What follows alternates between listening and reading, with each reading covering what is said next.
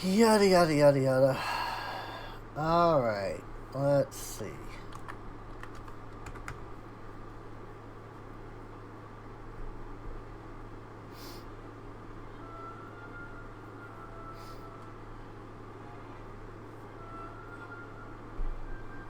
Let's see, let's see, let's see. Um,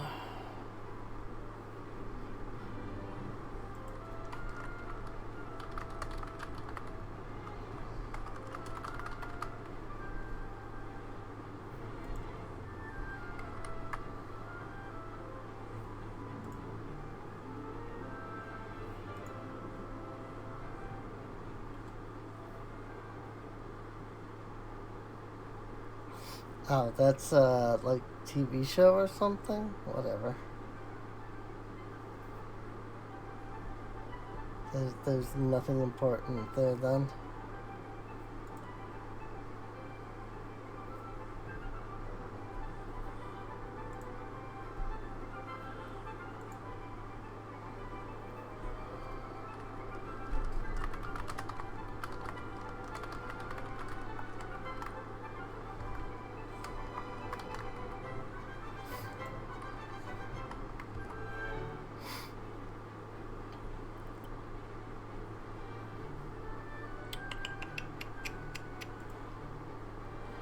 Okay.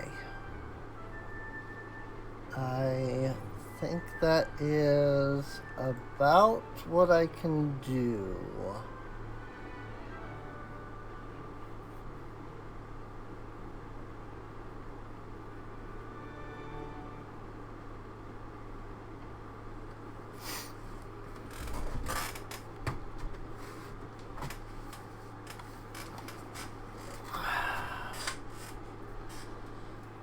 Oh, ba-dum.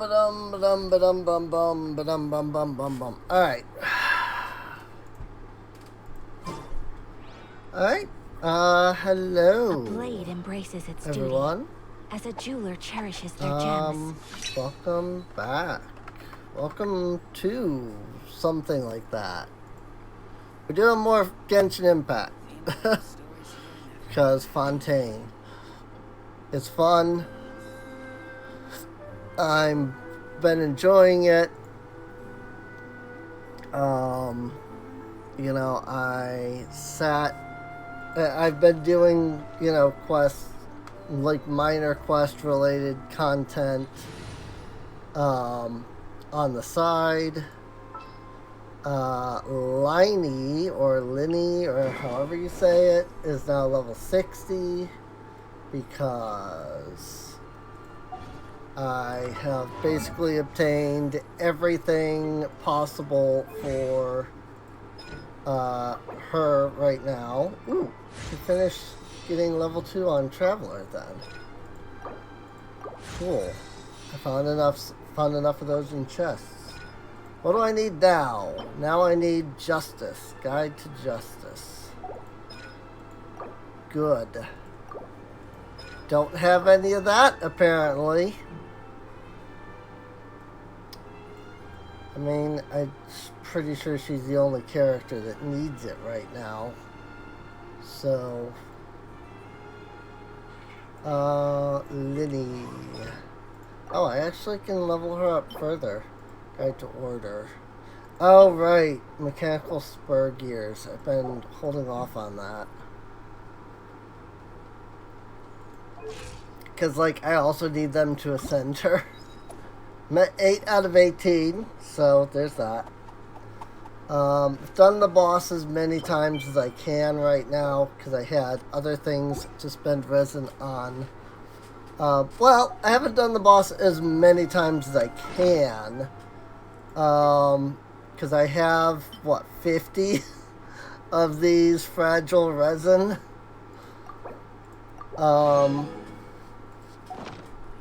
That said, I still don't understand anything about the whole, like, infusing Onma or Numa into your attacks thing.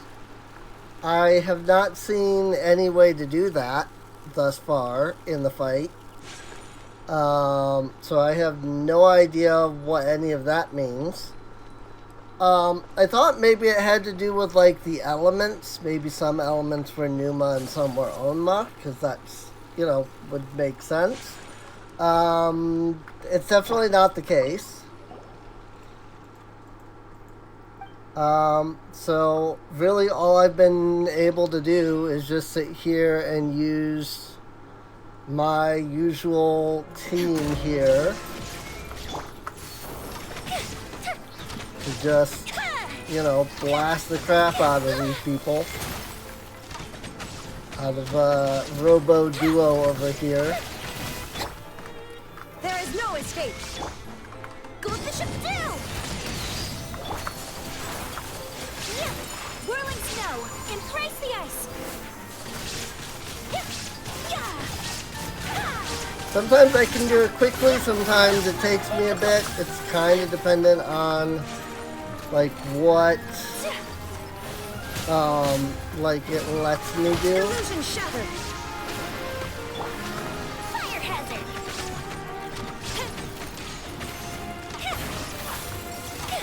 I have realized, and this is something I hadn't realized last time, but these the things on the edges of the platform here, they're moving. Like the little circles here on the edge, they actually are moving. There we go. So there's that. I really like, and the thing is like I've encountered the whole like Onma and Numa and stuff, like in other areas. So I know what I'm looking for, which is more than last time. I didn't even know what I was looking for last time. Like I know what I'm looking for. I'm either looking for a bright circular light, a white hole, if you will. They actually look kind of like black holes. I'm either looking for a white hole or a black hole, basically. Freaking sticky keys. Why is that even a thing? I can't believe how much it's changed. All the world holds dear is but a backdrop of constant motion. I stand before it, alone and Yeah, I turned off sticky keys.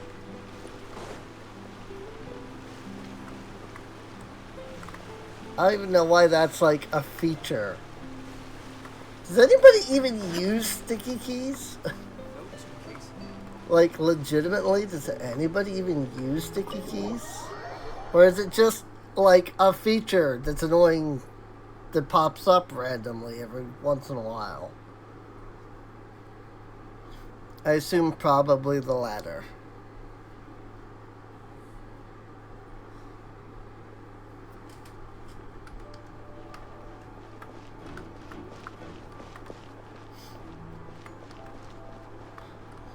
I mean, that's interesting. I can't leave, but when I entered, I just entered, yeah, it just put me in the doors like it normally would. So that's interesting.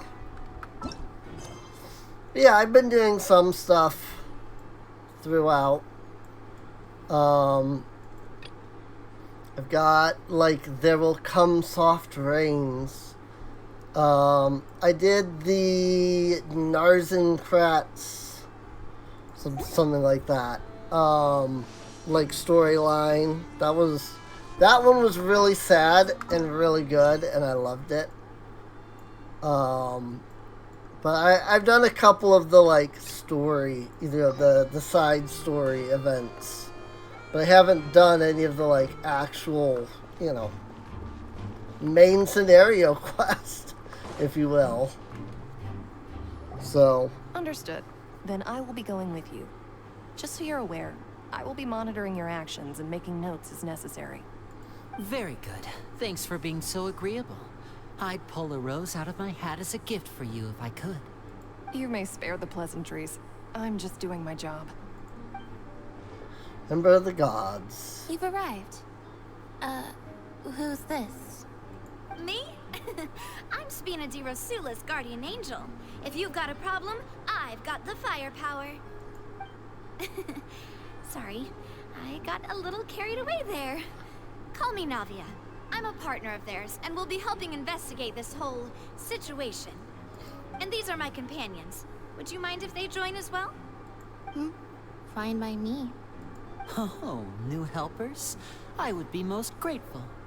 Well, let's just say we're tagging along. It's not every day you get to see the secrets behind magic performed on such a large scale. I appreciate your kind interest. Come with me. We'll be heading below stage. Huh? Below stage? Yes, a world of secrets is hidden beneath this magic box, prepared specifically for this switcheroo trick. But before I reveal everything, you should have a look first. Notice anything strange here?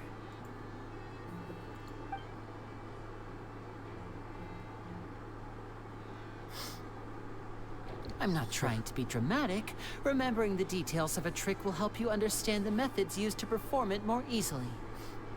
Okay. Huh. Weren't there balloons and other decorations here? Where did all that go? That's true.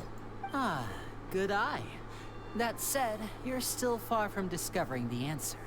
The back of the door isn't safe. The back?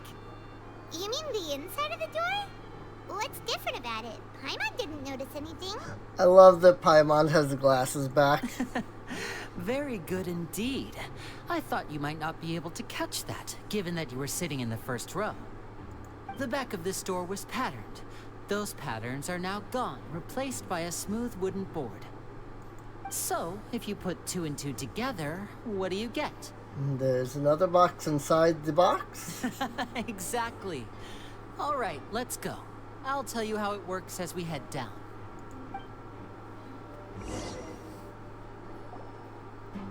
Oh, so there was a passageway under the magic box. This passage linked the two boxes together.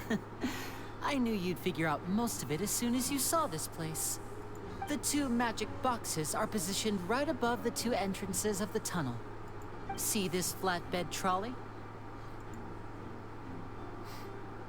The box with the lucky audience member in it would be shuttled over to the other side using the trolley. This trolley Makes can sense. raise and lower and even rotate, ensuring that the box will face in the right direction. I see. So that's the purpose of the box inside another box. Precisely. The inner box would descend after the audience member was put inside and be moved along the trolley, all while the outer box would remain on stage as if nothing had ever changed. So that's how you did it. Once the box was lowered, the trolley would store some energy through this device here, with which it would complete the rest of the steps. The audience member would only be able to feel some slight movements in the dark, and by the time she walked out, she would already be back on stage. What about your side of the trick? You were talking that whole time, and you even came out for a moment near the end. Ah, yes. A phonograph operated by Lynette was used to achieve that effect. My assistant and I had already scripted our conversation beforehand. When the countdown began, I had already gone to the opposite box via a tunnel using that ladder. And what about Lynette? Where was she? I was in the mezzanine space in the back of the box. Oh, interesting. That's how we were able to coordinate Linny's lines with the assistant. And by the way, I was the one who walked out of the box at the end. I mean, we are twins. All it takes is a change of clothes and no one can tell who's who. Sure. And that's my favorite part of this trick. Only Lynette and I can perform it. I highly doubt that, but sure, whatever. So that's how it all worked. Wow. Every detail you revealed was more amazing than the last. Until a lot of thought was put into this. Lynette would briefly walk out of the box and then go back in, jumping into the tunnel and escaping before the box on the trolley could finish ascending. And then I walk out of the other box in the audience area, and the trick would be complete. The operative word here being would. But as you saw, Cal was in the box, not our audience member. She, on the other hand, mysteriously vanished. We really don't know how that happened. If not for that interlude, this would have been an astonishing trick. I probably never would have figured out how you pulled it off.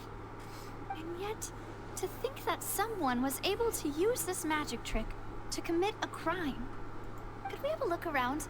I think we can come up with some more leads. This is the scene of the crime, so Linny and Lynette are not permitted to stay here. I'll escort them back up. Yes, of course. No need to be so strict now. I won't disappear into thin air, you know. Thanks, everyone. We're counting on you. Magic trick. Lenny gave a detailed account of how the trick was supposed to work. By using a box inside a box, the idea was for the box containing the audience member to be transported across via a tunnel underneath, and Lenny himself would also use the tunnel to get to the other side.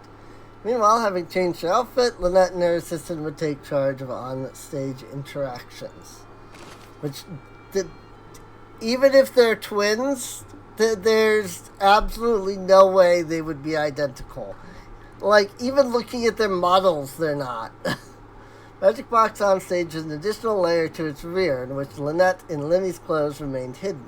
She would appear at the end of the magic trick and lead people to believe that Lenny had been able to instantly move to the box on the other side.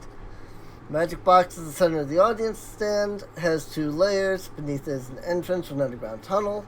This is how the lucky audience member was meant to have been transported without the audience noticing. Alright. That should be the control device for the trolley. It seems to be able to operate automatically. Search the underground passage for details. A vase has been knocked over. The floor is wet. Please be careful not to slip. Speaking of which, why would there be water here? Maybe it was for a trick? Oh, Paimon knows! It's one of those tricks where you pour water into a jug and then flip the jug over only for the water to disappear? And here's a broken vase. Huh. Did the trolley knock it down while moving? That can't be. The trolley moves along tracks from start to finish. It couldn't have hit the vase at this distance. Somebody else was down here. Let's note this down too and think about it later. There are many pieces of broken flower vase on one side of the tunnel. All the water within has been spilled. Judging from the distance, it seemed unlikely that it was knocked over by the trolley meant to transport the box. Makes sense? Oh, these are the clothes that the lady chosen from the audience was wearing, right? Interesting. Clothes are here, but she's nowhere to be found. They didn't mention the guest having a wardrobe change. Right. And do you really need to do that if you're kidnapping them? Ugh, this is so confusing. Paimon doesn't want to be a detective anymore. Their glasses have changed. The young lady's clothes. Clothes belonged to Halsey, the lady who went missing, were found in the tunnel. Reason for this remains unknown.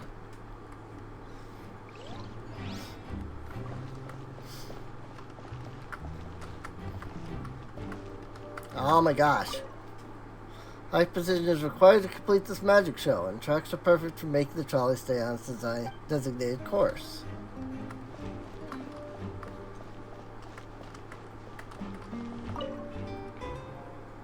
Trolley is crucial for transporting the magic box to the other side. The culprit must have used this to execute their plan.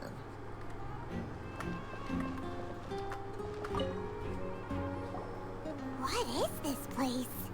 Looks like a vent. It seems someone could fit through here. Huh. Could this have been the suspect's escape route? Alone, perhaps. But if they had to pull another person with them, the space would be too narrow. But there are no other ways in or out of here. Other than those that go through the magic boxes, and Linny and Lynette were in the 2 magic boxes. Oh, you're right. Let Paimon write that down. Tunnel vent looks like it could allow 1-person passage, barely. Leaving along with the missing lady seems an unrealistic prospect. I'm starting to think that it was the person themselves who disappeared.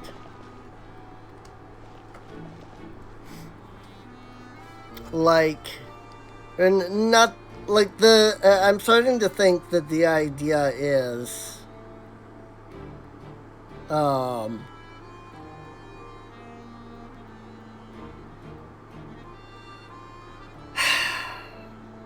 I am having trouble saying it.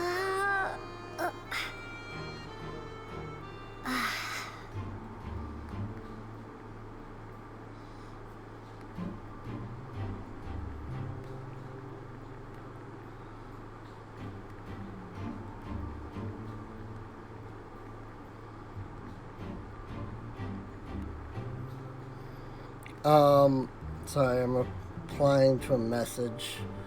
I'm starting to think that the person that disappeared is like the person that did the disappearing, you know? They weren't kidnapped. They like had assistance with like escaping or something like that. So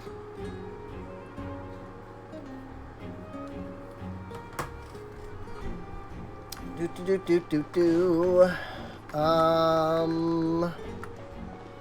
there something else? Storage box.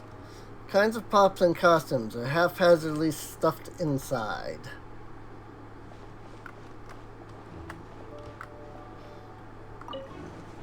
Let me think.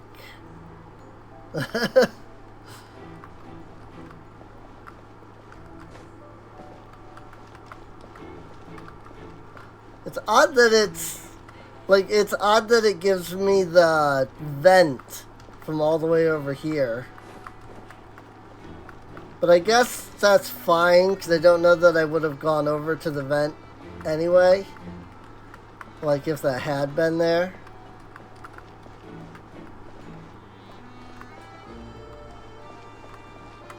Examine the tracks. Like, if it hadn't been where it was. Oh my gosh. Sometimes it is too, like, specific. Grappling hook. Looks like a hook tied to the end of a rope. Huh? There's all kinds of odds and ends here. Lenny didn't mention this earlier. Perhaps it was a prop for a different trick. But why would it have been left here? Whatever it is, let's make a note of it first.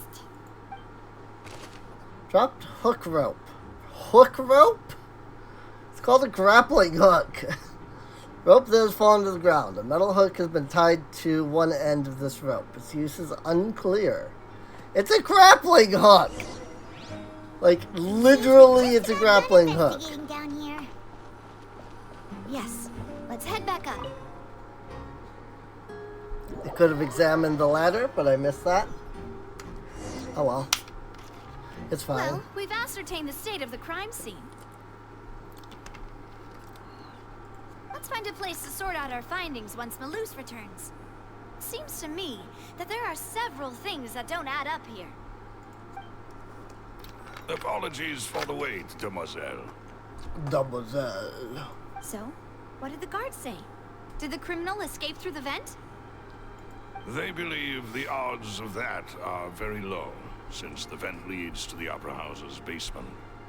The guards have checked the area carefully. No one left through the basement during the performance or after the incident, and no one was found hiding there. So the tunnels become like a secret chamber then. You know, like the kind you usually see in novels. It seems so. Plot thickens. Halsey's disappearance and Cowell's death are both quite inexplicable. Also, why did the glasses have like the swirly lenses in just that one scene? No wonder Farina was so confident in her accusation. All the current evidence points toward Lenny and Lynette. Not by a long In other shot. words, the charges are very likely to be upheld unless we make some considerable progress. Not by a long shot. Charges and then trial. So if the charges are upheld, they'll announce a sentence? That's right. This is how a trial goes in the Opera House. During the proceedings, the Chief Justice and the Oratrice will hear statements from both sides. Oratrice will too? That's right. This is how indemnitium is produced. The statements from both sides, the defenses from attorneys, witness testimonies, and even the audience's emotions will all be projected on the Oratrice. To put it simply, it's as if the Oratrice has its own will, and is a judge in its own right. This also precludes any kind of favoritism on the part of the Chief Justice. And not that this has ever happened anyway. Fascinating. Once both sides have finished speaking, the Chief Justice will make his final decision. This, too, will be used by the Oratrice as a reference. Then, finally, the Oratrice will be consulted by officials. The result it returns is the will of justice itself. Huh? Will of So that justice. machine is the one that actually decides? Paimon thought Neuvillette called the shots. In practice, there is very little difference. Both have always come to the same judgment. Which is why people have great faith in the Chief Justice. Ah, yes, the guards also asked me to convey that none of us will be allowed to leave this place before the trial. Yeah, I definitely didn't leave earlier. Nope. Why? Definitely not. Because we've chosen to act as the twins' proxies. That makes us persons related to the case. I definitely haven't been out and doing other things the last 2 real-life days, which is like weeks in Genshin. They're concerned that we might be colluding with outside parties, or that we might find outside help to disrupt the case. And even if that were not so, it could prove problematic if we happen to spread key information about the case ahead of time. I'm ready to break out at any time. Whoa, whoa! There's no need for that! Paimon thinks they have a point. That said, are they providing food? Of course. I just hope you don't mind the lack of options. I'm afraid that catering to all tastes is not in the cards, nor is any guarantee of balanced nutrition. Well, it's not the time to be In picky. that case, let's just sort out our findings together here. Pity. I was hoping to take you to try some of Fontaine's famous desserts, too. We can I do mean, that what better after. way to properly think through our findings than over some tea and sweets? Huh. Breaking out suddenly doesn't seem like such a bad idea after all. I'm on. Just kidding, just kidding. Paimon will still do her best, even if there are no snacks. Hmm? What do you mean, no snacks? Of course we'll have snacks. If we cannot buy some, then we'll simply make some. Huh? Here? But how? Understood, Demoiselle. Everyone, please come with me. I mean, there's probably a kitchen. Wait, you're carrying a portable stove with you? Also that. Yes. That was I my must be first prepared thought, to though. meet the Demoiselle's baking needs whenever the fancy strikes her. I have eggs, sugar, and almonds at the ready. Almonds. Good work, you two. Then I'll get to it. Please sit tight for a moment. You'll get to taste my awesome snacks soon enough. These three are quite the interesting group. Must be a Spina di Rosula thing. The methodically handles the ingredients and pulls fresh macarons out. And Paimon thought it smelled good while it was still in the oven. Oh, it's even better now. Paimon can't stop drooling. Do you use almonds for macaroons? From the way you had these two guys carrying all that stuff around, Paimon thought you'd have them do more during the baking process. But you ended up doing the entire thing by yourself. Beating the egg whites, grinding almonds, everything. I was applauding. And I was giving encouraging smiles. That's not quite what Paimon meant, but okay. Paimon was just thinking, aren't you worried about getting your fancy dress dirty beating egg whites and baking like this? Well, I don't think it's carved in stone anywhere that fancy ladies can only read books, sip tea, ride horses, and play the piano. I just really enjoy making snacks. So her special ability is definitely going to be cooking related when she becomes a PC. Don't underestimate beating egg whites, by the way. It's a real arm workout. You also need to beat them to just the right consistency, or your macarons will crack. Macarons. I know nothing about baking. Give these a try, fresh out of the oven. There's 3 for each of us. I will say, I really wanted a cake for my last birthday. I promptly baked a cake. It was the first time I had ever done any kind of baking, and it came out horribly. Like, it was ridiculously bad. I think the only reason, like, nobody said that it was bad was because they were being nice, which sounds odd for my family to be nice. But, like, it was bad. Only 3? Well, eating too many sweet treats might send all that sugar to your head. You wouldn't be able to think clearly about the case on a sugar rush, would you? Tea is ready to be served as well. This is Demoiselle's favorite. Strong black tea with a floral fragrance that clears the mind and lifts the spirit. Why don't you take a break as well? No need for concern. I'm merely doing as I should.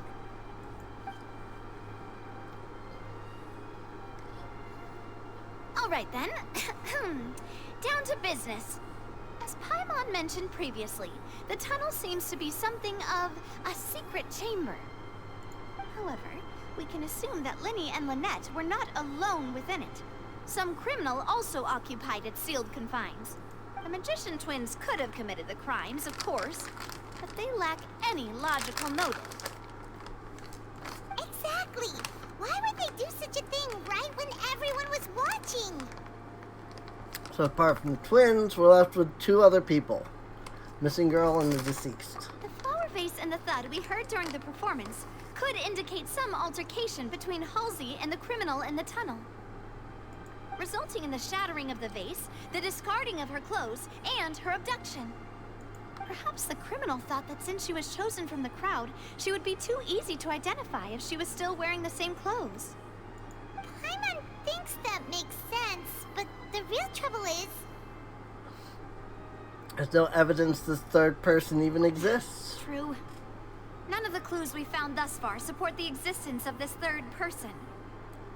But the only people left to consider are both technically victims, whether it's the missing girl, Halsey, or poor Cowl. Huh. Could Halsey have secretly made modifications to the magic props in order to murder Cowl before making her escape? She had no way of knowing how the magic right. could work. And even if she had tampered with the setup, she would need to understand the entire trick to pull it off. When Or does somebody she else have did. Any motive? The girl said that she has never had any dealings with the magic troop's members.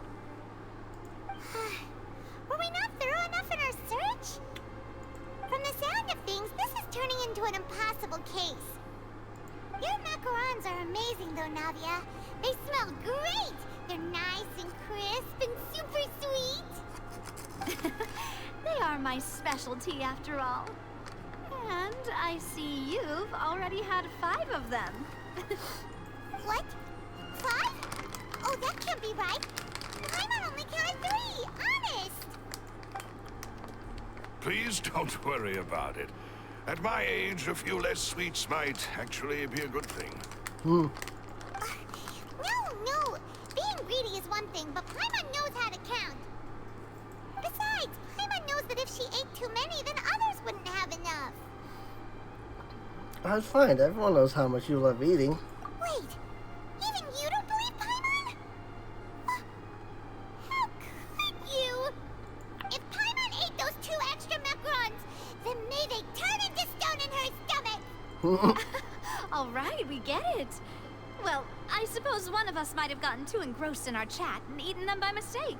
No big deal. Malus, set up the stove again if you would. Huh? What are you doing? Making sure everyone gets 3 macarons, of course. Well, there's really no need to do that. Exactly. We don't want to trouble you. As you wish, Demoiselle. And I have the egg, sugar, and almonds. Well, this Navi does a second round of baking over the 2 missing macarons. Her discursive host does not yield Well, much progress. that's it for snack time. I'm going to have another look around the area. Hmm. I don't know what we're looking for yet. Missing But we've still got some macarons. time. As attorneys, I suggest the two of you think the case over again. It would be awkward if you got all tongue-tied on stage during the trial. Makes sense. Makes sense. This is very Phoenix Wright-esque, though. Thanks for your help and for the snacks. It was nothing. A small task for the Spina di Rosula. Silver, Malus, it's time to go. Now, I don't know how many freaking like macaroons you make with each like batch. But like, did she really make a whole batch for 2 macaroons? Like, can you make 2 macaroons? Only 2 macaroons? I'll be back if Of I a find batch? anything new. Probability of third person being involved. Neither Cowell nor Halsey had a motive, but after having talked to Navia, the likelihood of a third person being involved seems very low too. Alright, it's time to put our heads together. We've got to get our defense ready for the trial. Oh, it's probably gonna be a long and difficult case. There's no point in worrying about that now. We just need to prepare. Here, take Paimon's notes. They should help you review the situation. Apparently you just cannot jump up on top of this. Or maybe say he was just too short. I don't know.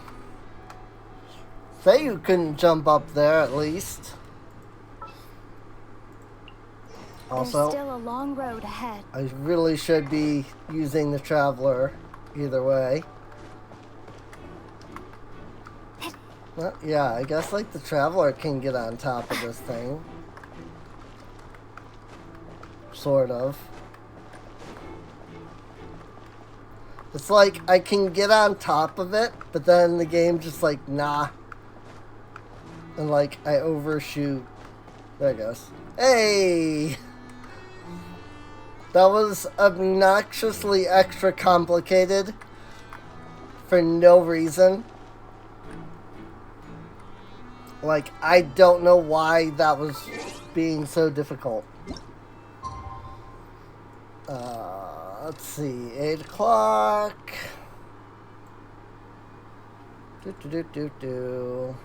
Come on. Right, close enough.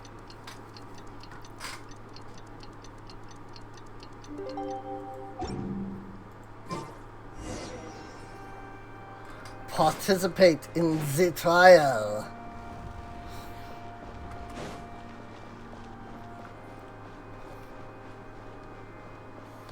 Viewpoint. Autrice mécanique d'analyse cardinal. I see. So that's the actual mechanique right there. The like scales. It's robo scales. I'll admit I was expecting a robot. The whole situation is so confusing. I did not expect freaking robo scales. I have some thoughts, but let's take things step by step. Good plan. Impossible things don't just happen. We'll get to the truth one way or another. Just relax. Even if everyone else suspects Lenny and Lynette, at least we will be supporting them from the stands. Besides, I doubt Farina understands any more about what happened than we do. Thanks, Navia. Well, we'll be going then. Best of luck to you.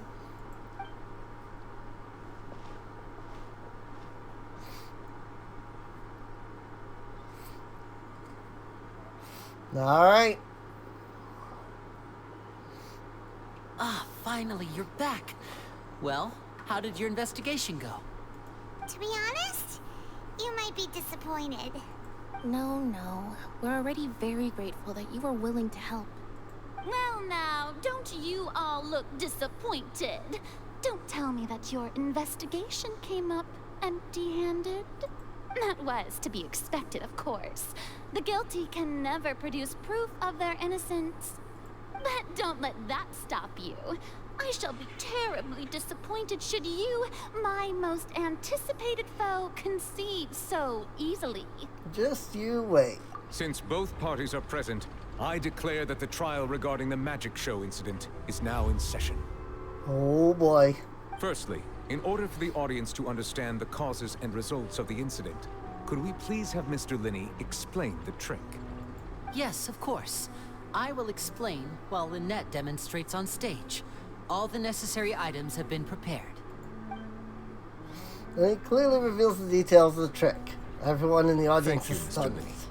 In that case, I take your statement to be that you ran to and remained hidden within the magic box in the audience stands once the trick began, and thus could not have committed the crime.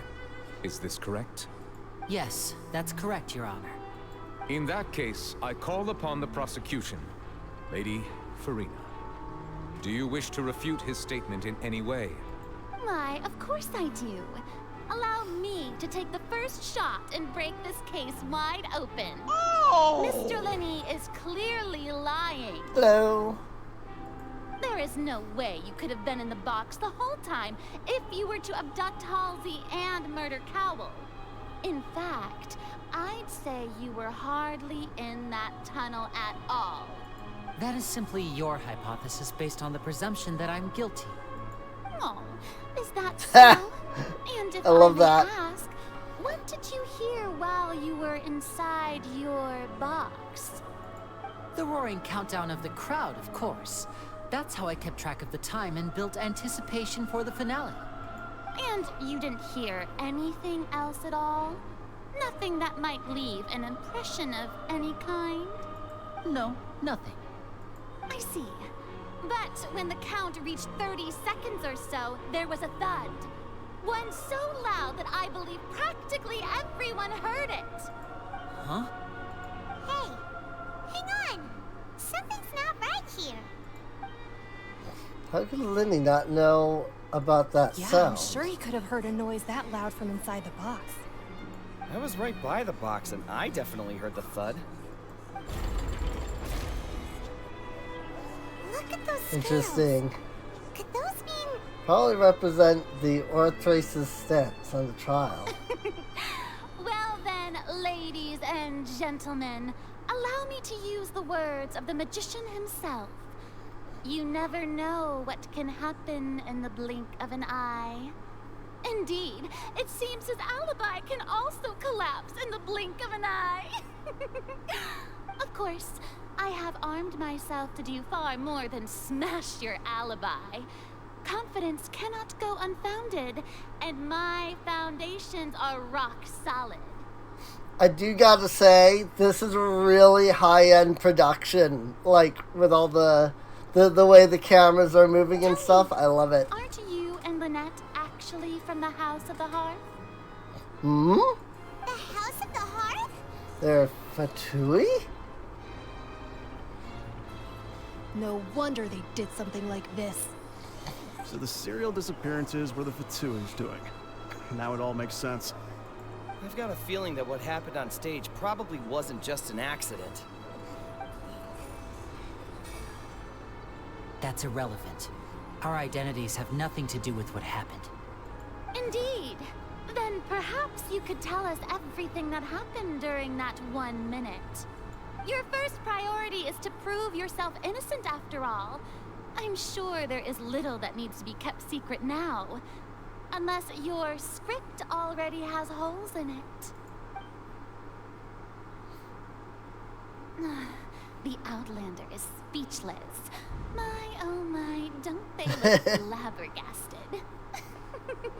Now comes the infighting and discord, I suppose. This was almost too easy. Good thing I made all those preparations. Seems the all-nighter I pulled last night is really paying off. Hey, Linny, why didn't you tell us this before? Linney and Lynette are Fatui. Order! Order! Mr. Linney, allow me to re-establish the facts. Lady Farina has raised 2 points. First, when the thud was heard in the Opera House, you were neither in the box nor the tunnel. Second, you and Ms. Lynette are both members of the House of the Hearth. Are these claims true? No doubt about a magician's ability to con others. Even how Lenny has concealed his identity, this could all have been set up beforehand. Plus, Child is here in Fontaine along with the other house operatives. There must be some scheme at work here. Been a victim of such scheme before, and now? Please answer my question, Mr. Linney. I'm sorry. Yes, they're true, Your Honor. I knew it! Well, that's it. We might as well move on to the sentencing already. What should we do now? Permission to speak, Your Honor. Granted. The client has withheld some key information. In the that defense case, cannot proceed. what is your request? I request a brief adjournment. There are things that must be discussed. Is that really necessary? They're already as good as guilty. The defendant deceived their own attorneys. What is there left to discuss? Order! Order, I say! Your request is reasonable, and we shall adjourn. This trial will reconvene in 1 hour. So you would stick to Mr. Linney's defense even after knowing what you do now? You certainly have more professionalism than I thought. In that case, my dear audience, let's allow the joy of victory to steep for a little while longer.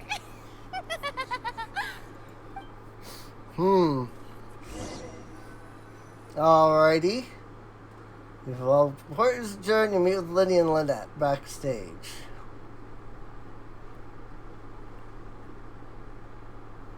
Well, this is awkward.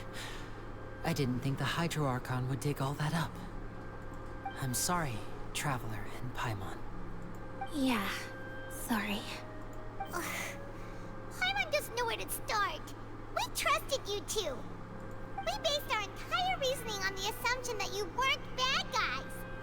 Not to set the wrong tone or anything, but Paimon's really mad. We haven't proved that they are bad guys. We've met several good Fatui. I'm very sorry. I know you're angry, and reasonably so, but please, let me explain. I know you've clashed with the Fatui several times before. I wouldn't be surprised if just hearing the word is enough to make you upset. But our organization is very, very large, and the Harbingers have very different personalities and goals.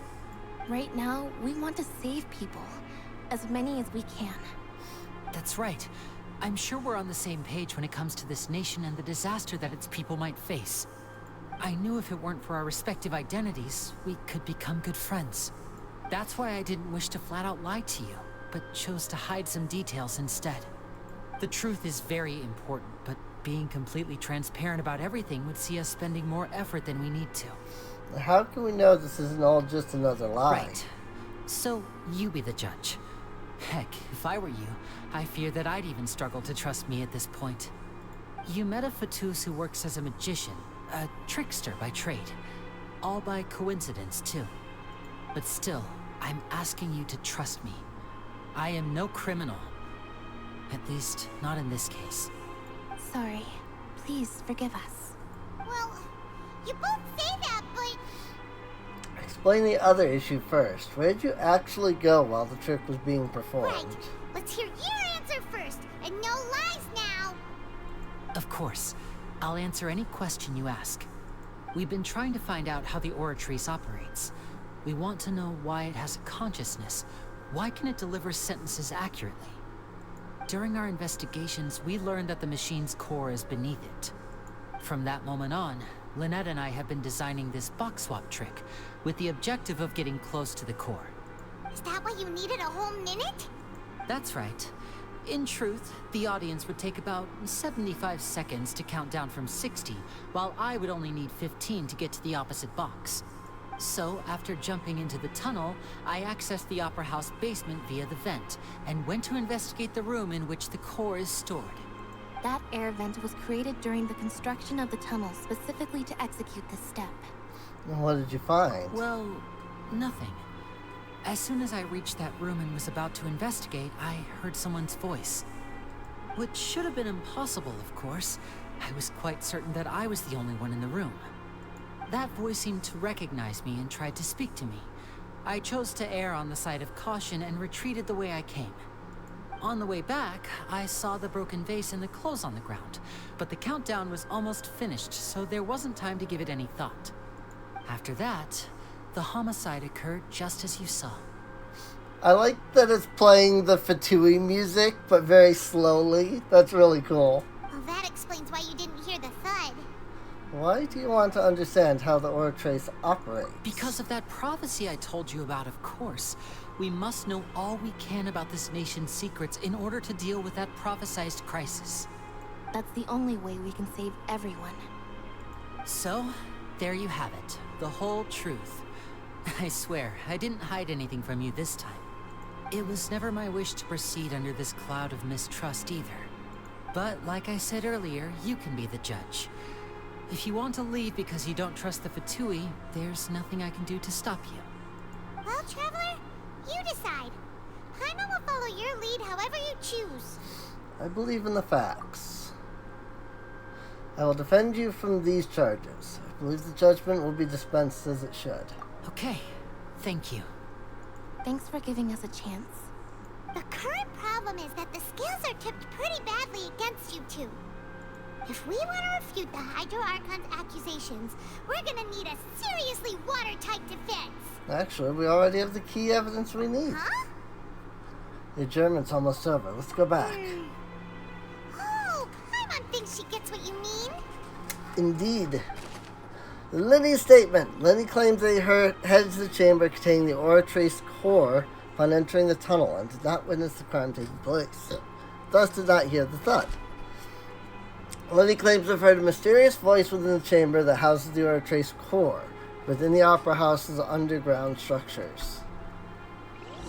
Interesting. Interesting. So now that we have all of the evidence, now it's time to play some Phoenix Wright, I assume. Brief adjournment ends and the nail-biting trial reconvenes. Both parties have returned to their positions. Let us continue the trial.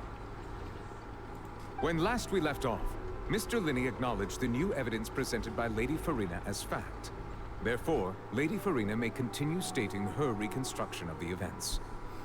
That took long enough. Now then, if everyone would lend me their attention. At this stage, let's revisit that scene from Linney's perspective.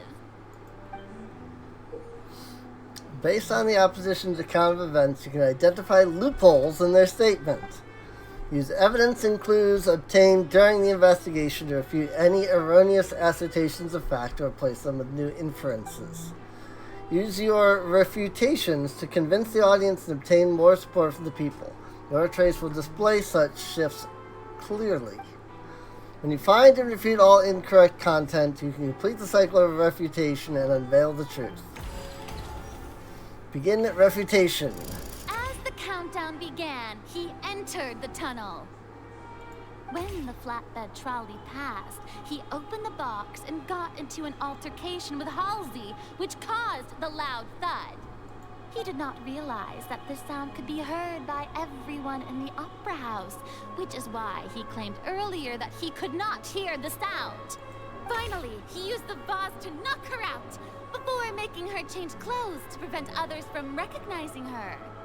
At this time, Cowell arrived in the tunnel, having heard that strange noise, and caught Linny red-handed.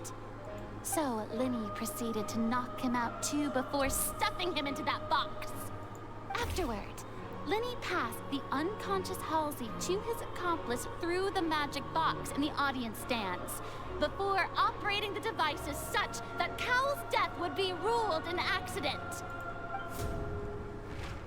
And there you have it.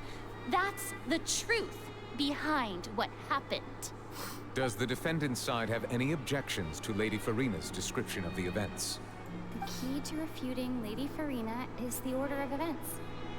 What Looney experienced and what he saw. Alright. Lenny entered the tunnel as the countdown began. Claims that he headed to the chamber containing the Oratrice core upon entering the tunnel and did not witness the crime taking place, thus did not hear the thud. No one left the opera house during the magic show, and after the incident happened, only those who had their identities cleared by the guards could leave. Claims to have heard the mysterious voice. Clothes belonging to Halsey went missing or found in the tunnel, and the strange sound during the magic show. Okay. So I imagine I have to put something on all of these. Oh boy, I never was very good at the Phoenix Wright games. That sounds from Lenny and Halsey's fight, but Lenny claimed that he heard nothing in order to cover the truth up. Right. Did not witness the crime and thus did not hear the thud. According to Lenny, he left via the vent after entering the tunnel. He couldn't have had that altercation with Halsey. I'm glad that she's getting the chance to, like, Sarah's actually getting a chance to voice Lamine for once. So, let's see, since Lenny, according to Lenny, he left via the vent after entering the tunnel, he could not have had the altercation with Halsey. Was he really in the tunnel at the time? Let's see. Lenny knocked Halsey out using the vase, removed her clothes to prevent her from being identified. Clothes belonging to Halsey, the lady who went missing, were found in the tunnel. Lenny must have been very confused when he saw them. Seems this won't produce a particularly effective rebuttal. Yeah, okay. I mean, I kind of figured. Lenny claims to have heard a voice. This incident happened, only those who had their identities cleared by the guards could leave. Existing evidence indicates that when Lenny returned to the tunnel, the crime had already taken place, and all Lenny saw was clothes. Lenny did not take part in the underground altercation. He only witnessed traces of the aftermath. Meticulously designed magic prop activate, causing the water tank to crash down and make everything seem like an accident.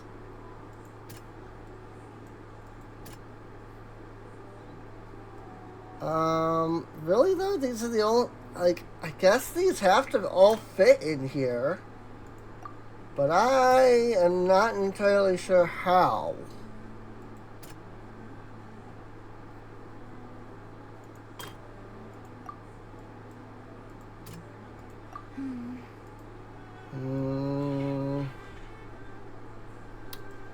I mean, I don't seem to get punished, so...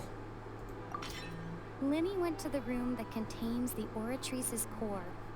This is the actual truth. Aha! Attention! I see. Detective Paimon has something to say. So I'm not trying to refute all of them, which is where I was confused on. I was only trying to refute the stuff. I'm only trying to refute certain things. I get it. When the countdown started, Lenny did indeed go into the tunnel.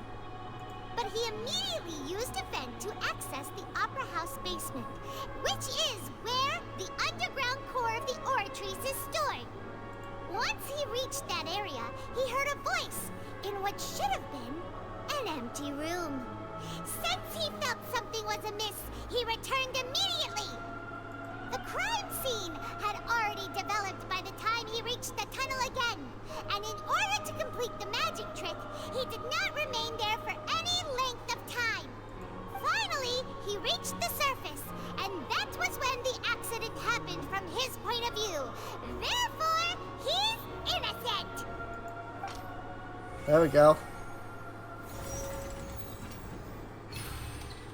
Successful refutation. Okay. Yeah, so What got me confused was especially they showed like all of these being blue originally. I'm sitting here like, so I have 5 pieces of evidence, there's 5 things, so everything has to fit somewhere, and that's where I was getting confused. Now that I realize that's the case, I think I might be able to actually figure it out better. I did it! Paimon actually managed to say all that! Wasn't it awesome? In other words, you believe that he knew nothing of the incident? That's right! Moreover, I believe my opposition's reasoning is flawed. My reasoning? The onstage equipment was clearly tampered with in a premeditated fashion. However, you saw that Cowell bumped into Linny by chance. If that's the case, then if Cowell hadn't entered the tunnel, who was the entire setup meant to kill? Assuming that what you say is true, Linny only needed to kidnap the young girl to cause a new disappearance case. What would the point of killing someone on stage be? See, she's got a point. They have a point. That's right, you tell them! And that's why they're partners of mine. They've managed to turn things around. Oh, well, your denial is very strident. I'll give you that. But what proof do you have to back your claims? Do you happen to remember how you refuted Linny's alibi initially? Of course I do. If he had been in the magic box the whole time, how could he have not heard that sound? Why do you ask? You're saying that he wasn't. Your claim has now become my weapon. Your claim has also become a critical clue. Choose the most reasonable thing. Yeah, it's the strange sound that was heard during the magic show. The thud. That's right! Linny wasn't in the box or in the tunnel. That's why he didn't hear anything strange during the performance. This means that when the crime happened, Linny had already entered the basement via the vent. The same clue you used to disprove his alibi has now become the best proof! How do you like that? Well played. I mean, I do wish that Sarah got the chance to voice these lines, but oh well. To think you'd use such logic. Well then, if it wasn't Linny who committed the crimes, then who was it? The murderer was. Select the gear icon in the interface to check the corresponding case questions. Select answers and fill all the empty gears to verify the correctness of your deduction. If you have made mistakes, you must make another selection from the remaining options. If you've answered all the questions correctly, you complete the logic chain. The guard's investigation report indicates that the fireworks released near the end of the show ignited and burned through the rope suspending the water tank above the stage. This caused the water tank to fall and kill Cowell in the box below. If Linny is no longer under suspicion, only the other members of the troupe would have been able to tamper with the props. That was the original plan for the performance. Linny gave a detailed account of how the trick was supposed to work, by using a box inside a box. The idea was for the box containing the audience member to be transported across via a tunnel underneath, and Linny himself would also use this tunnel to get to the other side. Having changed her outfit, Lynette and her assistant would take charge of onstage instructions. Clothes being what evidence is there that the selected audience member was involved. Clothes belonged to Halsey, the lady who went missing, were found in the tunnel. The reason for this remains unknown.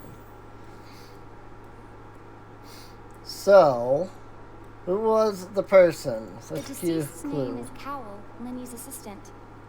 He would have been able to tamper with the equipment. Halsey is the missing person and an ordinary audience member. Or did she have her own scheme all along? Could there have been a third person involved? Is that really a possibility? The deceased's name is Cowell. Let's try that. Yeah! Hypothesis correct!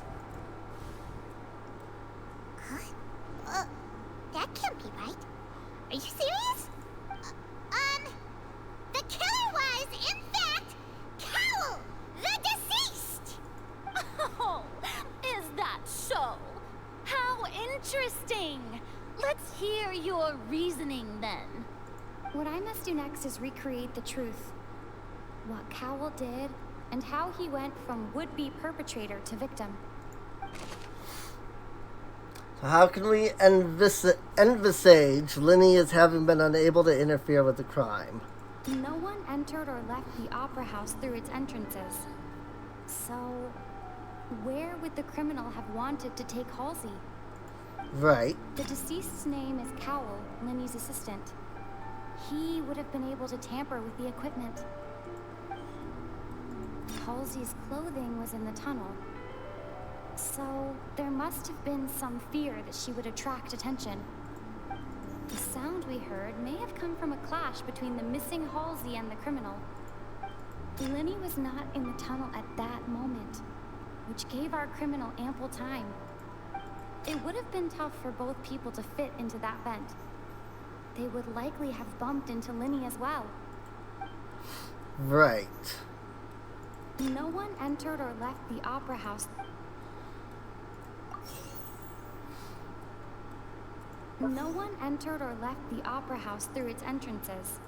So we've been how can we envision Linny as having been unable to interfere? He wasn't in the tunnel. Well, I proved that there was an altercation in the tunnel. The thud. May have come from a Who is the prime suspect currently? The deceased's name is Cowell. Where did the missing Halsey go?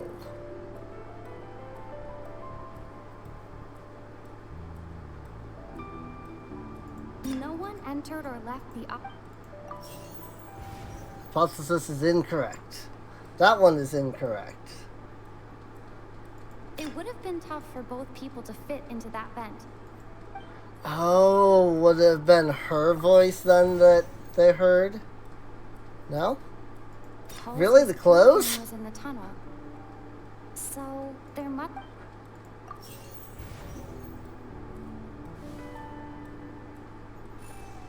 Someone must have understood the methods behind Linny's magic trick. Must have been in a position to easily modify the equipment. Leaving aside how he died, Cowell had all the means to commit the crime at his disposal. The strange noise could likely have been the sound of Cowell and Halsey struggling. Linny was not in the tunnel for 1 minute. This would have given time for Cowell to bring Halsey out of the magic box in the audience stand.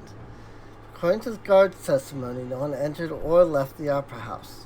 So even if he had taken her, there'd be no means of exiting. Exiting from the box would have been in full view of the audience, pretty much guaranteeing that they would be discovered. What's wrong, Traveler? Are you still having trouble figuring things out? Where did Halsey go? I see how it is. So this was all just a bluff. And here I thought you had something to show for it. But it seems you're still far from the truth. Look, since we're at a dead end, why not consider a different track? Just like the trick as it transpired, the end result must have been utterly different from the magician's initial design. If only we knew how Halsey disappeared. Well, that would be nice, but the tunnel only has 3 exits, and none of them seem very likely. And it's not like this is a magic trick where you can just make a real live person disappear. You know, like you did from that water tank, Lynette. Magic. Escaping from the water tank. Wait, could it have been the water? Excuse my interruption, dear opponents. But do you not see that the crowd is growing impatient? There is no greater sin in this opera house than an awkward delay in the performance.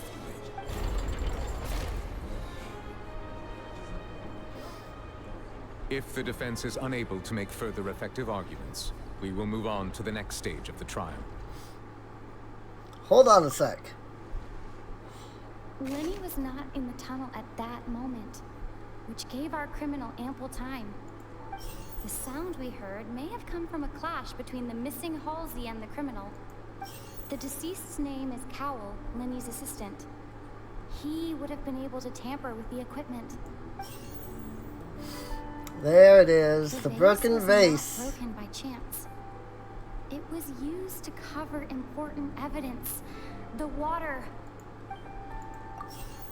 Bing. Nice. Got it. Paimon gets it! It all comes together if Halsey disappeared instead of being kidnapped. Lynette escaped from the water tank, vanishing gradually and leaving only clothes behind. If there's a similar method where a person could be transformed into water... Oh, just a moment, please.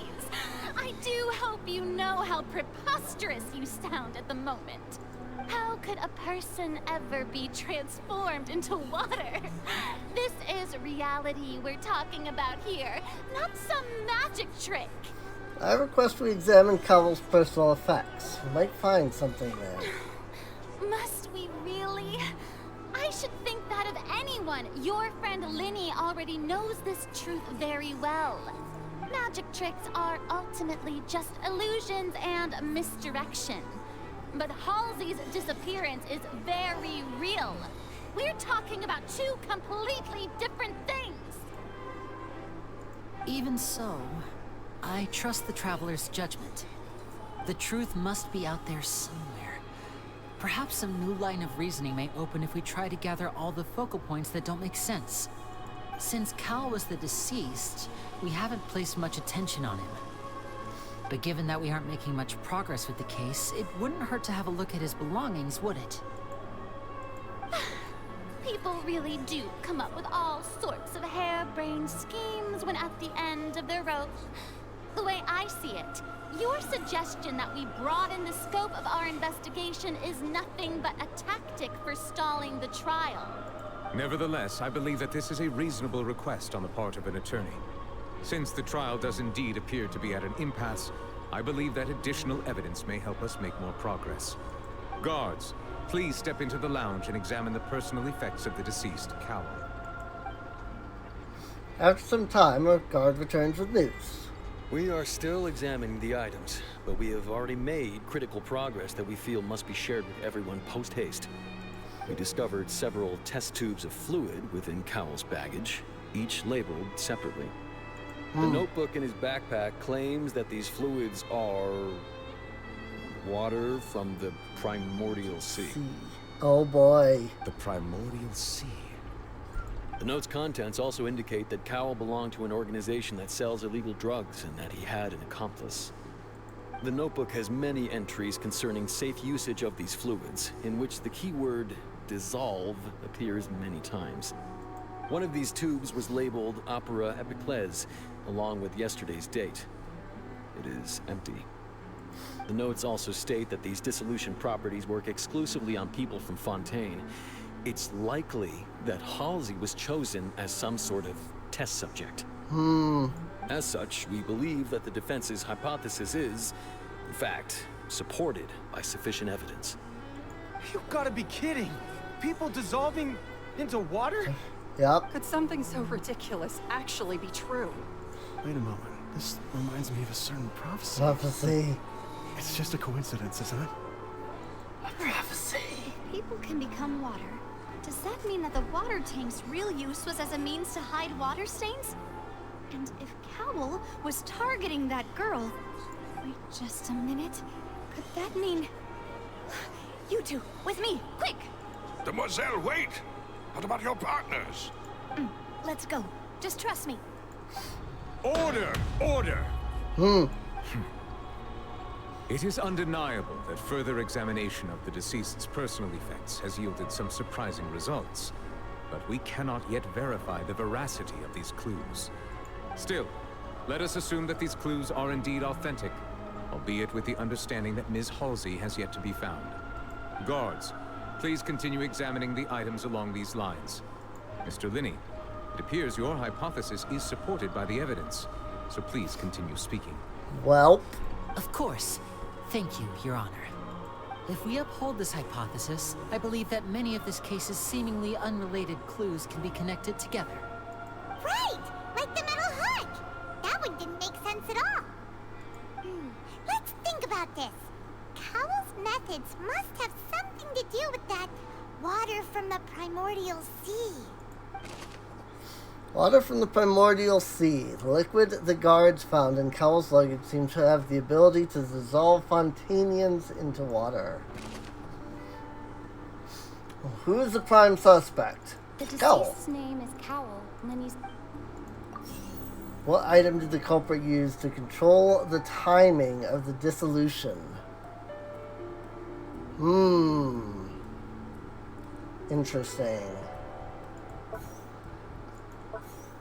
Oh, interesting. I can actually also select other things.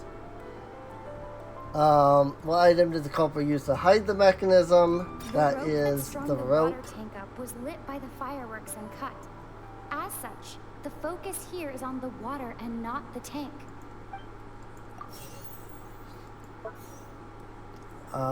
He used the water from the primordial should already sea. have been prepped before Halsey entered the magic box.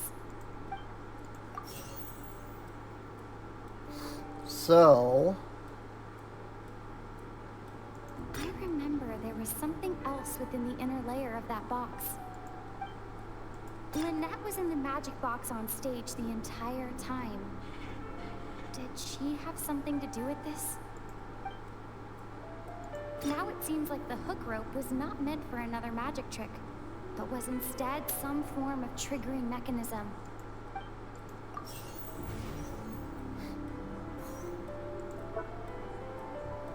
I remember there was something else within the inner layer of that box.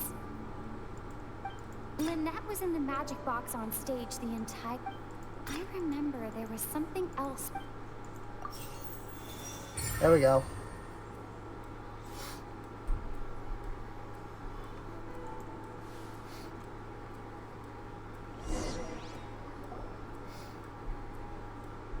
Ahem. It's Ace Detective Paimon's time to shine again! In the original plan, Cowell would tamper with the water tank rope and the number selector securing his target. When the magic box containing Halsey was lowered, the metal hook would retract gradually and pierce the balloon at the top of the box. When the balloon attached to the box popped, the water from the primordial sea inside it would pour down and dissolve Halsey. Afterward, Cowell would enter the tunnel and break the flower vase to conceal the water inside the tunnel, with the remaining evidence being covered up by the water tank on stage. But he encountered something unexpected in the tunnel, and wound up being fatally hit by the same water tank he meant to use to cover his tracks. Huh. That does make sense. That actually links together a lot of the more confusing pieces of evidence. Oh dear, what do I do? Even I think they sound convincing. Have I falsely accused an innocent person? What a humiliation. I love the way that they're doing this, like, she's very, like, stoic and, like, calm and collected. But then, like, you also see her on the side and how she's actually feeling.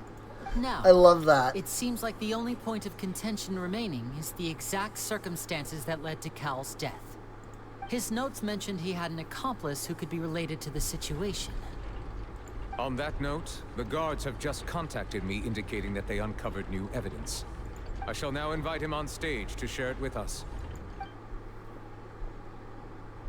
Thank you, Your Honor. We were just inspecting the luggage of the other people involved in this case. And we found an identical sample of the water from the primordial sea among Linny's personal effects. Oh? What?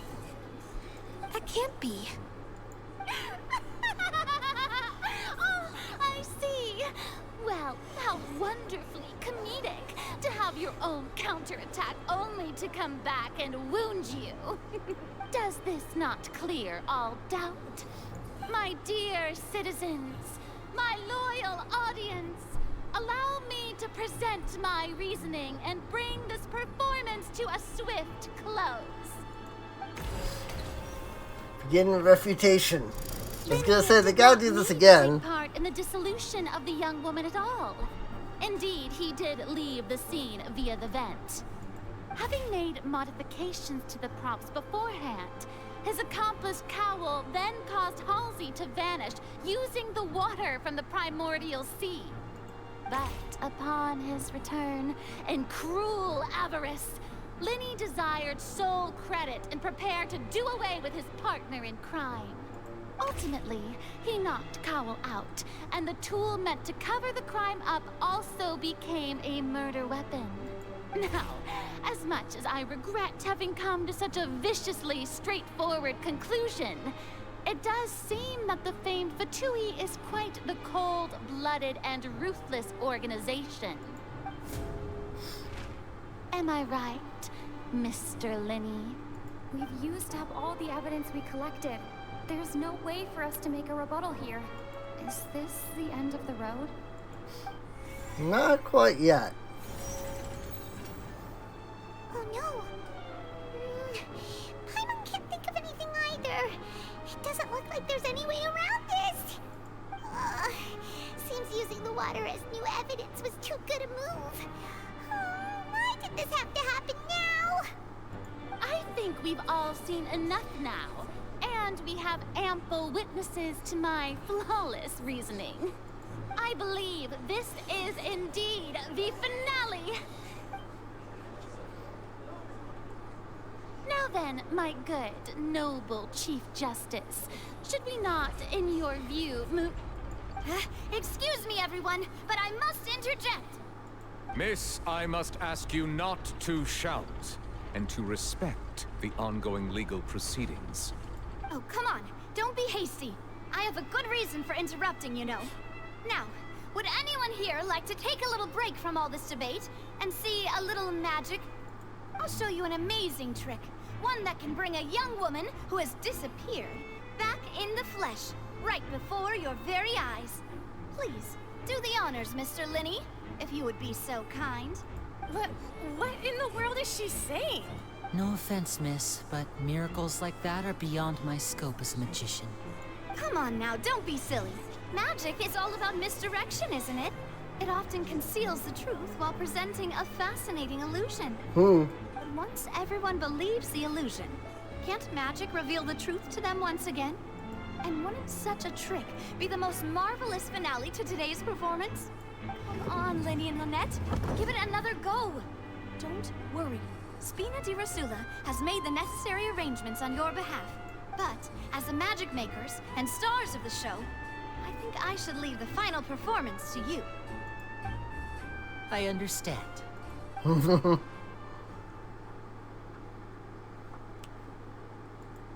voila.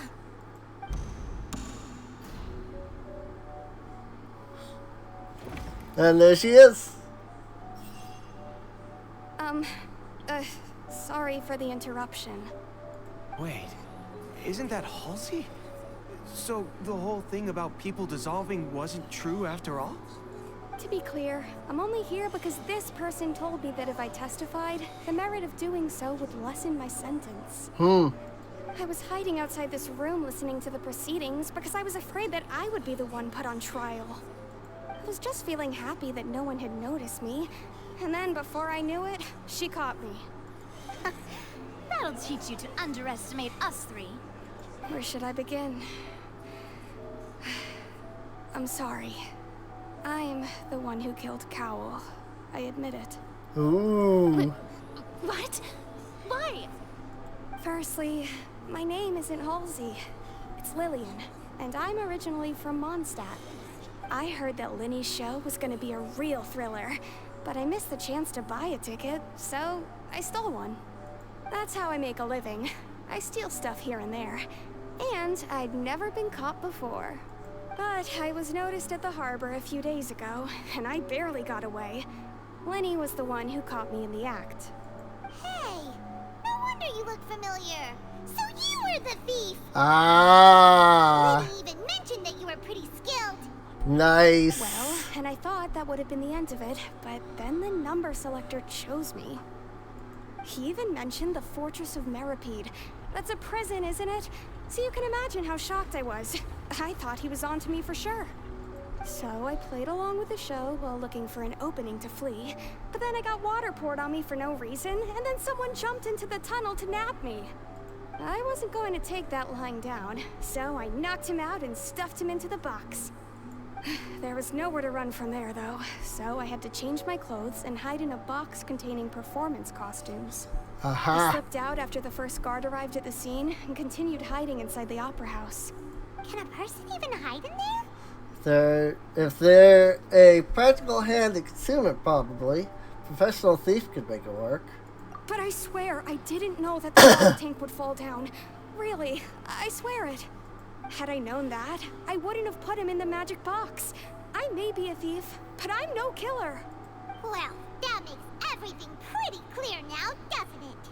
Yeah, now it's time to refute the Hydro Archon's previous This reasoning. time, we need to tell the entire story from Lillian's perspective. Here we go.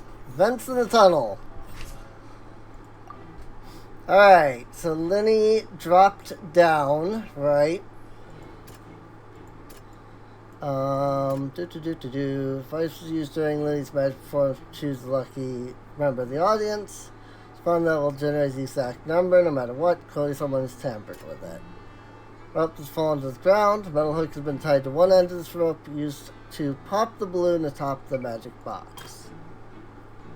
Cole planned to use the prepared apparatuses for the magic trick to dissolve Halsey inside the magic box. As Halsey had appeared completely unharmed before all our eyes, for his conjecture no longer holds water.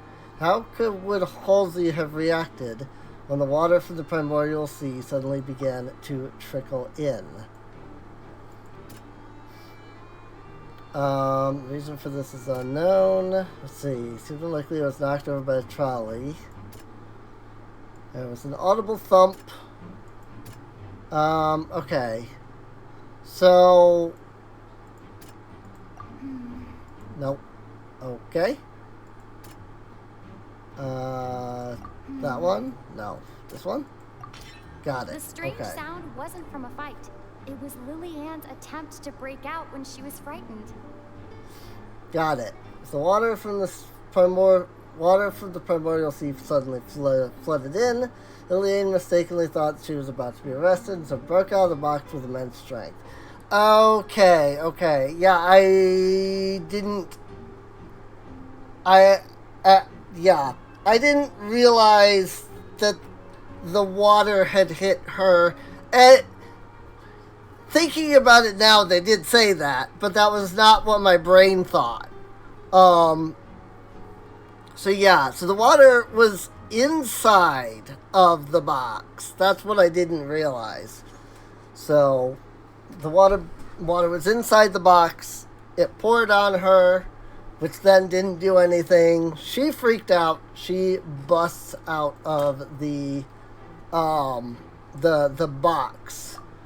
From there, let's see.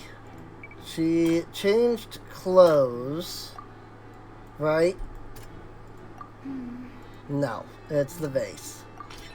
The flower vase was not broken to cover anything up, but was smashed during the struggle between Lillian and Cowell. Right. And then it wasn't that Lenny knocked Cowell out. It was Lillian was afraid that she would be recognized if she left, so she changed clothes and hid, biding her time. Just what one might expect of an experienced thief. And it's Ace Detective time on time! Seriously, though. Having been selected out of the blue, Lillian panicked. Her panic only intensified after she entered the tunnel and had water poured on her head. So she kicked the door open, producing the thud we all heard. Hearing the commotion, Cowell leapt into the tunnel, only to discover that Lillian had not dissolved. He did not know that Lillian was not from Fontaine, but was a thief who made her way in by stealing a ticket. Mistakenly believing that the water from the primordial sea needed time to take effect, he tried to force Lillian back into the box. The struggle, but Lillian came out on top, knocking Cowell out and putting him in the box. With no way of escaping, she changed her clothes and hid in the costume trunk until the performance ended. There we go. Got it. Once again, it was those 3 same pieces, though. She knew that she would have to go through guard inspection if she tried to leave afterward.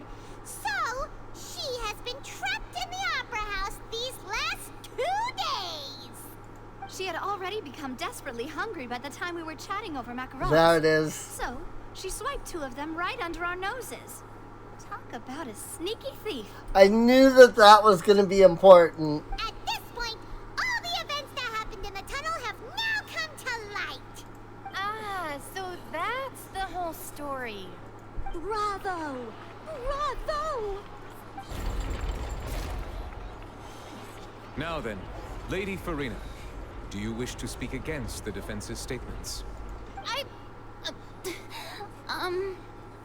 Please answer the question, Lady Farina. Also, if I may add, the trial has not yet ended. As such, I request that the prosecution not leave the room before the proceedings have concluded. What? Are you reading my mind now? No.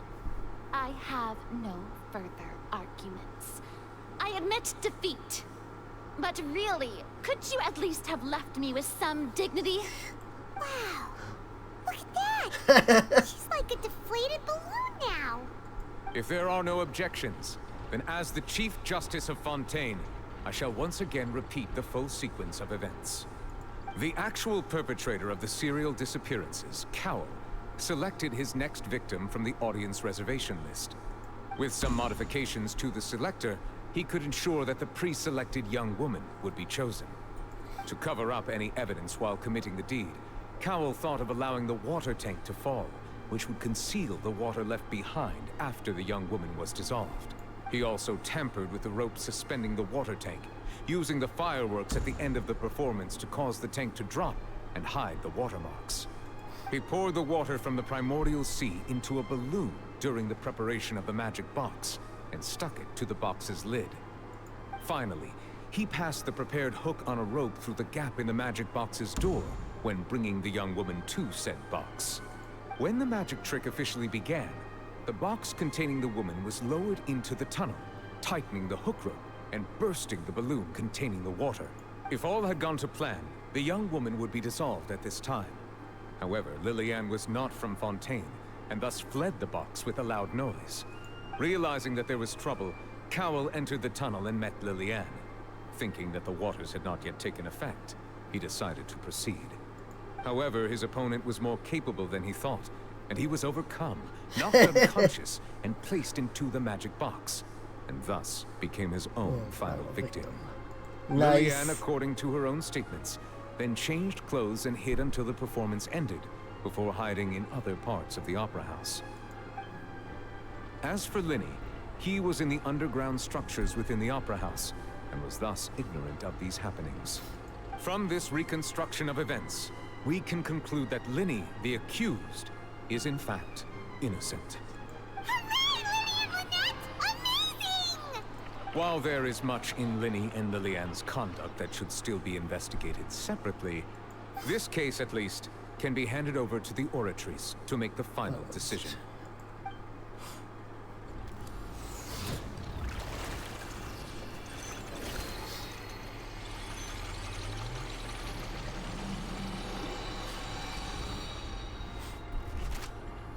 Very cool. As such, Linny and Lynette are officially declared not guilty. Yay!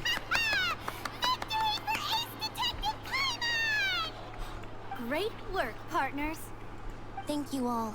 Thank you so much. Let's not celebrate just yet. Next, I think we deserve an explanation, Guard Vaughn. How did you find the water from the primordial sea in Linny's baggage? Right! Your discovery caused me to make a serious mistake, you know.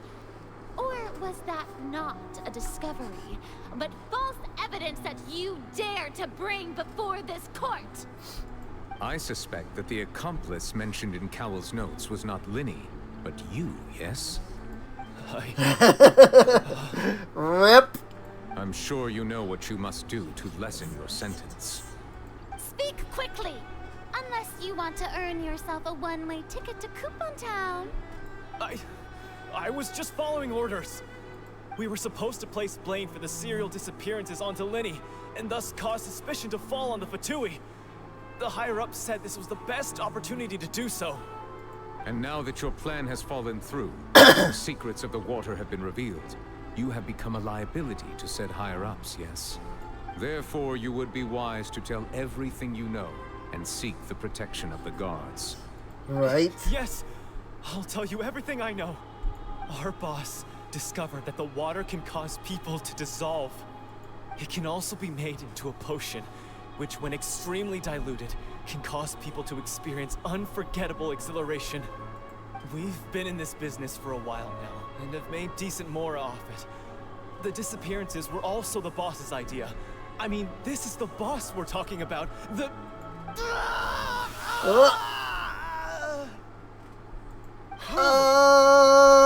Crap. He turned into water.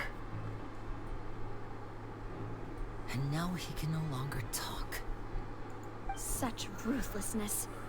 I shouldn't have expected any less of them. Oh boy. An outrageous act. All present, please submit to inspection immediately. However, nothing is found on the scene apart from the liquid left behind after Vaughn dissolved. Oh boy. So, we're just going back now? Problem seems to have been solved for now. We're not needed here anymore. That's true, but...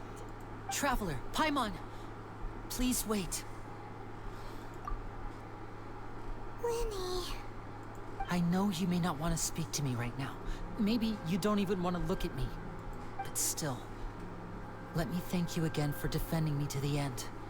Even after you learned that I'm a member of the Fatui. I just didn't want to see anyone be falsely accused. I guess. But regardless, I'd like the opportunity to set things straight. I didn't approach you with any ulterior motives or ill intent. I've spoken to you as myself, just plain Linny this entire time. As for why I'm a Fatus, it's because the goals of the House of the Hearth align with those of an orphan like me. That's all. That was how Father, who you might know as the Knave, approached recruiting us back then too. The Knave? The one who controls the House of the Hearth? She's your father? That's right. And since we're here, I was wondering, would you mind hearing a story? It's about my past. Back when our parents first died, Lynette and I were left wandering the streets.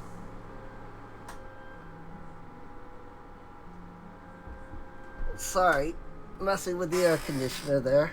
To survive, I took to surreptitiously observing an older street performer who did magic. It took me several days to figure out how he pulled off his amazing tricks. I took my sister through several streets until we found a crowded corner, and we began to perform magic tricks there. To my surprise, we proved to be pretty popular, and we could at least stop worrying about where our next meal would come from for a time. But I didn't want my sister to remain a street rat together with me forever. Before long, an aristocrat came to me and claimed that he wished to take us in after watching my performances. So you went from orphans to nobility just like that? That was how we felt at first too. As if fate was on our side and we could say goodbye to those painful days. But I gradually discovered that while we were called foster children, he was really after my talent for magic tricks. He would constantly take me to all sorts of banquets to garner attention, which he would then use to expand his social circles. That doesn't seem too bad either. Better than roaming the streets at any rate. It took a while for me to realize just how dark his heart really was. After one particular performance at a banquet, I discovered that Lynette was not on the same return vehicle as me. I waited a long time after we returned home, but she did not come back. I went to that noble's bedroom and asked him about her whereabouts. The answer he gave me was, she caught the eye of the most eminent person at the banquet, so I sent her over as a gift. I mean, you'll be able to perform your magic regardless of who your assistant is, yes? Oh no. So he was gonna... He was literally going to sell her off just because he thought it would earn him some like big reputation kind of thing. So I love fantasy stories. If we're talking realistically, like, unfortunately, that is the kind of thing that would have happened back in the medieval times. And nobody would even have bat an eye at it, so... But wouldn't Fontaine's laws deal with such people? As far as outsiders are concerned, this is a relationship akin to adoption or foster care. And they have their ways of escaping the eye of the law. So what happened after that? I managed to ferret out the location of the mansion of that so-called eminent person and hurried through the night. But by the time I leaped over the walls, avoided the guards, and made my way in, all I saw was the moonlit ground covered in blood, and the knave standing there in the darkness. Oh. So, she'd already taken care of that guy. Wow. She just, like, the freaking... I mean, she is a harbinger, so it does make sense. But she just comes in and just straight up murders the guy. Jeez. That's right. She had rescued my sister before she could come to any harm, and had even discovered several girls hidden in a basement, all of them orphans. Ooh. I see. He had many victims. That's even worse. Father, I mean, the knave, might have seen something in me, and so she made me an offer. The House of the Hearth welcomes you, for your interests align with ours. Here, none will ever betray you. Indeed, betrayal shall never be permitted here. I was hesitant to trust her. I mean, I had just been betrayed by nobles. Right. I can definitely see that. But she was also quick to destroy the noble who had taken us in at first, giving us back our freedom. Oh, so that's how the two of you joined the House of the Hearth. That's all in the past, though. The knave is after the Gnosis, isn't she? She has her own plans. She has gained permission from the Tsaritsa to first use the Gnosis' power when she obtains it. She plans to use it to find a way to break the prophecy and save Fontaine. So, she believes in that prophecy too? That's right. The whole House of the Hearth is currently working to combat that crisis. Today's case has also proven that people from Fontaine can indeed dissolve into some sort of water, thus further supporting the prophecy. All of us house members here, Lady Arlecchino herself included, are from Fontaine. We won't give up on defending our homeland. To us orphans, the only connection we have left to this world, apart from our family, is our homeland. Wow. So, from small deeds like distributing magic pockets to huge schemes like stealing a Gnosis, everything is aimed at dealing with that prophecy. Sorry, but I still can't completely trust you. It's all right. I understand. The only thing I can do is relate all this to you. I just hope you can understand that even as a member of the House, I have never stopped making my own decisions, and that I believe what I'm doing is right. If you should need anything at all in the future, feel free to find me. I will do my best to help you, as plain Linny. I understand. Goodbye. Bye, Linny. Hello.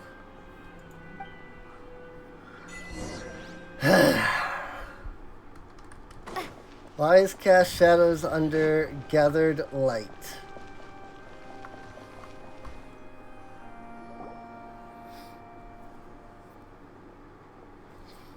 Yeah, I'm glad I didn't end. I'm glad I did end last time. Right as the trial ended? Because this took like, what, almost 2 hours to get through? Were you looking for us, Navia? Well, about an hour and a this whole half. thing isn't exactly over, is it? I do feel that we're getting closer to solving the serial disappearances case, though. Don't you think so, too? I'm sorry, Navia. Huh? What's wrong, my dear partner? I was really only trying to defend Linny. Wasn't necessarily looking into serial disappearances, into the serial disappearances case. They missed the word the. Are you sure we're the ones who can crack a case that's been cold for decades now? And given that there's new evidence from the trial, there should be a trail of breadcrumbs for the Hydro Archon's people to follow now, right? Ah, I see. Well, I won't lie. I'm a little shocked to hear that from you. But I suppose you are just travelers who have only arrived in Fontaine after all. Sorry. I might have been too presumptuous. Don't say that, Navia. Oh, and we were having so much fun investigating with you, too. I like that like, one of the things that's actually really cool to me in this is that the Traveler isn't just, like, constantly going, helping people, you know. It's not that the Traveler is like, yeah, you know, okay, so let's keep going that. The Traveler has their own goals. And, like, yeah, it's true that, you know, she stopped and helped somebody here, but that's because helping them aligned with her goals. You know, continuing along this path isn't going to help her in her goal, right? And so she's just like, all right, I've done my part, you know, it's time to move on. And I really like that because, I mean, how many stories, heck, I'm making a video game, and even the main characters in my game are like, oh, there's a thing going on, like a bad thing going on here. Well, guess I'll help out. Despite the fact that helping doesn't really align with their goal, you know. So I like the fact that the Traveler is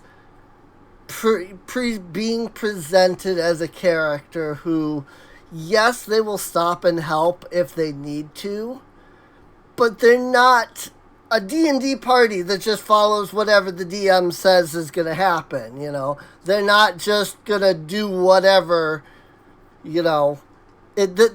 Whenever they're in a situation, it's because they were pulled into that situation, not because of their desire to be, you know, overwhelmingly good and help and whatnot. The Traveler is just trying to find their sibling, you know. And one of the ways to do that is to go meet the Archons, travel to each nation, you know, take a few days to, you know, work their way into the system and learn about things and whatnot. And then they move on, you know? So It's like having new waters flowing into a stagnant mire, causing new hope to spring forth, and the reflection in the murk to become clearer.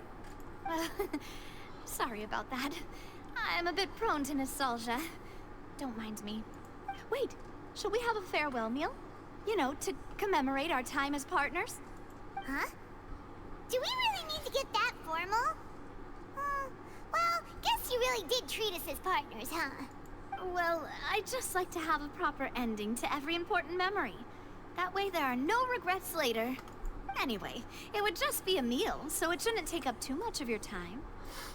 If you say so. Let's go have that meal then. You don't have to twist Paimon's arm. If Boss Navi is treating, count Paimon in! Oh, wonderful. In that case, why don't we return to the Court of Fontaine and head to the Hotel de Boer? I believe we'll make it just in time for dinner. All right then, let's have our farewell meal. Prelude of Blanche and North. Alright. New quest, semi-automatic forging. New quest, like the faint moonlight of yesteryear. Alright. We are now officially into Act 2. So, Blacksmiths and Fontaine do their work.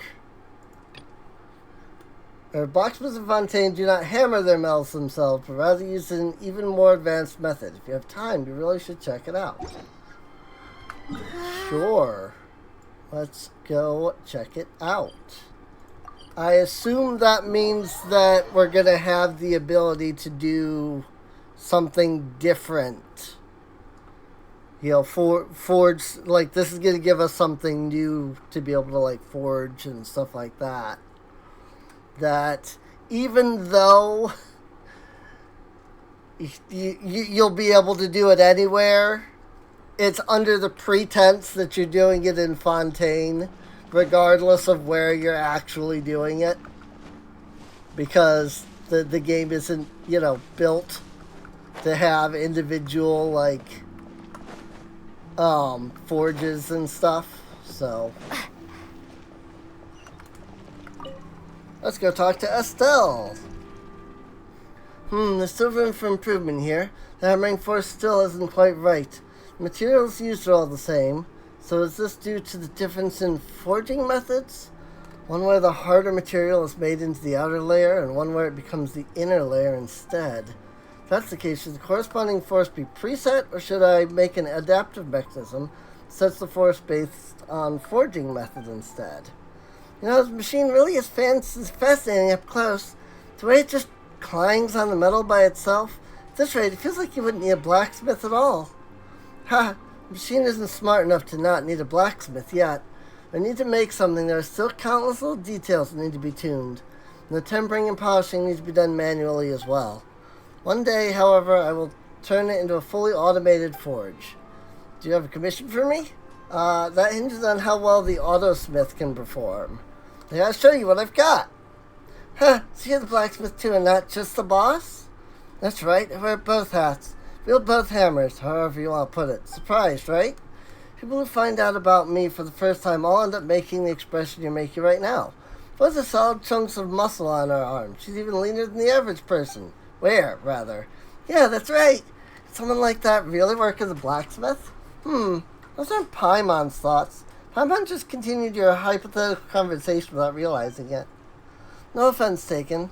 Truth be told, letting someone as feeble in body as I serve as a blacksmith is the main point of this machine. Humans can use tools, and exquisitely designed tools can make the impossible possible. You can say that all automated forgings are hollow and soulless.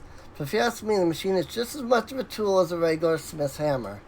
Really, I would love to see those smiths knock metal into shape with their bare hands. Anyway, I digress. I'll forge a razor-sharp sword for you right away. Seems like I've run out of materials. It appears we've used up too much of our materials during the previous rounds of experiments. What should I do? Paimon knows. For the next phase, Paimon must pull on a mysterious lever. Paimon has done that, the forge will rattle and chime before transforming into a mobile mechanism that will leave to seek materials on its own. Automated material gathering machines. Feels like that would be a high demand design as well. How shall they differentiate between different forms of matter? Can they perhaps use the external reflectivity of surfaces to judge the properties of an object? Apologies, I got distracted. As it stands, the autosmith is just a hammering mechanism. It cannot transform nor roam on its own. All the materials it uses must still be delivered by human beings. If you're interested, you can also give me any spare materials you have collected. When one is testing and tuning their autosmith, there is always a scarcity of resources. In return, let me offer you designs for the workshop. I smell trade secrets. Are you sure that's okay? Should I put it? To me, what matters isn't the product that is forged, but the tool used for forging.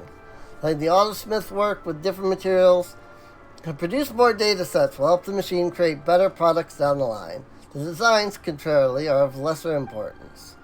So, we are interested in more than just forging materials. Feel free to bring over anything that you think might be useful. You aren't trying to scam us with some strange and useless designs, are you? What's the next time we're back?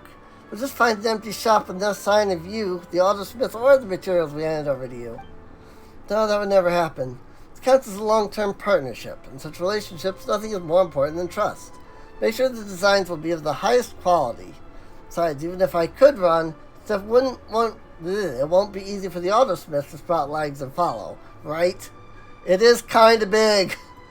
That sells it then. I'm looking forward to working with you.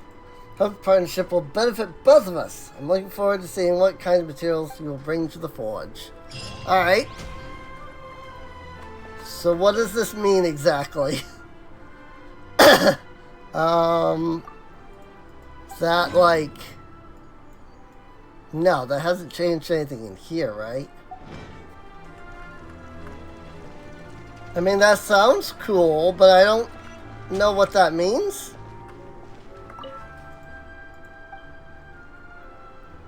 I don't need anything at the moment, I guess. Maybe there was more to this after that? Nope. I have no idea what that means. Like, bringing her materials? I don't know how to do that. It didn't actually, like, say. And there doesn't seem to be an option. Maybe this is just to be like, hey, by the way. Oh, duh. Yes, it is. It's to be like, hey, by the way, bring these things and you can get these. Right, yes. See, I didn't think about this because I had already seen these. Ugh. Got it. Yes, I understand and will absolutely help out. Because I have... Gosh, I have enough materials for almost all of this, I think. Let's just click exchange and see what gets left behind. Just the one item. So I need more Pluie Lotus and more Bool Fruit. And those are pretty easy to find. So, alright.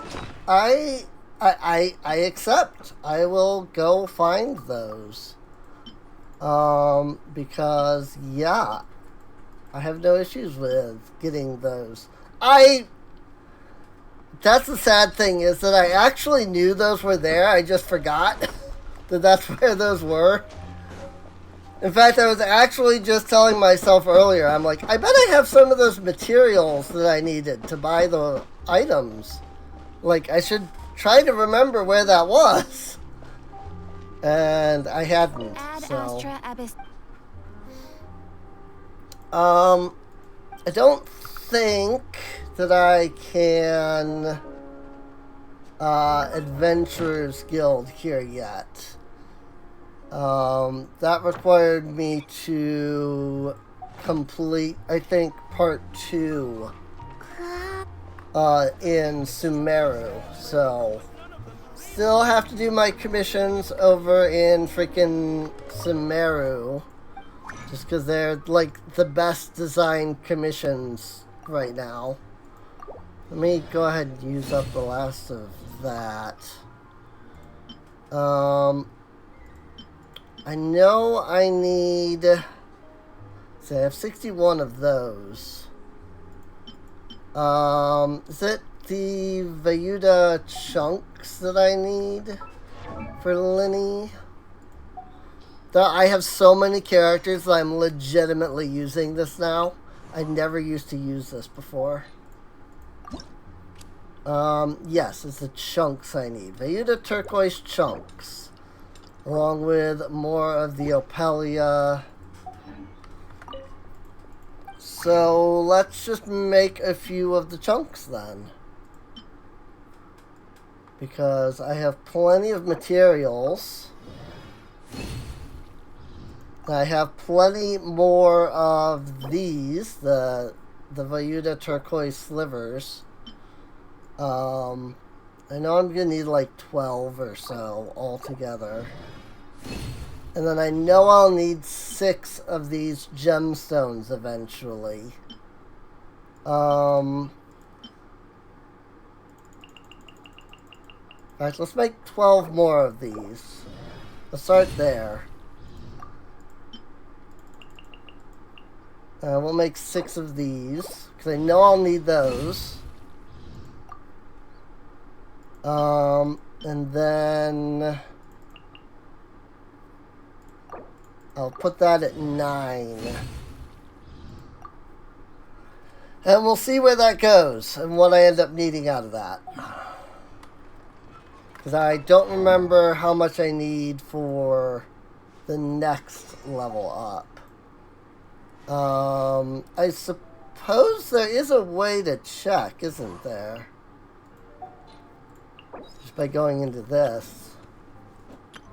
3 and 6, so I have enough. Okay. The thing that I need more of are the mech, the cogwheels. So, can I make any of those by chance? Like, I should have a bunch of the little ones. Yeah. That disappointed me. I clicked on this. I tried to click on this, but I ended up on the trimmed red silk. And I saw 256. But, like, as I saw 256, I realized that I had clicked on the wrong thing. And so I clicked on this. And so my brain went, oh, I can make 256. And then my brain went, oh, that's the wrong one. Oops. I can't make 256. So I was all excited for like a split second. Oh, I have so many of these. These freaking transoceanic things are just... They're everywhere. They're freaking... There's a million freaking mobs. Like, literally almost every single mob in the water gives those. And it's almost ridiculous. Like, I keep collecting them, and I don't even know if I need to be collecting as many as I have. So... I do need to pick up some... Well, I guess I don't need to pick up some almonds. I'll do it anyway. Apparently I really don't need the beans either. So... I was good on all of that. I still have no idea where I'm even getting the almonds from. I honestly don't remember, like, finding those. But apparently I have, so... Like, I legitimately do not recall ever seeing almonds getting picked up by from anything. And yet I have, like, 300,000 of them. I'm just like, where are they coming from? Like, what the frick, dude? Is this up there? I'm gonna go up, and then if it turns out that it's below, then I'll go down. But I'd rather go up and then find out that I need to go down than go down and then find out I have to go up and have to work my way all the way around. So... Because I can always jump down. I can't necessarily get up very easily. So, yeah, I need to be up here. I was right. Into the Hotel de Board.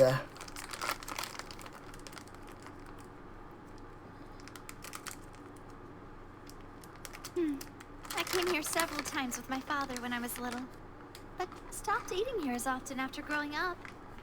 I hope the food here will be to your taste. Oh, don't worry. We haven't eaten at a hotel like this in a while. Paimon's getting excited already. In that case, I'll go order for us first. Please wait here a moment.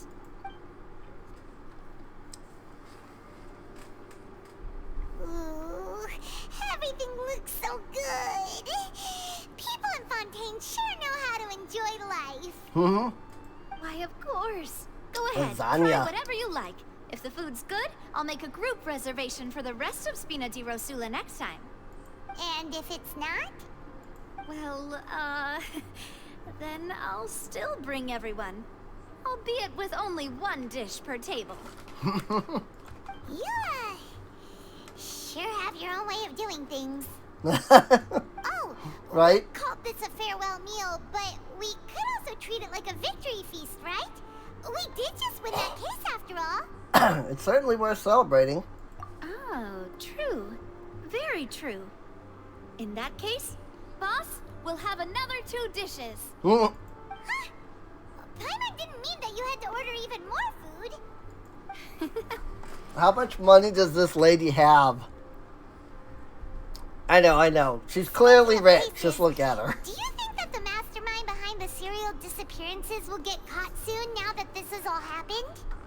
Well, we've certainly taken a big step forward, but I feel that's about it. We know that there's an organization that means to dissolve these young women, but we still don't know what they are really after. If it hadn't happened right in front of us, Paimon wouldn't have ever believed that a person could be dissolved like that. Right?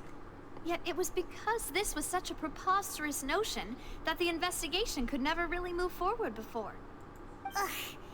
If only that guy could have finished speaking. We were so close to hearing who was behind it.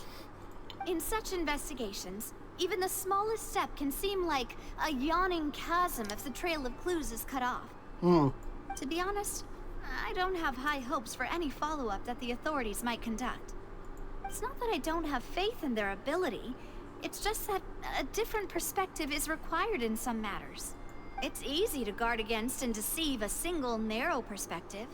A shift in thinking is required at such times in order to produce a breakthrough. Right. Which is exactly why the Spina di Rosula exists. Those highfalutin folk are not all-knowing. That's why we exist. To seep into the cracks where filth falls through.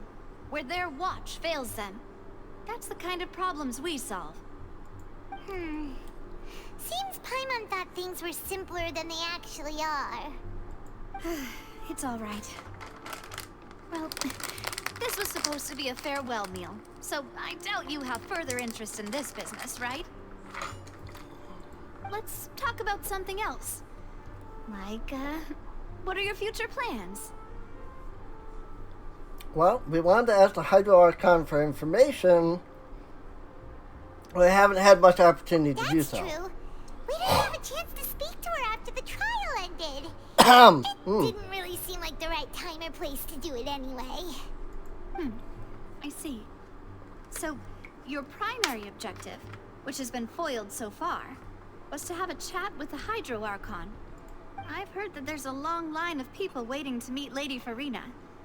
I suspect you'll be waiting for quite a while, considering that you missed your chance today. Yeah, we've heard that she's super popular here in Fontaine, and that it'll be tough getting any of her time. Well, would you consider some more, unique ways? Perhaps even methods of, let's say, questionable legality? Guess that's Spina di Rosula's boss for you. Chock full of sketchy ideas. Well, what did you have in mind? Well, one way would be to infiltrate a performance troupe at the Opera House, only to abandon your act at the play's climax and ask to speak to her after the performance. I'm sure Lady Farina would be eager to see the ending, and would agree in order to finish watching the play, don't you think? Could you suggest something a little more practical? This plan seems pretty hard to pull off. We'd have to go learn how to act, and acting's really hard. All right, here's another. Find a way to conceal yourselves under her bed. Then wake her up in the dead of night and demand answers. Don't let her go back to sleep until she answers all your questions. I can personally testify that this one works. When I'm sleepy, I'll do anything as long as I can finally get some sleep. Oh dear. That might work, but that's not really the problem. The problem is we don't want to get ourselves arrested. Right? Ah, valid point. I overlooked that part. I was just thinking about leveraging a person's desire for sleep. How do you ever look something like that? All right. No more joking around. Perhaps you could... Oh, I don't know. Cut the line when she's on a break. You did defeat her in court, clearing citizens of hers from false accusations. False accusations she had nearly upheld personally. I imagine that she feels quite ashamed about the whole thing. True, you mean true. that if we catch her while she's on a break, she might be too embarrassed to refuse? Oh, that does make some sense. Would someone with her personality really feel shame, though? Why don't we give it a try after this meal? You know, strike while the iron is hot and all. Huh? Paimon, did you drink my Fanta? Was this your drink? Sorry about that. Paimon wasn't really paying attention and the cup was right next to Paimon. Would you like to order another? No, it's fine. We're just about done here. Alright. Fanta. Honestly, Paimon wouldn't recommend Fanta anyway. It tastes kind of salty and icky. The drink also tasted that way, too. Is that so? Huh. Well, in that case, we'll have to blacklist the Fanta here then. If we're all finished eating, then I'll go pay. Yeah, we're stuffed. Thanks for the treat, Navia. Didn't they say something about if the primordial water is diluted enough, it can make you like feel, I don't remember the word that they said, but like makes you feel good basically, right? So full. Paimon can barely float anymore. You could try walking, you know. Nah, that would be so normal. You know, like you. It would be normal. I love that. I love that that's her argument. Okay. As for expenses this month, we're left with... Hey, Navia! What are you doing over there? Oh, nothing. It was just a meal, you know? Nothing the Spina di Rosula can't cover. It was a pretty pricey meal, all thanks to Paimon. This was pretty tough for her. Let's get ready to try to meet the Hydro Archon again. Bye, Navia! So this is goodbye, huh? Well, if you do encounter any other trouble in Fontaine, you're always welcome to contact the Spina di Rosula. I'll give your request the highest priority. In any case, I wish you smooth sailing. I'll see you again, partner. See ya! It is nice, though, that we're going to get like 5 to maybe 6 quests for this. Because they've already said that the story is going to continue to 3.2, so... we already know that there's probably going to be 2 quests in 3.1. And then there will probably be 1 or 2 more after that in 3.2. Or, not 3, 4. 4.2. The .2 patch. X.2. I don't know. However you would word that to make it easiest to say, without having to remember the exact number. I don't know why I said number. Oh wait, I'm going all the way over here. Let me just go ahead and do a quick pop over. It's fine. Also, real quick, I want to double check. Okay, yes, I did. I gave myself enough product that I can ascend her after fighting the boss one more time. So let me heal up.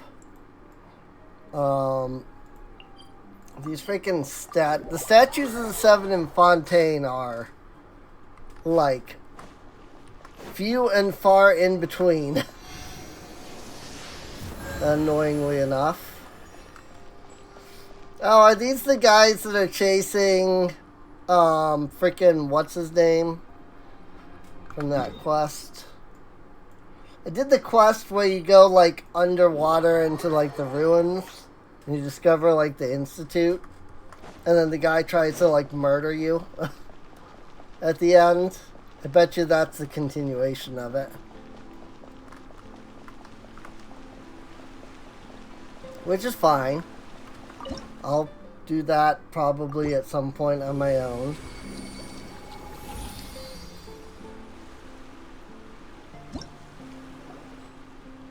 There aren't many people around anymore.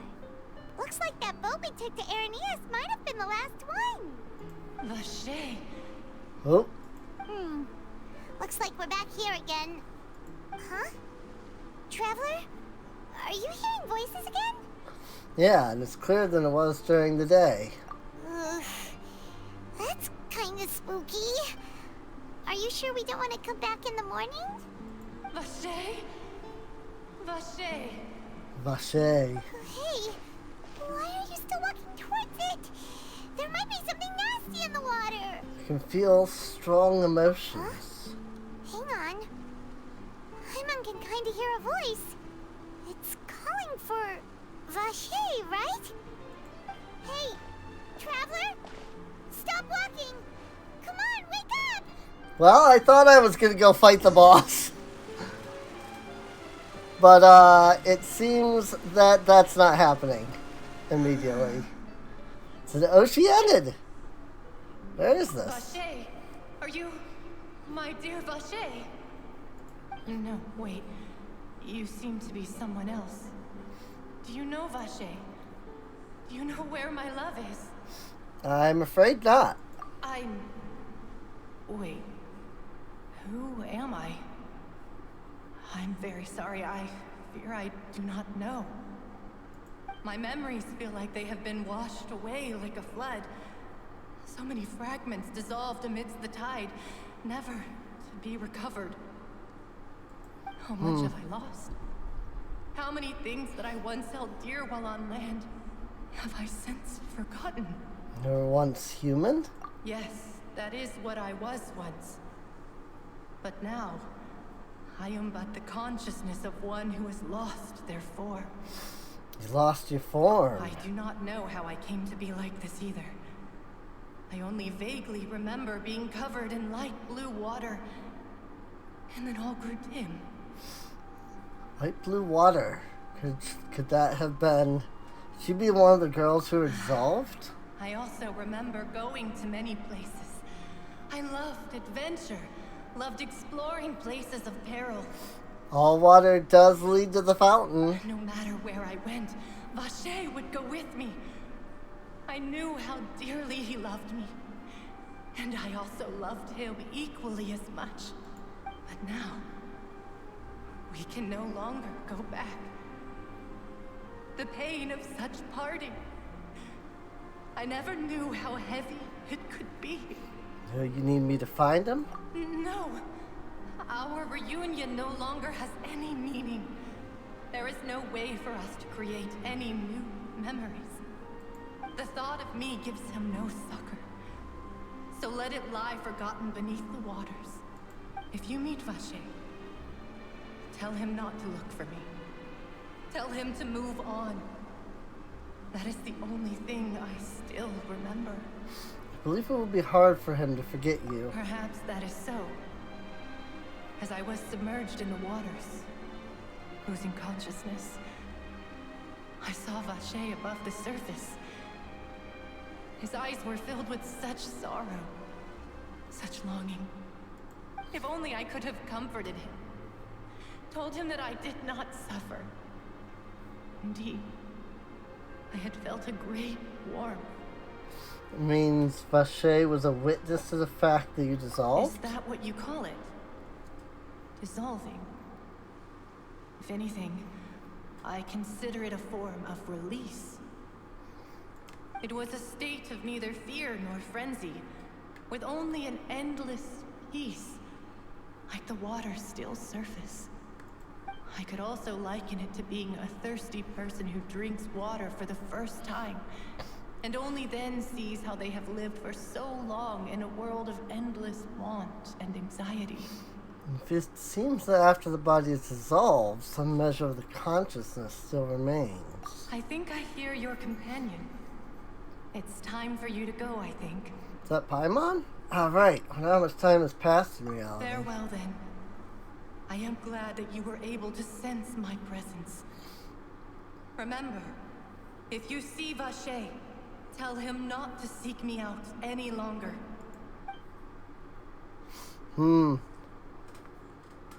Alright.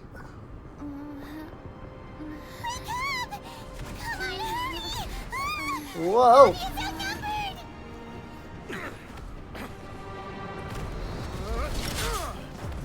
What the heck?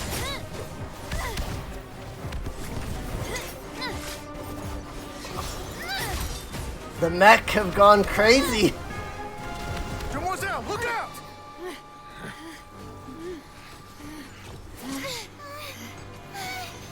Dear God, it's a whole army of Gardamex.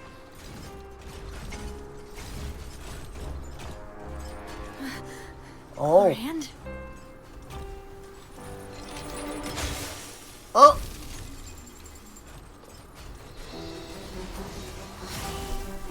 Oh, she has Iron Sting.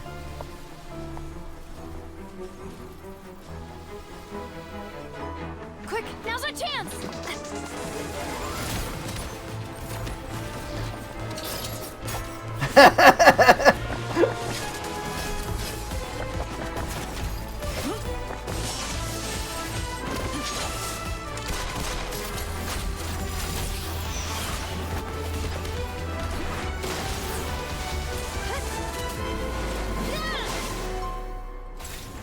Yo, this is so hype.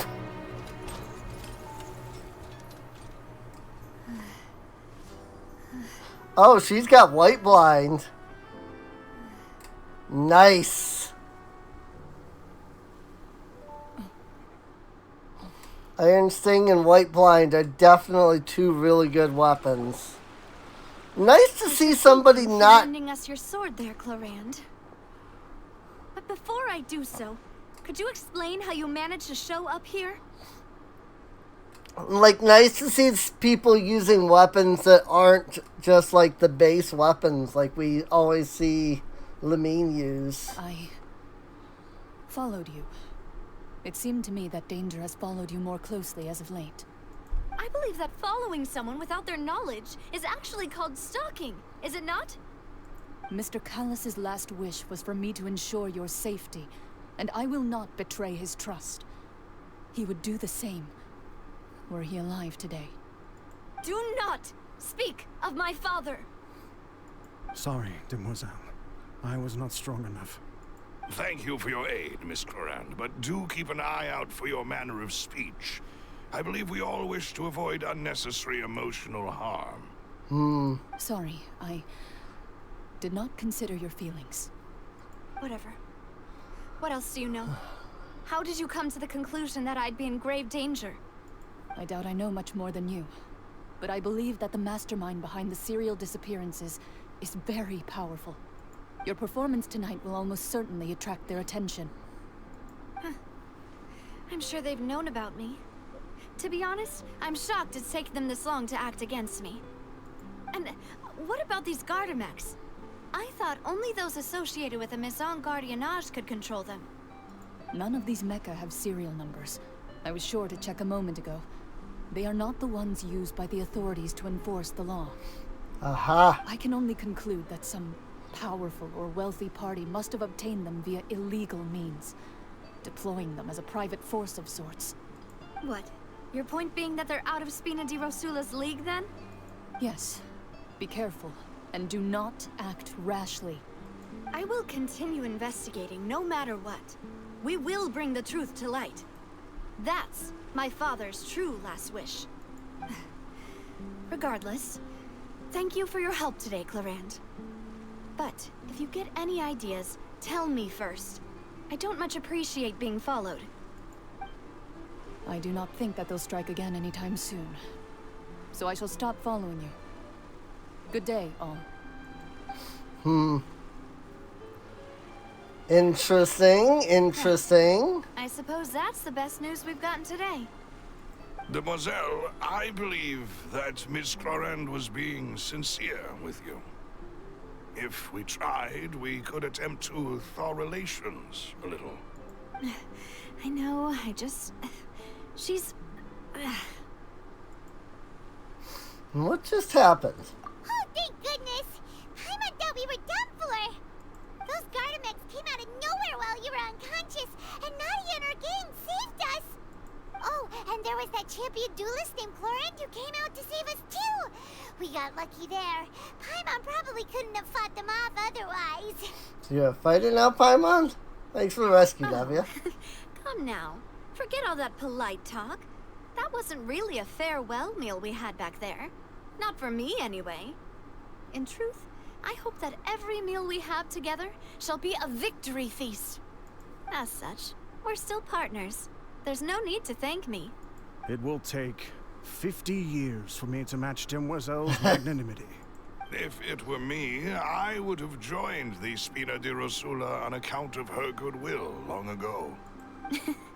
All right, you two. That's enough. Actually, Navia, how did you know that we were in danger? You sure did show up in the nick of time. Well, to be honest, you're the one who tipped us off, Paimon. What? Huh? Really? Paimon contributed somehow? Ooh, Paimon's even more amazing than she thought! Yes, all thanks to you grabbing my drink by mistake. How did that help? Right. After we parted ways, I was on the way back to one of our bases when I suddenly thought of what you said. That the Fanta tasted kind of salty and icky. You mean that I thought it tasted strange as well, but couldn't be sure. Fanta only comes in sweet flavors. So how could it have tasted salty? The color of the drink, if I recall, had also been a bit off. Aha! So the Fanta had been spiked with water from the primordial sea? Yep. Yes. So if you hadn't drunk that cup for me... Spina di Rosula is preparing the grandest of awards for you as we speak for saving the boss. Huh? Really? Fortunately, Paimon, neither of us are from Fontaine. Otherwise, we would have been. I sent people to Hotel de Boer to investigate, but whoever did this left no trace at all. That's when I figured out that you might be in danger and hurried here as quickly as I could. But why would they go after us too? All we did was defend Linny in court and help clear his name. Ugh, now we're caught up in this mess too, aren't we? Yep. Well, you did foil a plan that they were probably pretty proud of, and almost got their name in the process. Speaking of which, did anything strange happen when you drank the primordial seawater? Well, it can't be coincidence that the traveler fainted just now. She said that she heard that voice calling for Vache again. Oh, and this time Paimon heard it too, but it was real faint. Does this situation have to do with the primordial seawater then?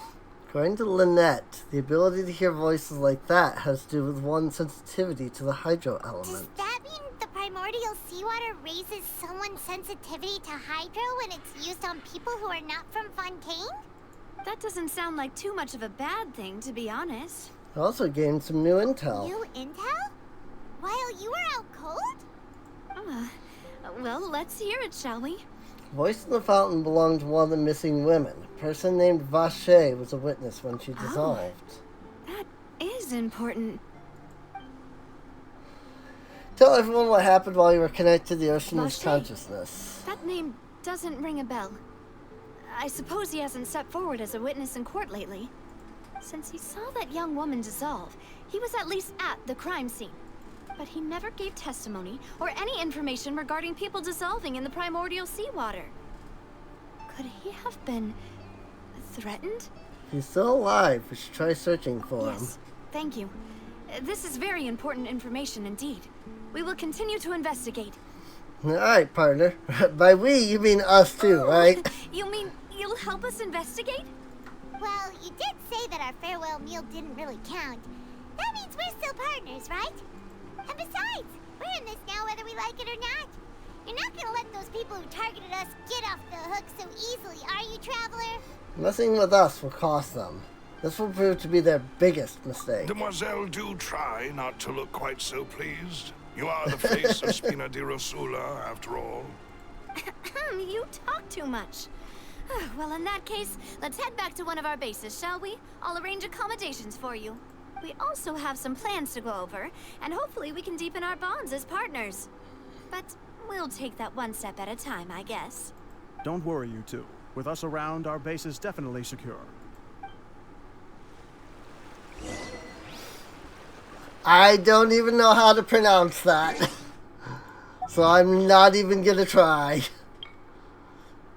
Twist of Great Magic, Prelude of Blanc and Noir, and hear the ocean's call and connect with the consciousness. I have zero idea how to even begin with that. Oh, all the way over there now. Okay. Looks like it's fairly central to the area. We'll go to this one. It's gonna take me a bit before I figure out Fontaine's layout. It took me a while until I really figured out freaking Sumeru's. And even then, I don't really know that I ever truly figured it out. I just figured out, like, if I want to go here, I use this waypoint. I don't know if I ever figured it out beyond that. So... It's right up ahead, but let's make sure we weren't followed first. I've been keeping watch, Demoiselle. I haven't spotted anyone suspicious thus far. Huh, very good. But let's not let our guard down for now. Going under the I shall city. find rooms for our respected guests. Thank you, Malus. Now, let's continue, Traveler.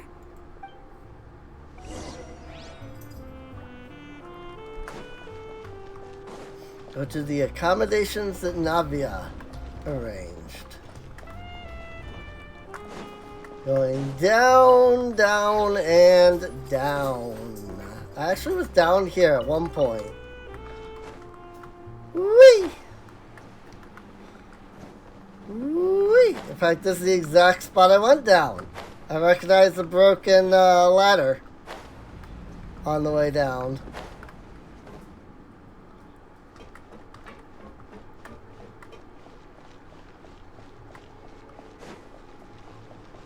Because there wasn't a broken ladder on the other side.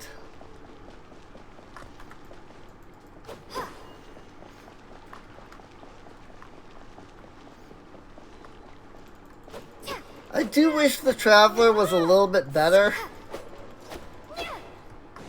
Just because she's highly attractive. I mean, come on, look at this outfit. But like... she's not that great of a character, usage-wise.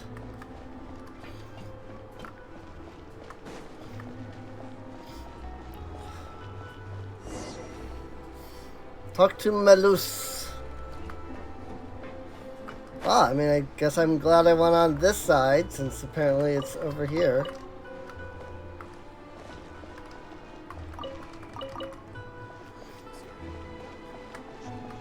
Legal advisor Vitruvia. Let's go chat with Malus. So, this is your base? It's not quite what Paimon imagined. Your accommodations have been arranged. Under the present circumstances, I can confidently say it's the best we have. Thank you. So much for my expectations. Well, our funds have been a little tight lately. After all, we don't allow illegal or unethical profiteering. In fact, our funds often come from citizenry who support us. Seems like it's tough times for everyone. But if you have the support of the people, that does sound like it's worth it. To be honest, our financial situation was a lot better back when my father was in charge a few years ago. I'm afraid I'm not quite his equal. Your father, he was the previous boss of Spina di Rosula, right? How did he... Did he get dissolved? Demoiselle, if you'll allow me to explain. Clearly something that happened between the two of them, right? Freaking the Chandra, whatever her name was. The freaking duelist champion. Hi, Kid Kat. No, I'll explain it myself. I suppose I couldn't run from this topic forever. And as partners, this is something I hope they can understand. My father's name is Callus. Yes, the same one they call Callus the Unfaithful in the streets. Callus the Unfaithful, huh? 3 years ago, he was accused of murdering his own friend. But he chose a duel to defend his honor instead of standing trial. He died in the duelist's ring. Ah, let me guess. The champion was... Oh no. the girl there, right? But I do not believe my father was a murderer. I'm sure he was set up. At the time, I believed that if he only stood trial and was duly investigated, something amiss would crop up and prove his innocence.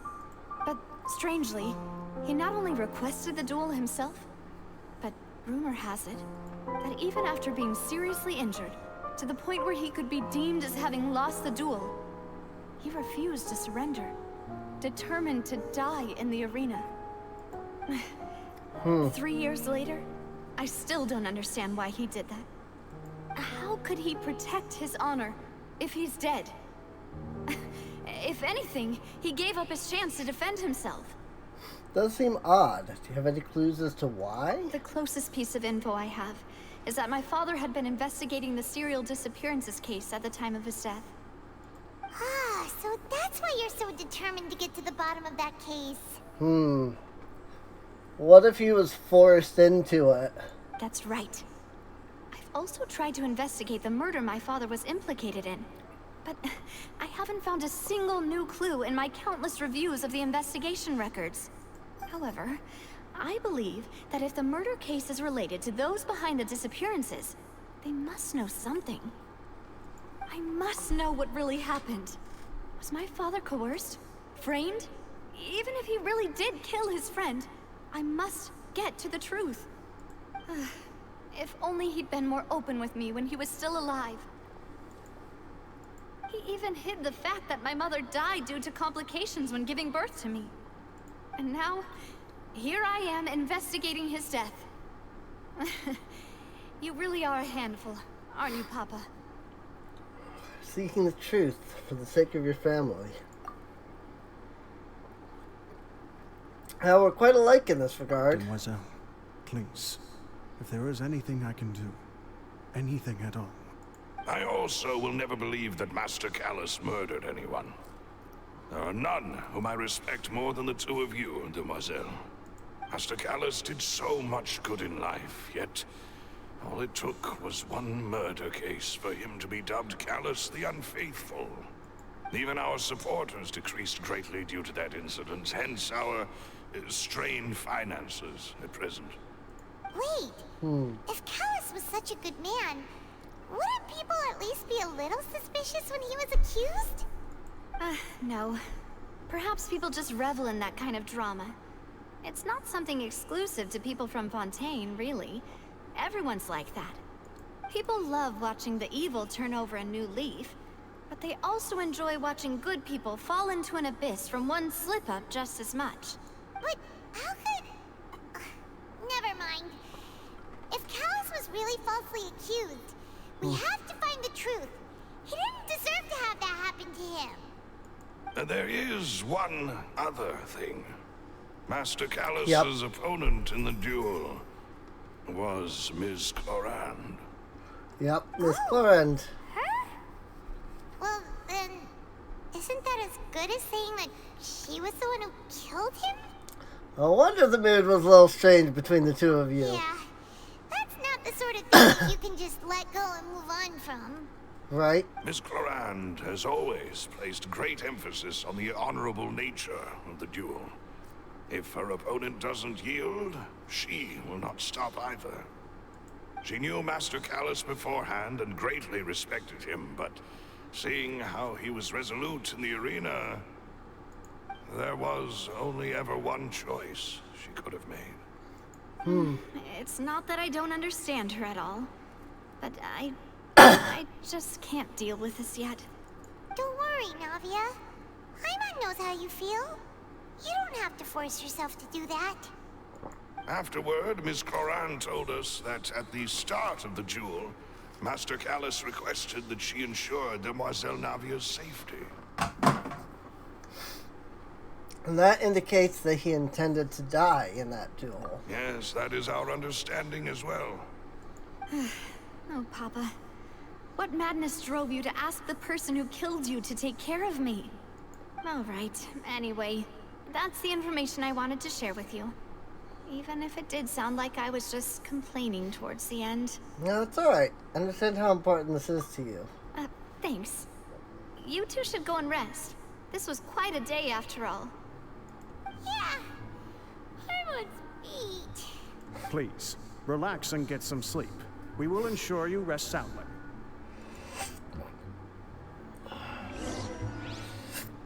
Rest in your room.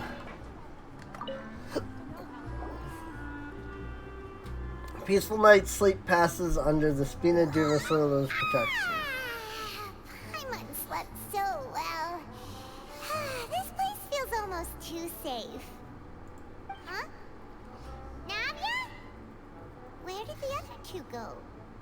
I sent them back to Poisson. It's Spina de Rosula's place of origin, and where we have our headquarters. There's not much for them to do here at the moment. Paimon gets the feeling that you're just trying to get them off your back. But never mind. When did you get back? Were you waiting here the whole time? No, I just returned after going out for a while. I did some investigating yesterday regarding the name Vache. Hey. So you didn't sleep at all? How could I after having such critical new evidence appear? Guess Paimon wasn't speaking for everyone just now, huh? Unfortunately, this name seems to have been wiped from existence. It doesn't seem to have a match anywhere.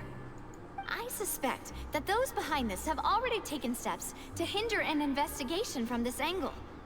But that does prove that this Vache person is a key witness in the incident. Does that mean we're too late, though? No. There is one ray of hope.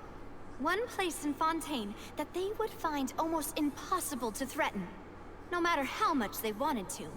And that is the archives kept by Chief Justice Neuvillette. A place where detailed files on all the cases in recent years are kept. If the Oceanid you met is one of the young women who went missing recently, we should be able to find some related information there. The Oceanid is how it's said. So Neuvillette maintains an archive of case files? I'll definitely forget that. Guess that's the hard-working Chief Justice for you. In that case, let's go talk to him, shall we? Aren't you coming along, Navia? Did you get tired? No, it's nothing. Let's go see the Honorable Chief Justice. Once upon a time, in something, what did it say? Once upon a time in Fleuve Sender, heard about Navia's father at the Spina di Rosula's stronghold. Alright, go to the Chief Justice's office. I'm going to suspect that we're going to get there and it's going to be like, oh, they also have like issues with each other. The truth lost with the rain. The Palais is right up ahead. Come on. Actually, before I do that, I've literally used the freaking fragile resin so I could fight this guy. So I'm gonna go do that. Because if I don't do that now, I'll have basically wasted that because I'm at 72 out of 80. And it'll be... So I'll be getting, like, enough in, like, 3 hours. So... let's grab you as a healer. Barbara and Seiyu are both, like, some of the best healers. At least out of the characters that I've used that are healers, anyway. I don't... Aside from Barbara and Seiyu, I actually don't know any of the other healers. Like, I think Bennett is one, but I'm not sure. I really need to do the Nemesis of Coppelius at some point. Just so I can get that last event thing. Illusion shattered. The fuse is lit. But I haven't yet. Ouch. That always gets me for some reason.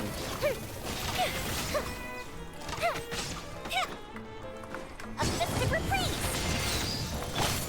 There is no escape. Take flight.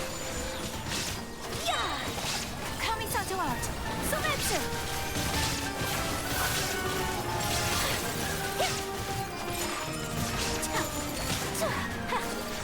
Shine down. Inazuma shines eternal. Hey!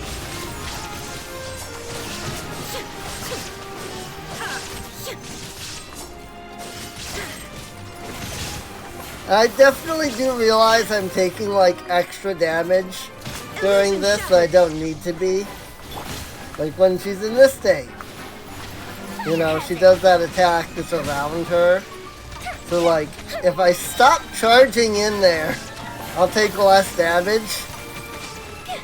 But she's only ever like not in that state for a very short time.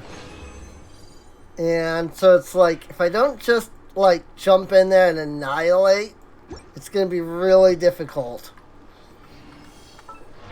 So, but that should allow me to get her to level 70. I can see the conditions for There we victory go. now. Props positively prepped. Oh, and then it's 80. Right. Yeah, it's every other that you get the acquaint fates. So now I need a lot of things before I can ascend her again.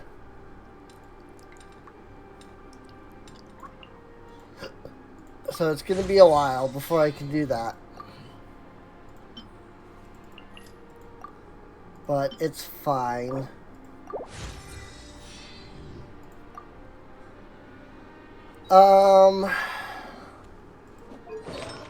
The other thing I need to do is get her some actual, like, artifacts. Right now all I have is the gladiator stuff. I need to get her some actual, like, Animo artifacts. But artifacts are obnoxious. Fountain of Lucine offering rewards. Yeah, I'd like to get those. In fact, I just went away from the Fountain of Lucine.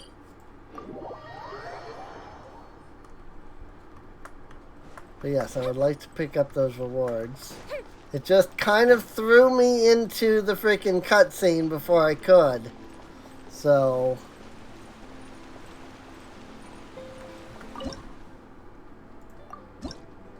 oh, it's just the one? Okay, that's fine.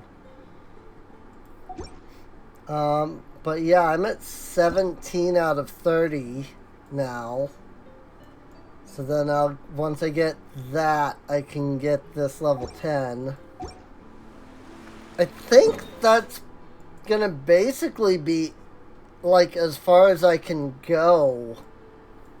You know, in this, like, area, though, because I have found a lot of stuff. Like, I have found a lot of the stuff. Like, I've actually really been exploring this area so far. It's just been fun to, like, wander about and, like, explore. Well, I guess I'm only 61% explored, so I still have quite a bit. So, goodness. Yeah, Coeur de Fontaine is 61, Beryl is 62, and Belleau is 52. So, that's really surprising. Because I have done a lot in these areas. I'm surprised there's that much to just, like, explore and find. That's a lot. Like, good grief.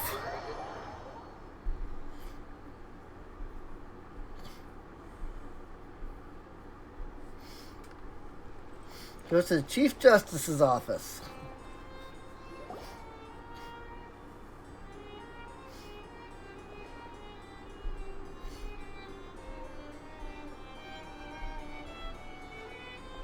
Halt! Please state your business here. The Chief Justice is presently occupied with official matters. I love these guys. The Malugia. This place does look pretty heavily guarded. I guess that proves that Nervalet's files are really secure. Hey, don't you recognize us? Huh? Who are you? Just to be clear, I don't care who you are or who you might be related to. Our rules make no exceptions. See? They've got great discipline, too. Yep. Paimon can tell. If you're here just to crack jokes, I can point you towards the exit. Unlike some, we're busy. So please leave if you don't have a reason to be here. I love them. Like, I love that voice. No. What I meant to say is, shouldn't you remember us from a few days ago? We were at the trial of the great magician Linny. Oh, yes, I remember. I read about it in the Steambird. You must be Linny's attorneys. It's all coming back to me now. Oh yeah, this is Sadine, right? We're here today to report and archive some information on a follow-up case. Huh. Is that even a thing? Of course. Don't worry. We're here on official business. You can trust us. All right then, I'll let you through. The Chief Justice is just inside. Thanks so much. Is that even a thing? Oh my. See, that makes me suspicious about how, please come in, like, good their security actually is.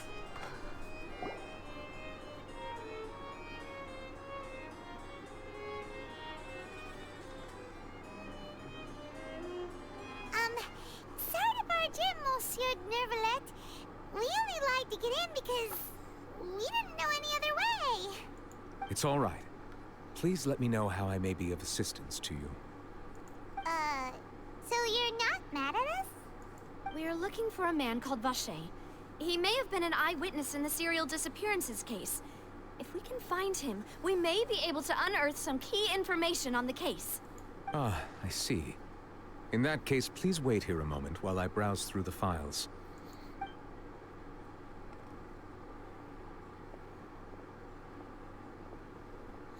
Vacher. Who knew that Nervalet would be so easy to talk to? Right?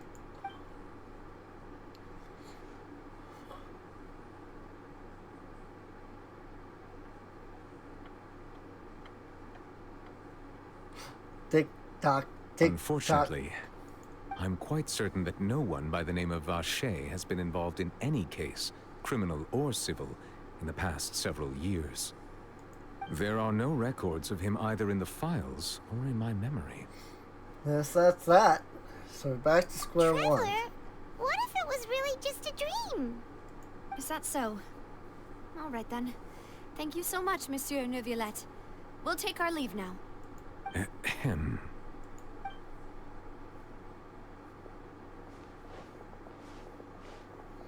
Miss Navia, I can understand how you feel.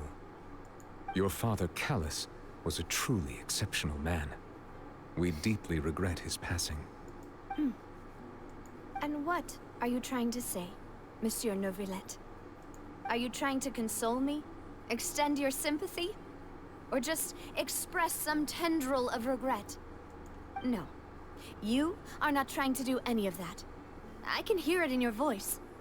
There's no emotion behind your words. You only said those things because you felt like you should. It's just like last time. After my father took his place in the duelist ring, I pushed through the guards to talk to you as a last resort. You even told me then that you thought there was something fishy with the case, yet you still allowed the duel to go ahead. In your eyes, the value of a human life is nothing compared to those cold laws you hold so dear. If you truly regret my father's death, then why didn't you call a stop to the duel?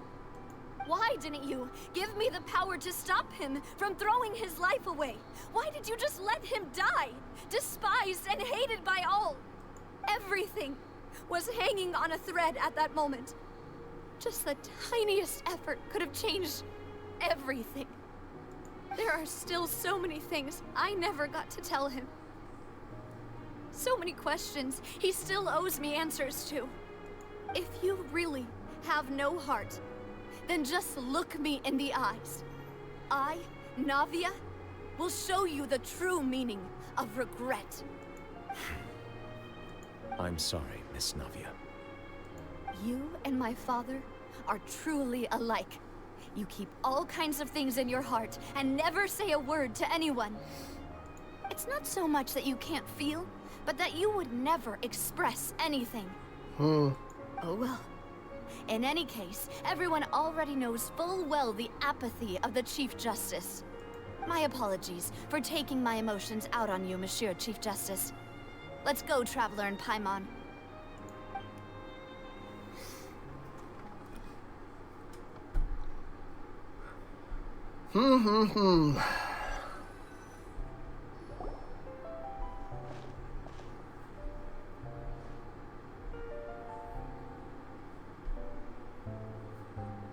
Navia, are you okay? I'm fine. Rain. It's raining. You're right. Wasn't it still sunny when we went into the building? And there shouldn't be any active trials today. How strange. Now that I think of it, on the day my father was convicted of murder, it was also raining. Rain. What is it? Did you think of something? Your father's case, was he outside when it happened? Yeah, he was outside. It was uncovered and the rain could fall there. Why? Do you think the rain could have affected the crime scene? That thought has occurred to us before. We've even expanded the search area to try to account for that, but didn't find anything of value. There was something you didn't know at the time. Wait. You don't mean... The fact that people can be turned into water. So you're saying that the true murderer could have been turned into water and then got washed away with the rain? Yeah. And if that's what had happened, then no one would have believed your dad, even if he explained what he saw to the authorities. I really think I found a true genius for a partner. You're completely right. How did I not connect the dots earlier? All right, let's go to Poisson. With this new lead in mind, we'll get to the bottom of my father's case for sure. Yeah, we're gonna make progress for sure this time. Do you want to go with me now? Or do you want to head over by yourself later? We should go while the idea's still fresh. Great. Let's go then. Teleport. Mine as well. I see what they did there, and I appreciate that.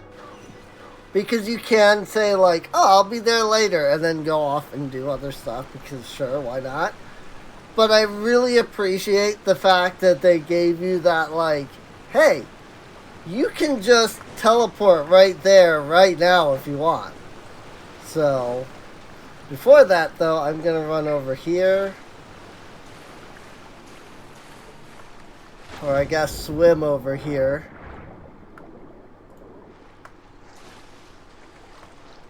And fight this dude for the chest. Because I just saw him for the first time. I don't think I've been in this area too heavily. So... Ooh, let me open it. And like, that's gonna take me over to freaking there, and I don't want that, so... there is a Hydroculus here. Oh, okay, never mind. I was gonna say, let's go see if I can find it, but it was right there. Also, holy crap, these things.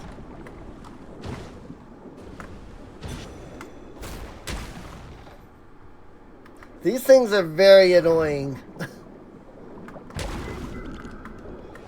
With those freaking, I don't even know what they are. Like barnacles, I think they were called. I think the game referred to them as barnacles.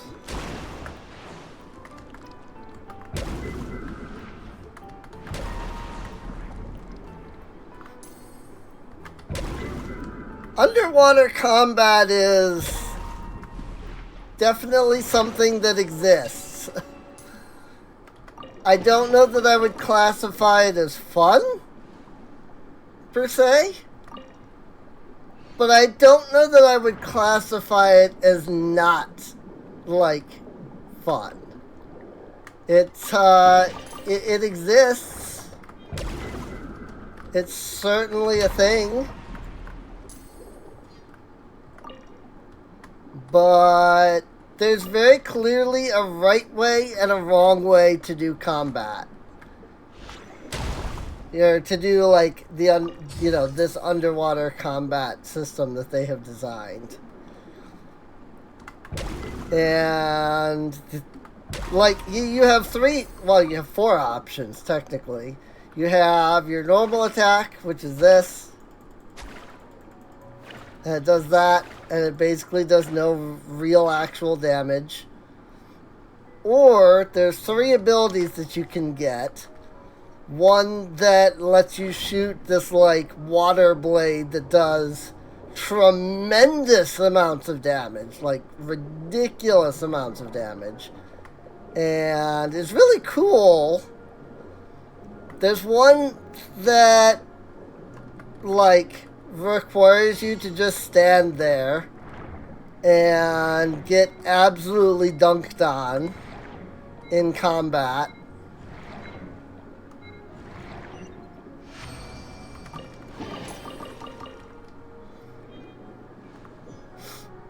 And then there's the one where you're basically invincible.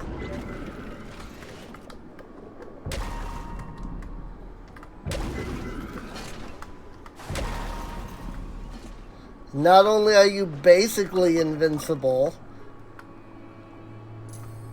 you can like reflect their attacks back at them and deal tremendous amounts of damage. I failed to do it there.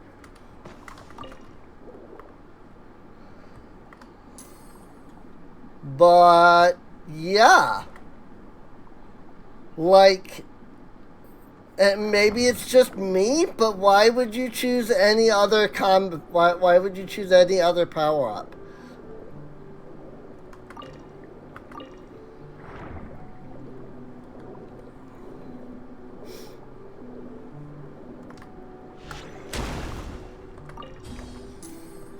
So, at least that's how I view it, because you either, like I said, you can do tremendous amounts of damage, you can take tremendous amounts of damage, or you can be invincible and perfectly fine and have nothing to worry about ever. So, I'm just a little unsure why you would pick to do the one where you take tremendous amounts of damage. Or, for that matter, do anything other than the one where you are straight up invincible. And legitimately not only are straight up invincible, but can literally do tremendous amounts of damage. Like the same amount of damage that you can do even with the deal tremendous amounts of damage power up. So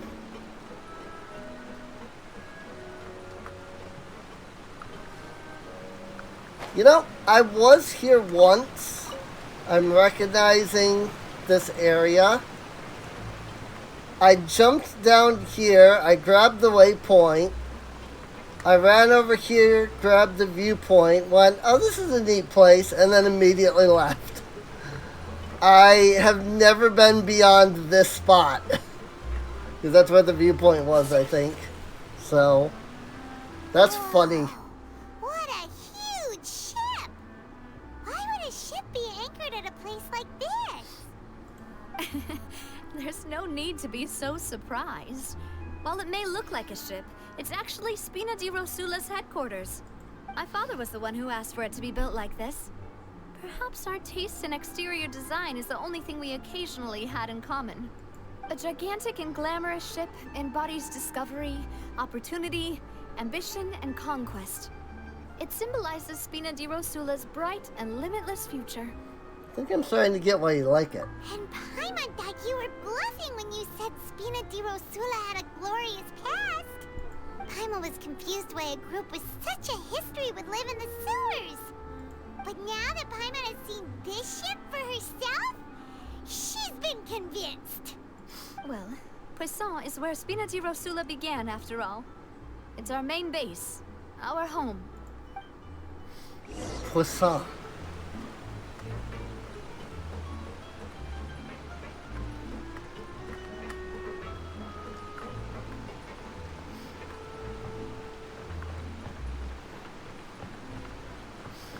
There is a Hydroculus beneath me, I assume.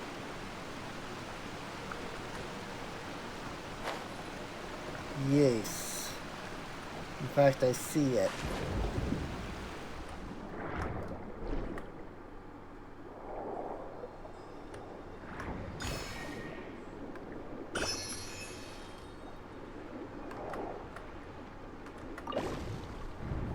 Whee!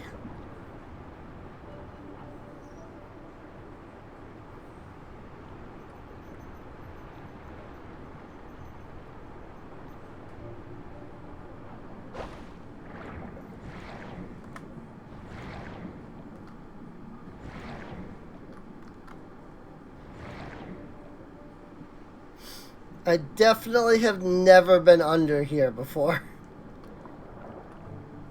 Or if I have, I don't recognize it.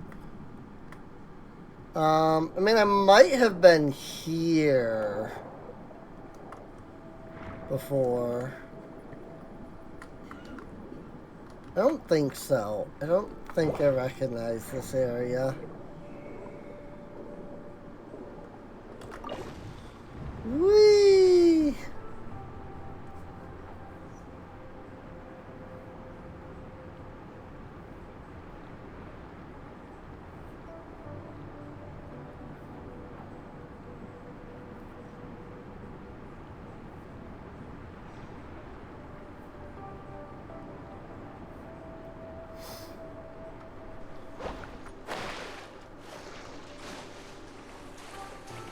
Well, hey, I needed these.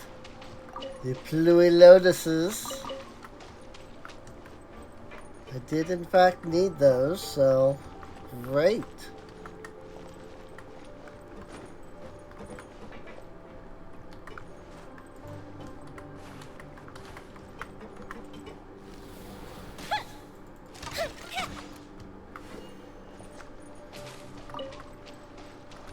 Now, I feel like there's got to be something here, though. Like, there's a massive, like, busted up ship here.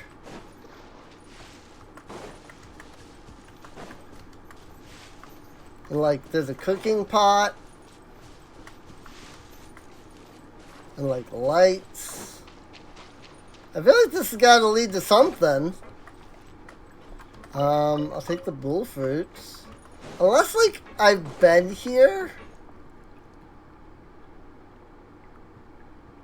Maybe I've been here before. And it was in the Elton Trench, so it's possible I've been here before. And maybe like discovered everything that's here. I just don't remember this place at all because I came from a different like area.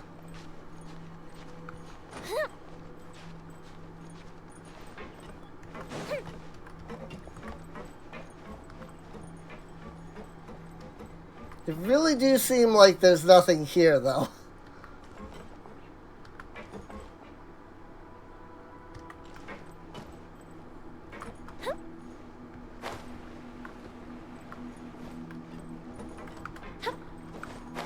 So maybe I've been here.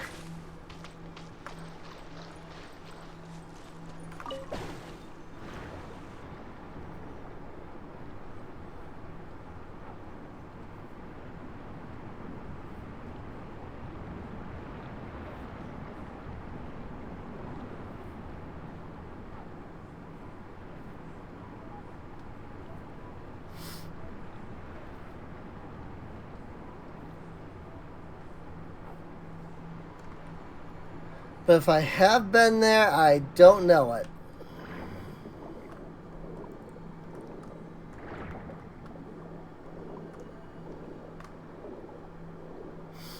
I mean, yeah, it's in this area. So it's very possible that I've been there. In fact, I've now lost the way to Poisson. So I guess I'm gonna teleport back there. Because following that path, I got myself lost.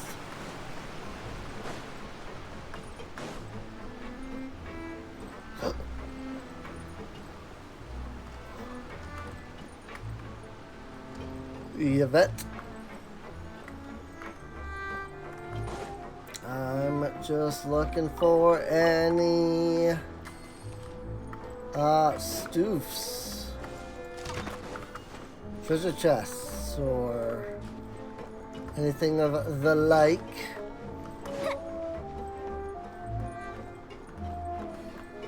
Be surprised what they add into even like the villages and such, so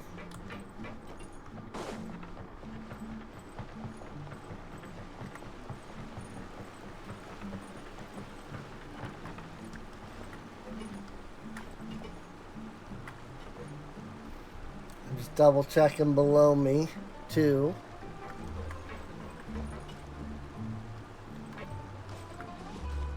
I mean, this is technically a dead end. I could jump over there, but instead I'm going to come down here. Because I already see little spots to investigate down here.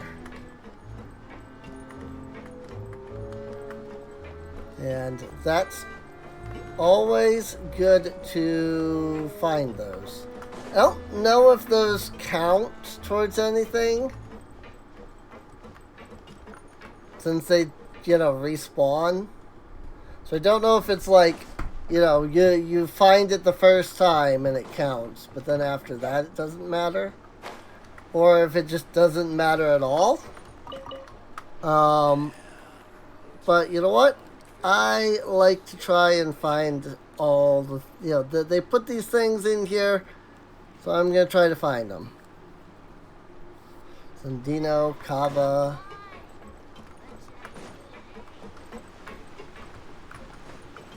Always gotta check behind things. You never know when something might be there. And you just don't know it because it's behind something. I have put a great many items behind trees and other things in the game I'm making. Because, one, it's fun to hide stuff. And two, all of the, like, things that I'm hiding do show up on the minimap that's in the game. So anybody who's paying attention to that will be able to find the stuff. Even though it's a 2D game, I feel like it's not too big of a deal to add stuff hidden underneath things, simply because there's a way to see them. You know? I wouldn't do that if I was making a 2D game that didn't have the minimap, but I have the minimap, so. And there's also technically a full map, and it shows everything too. So. Apologies for the wait, demoiselle, and our most important partners. You said before that you still had some business at the court. What brings you back to Poisson so quickly? Poisson. About that. It's because my partner here reminded me of something really important. You see, what if my father's case had something to do with water from the primordial sea? You still remember, right, Malus? On that night, it was raining? Yes, the case was quite similar to that of Mr. Linney's. Both were what you'd call impossible murders. Will the mastermind be the same person? Could you tell us a bit more about what happened before? Yeah, of course. Many years ago, something called synth began to gain popularity in Poisson. At a glance, it was a kind of drink that could excite your mood and produce many pleasant hallucinations. There it is. Wait! Didn't that guard guy who turned into water also mention that the primordial water could be used to produce some kind of potion? Yes, he did. Considering what we know now, it's almost certain that synth is created using water from the primordial sea.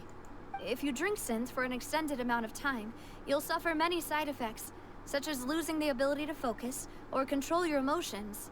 And if you were to stop drinking it completely, you'll experience flashes of paranoia and anxiety while lacking energy to do anything. It's an extremely dangerous substance.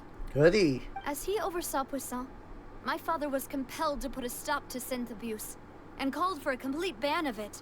Boss's uncompromising attitude incurred the synth vendor's wrath, but no matter how much they threatened or bribed him, he refused to yield. Not only that, Boss became determined to find the mastermind behind the synth operation and put an end to the problem once and for all. Yes, but the enemy was very cunning.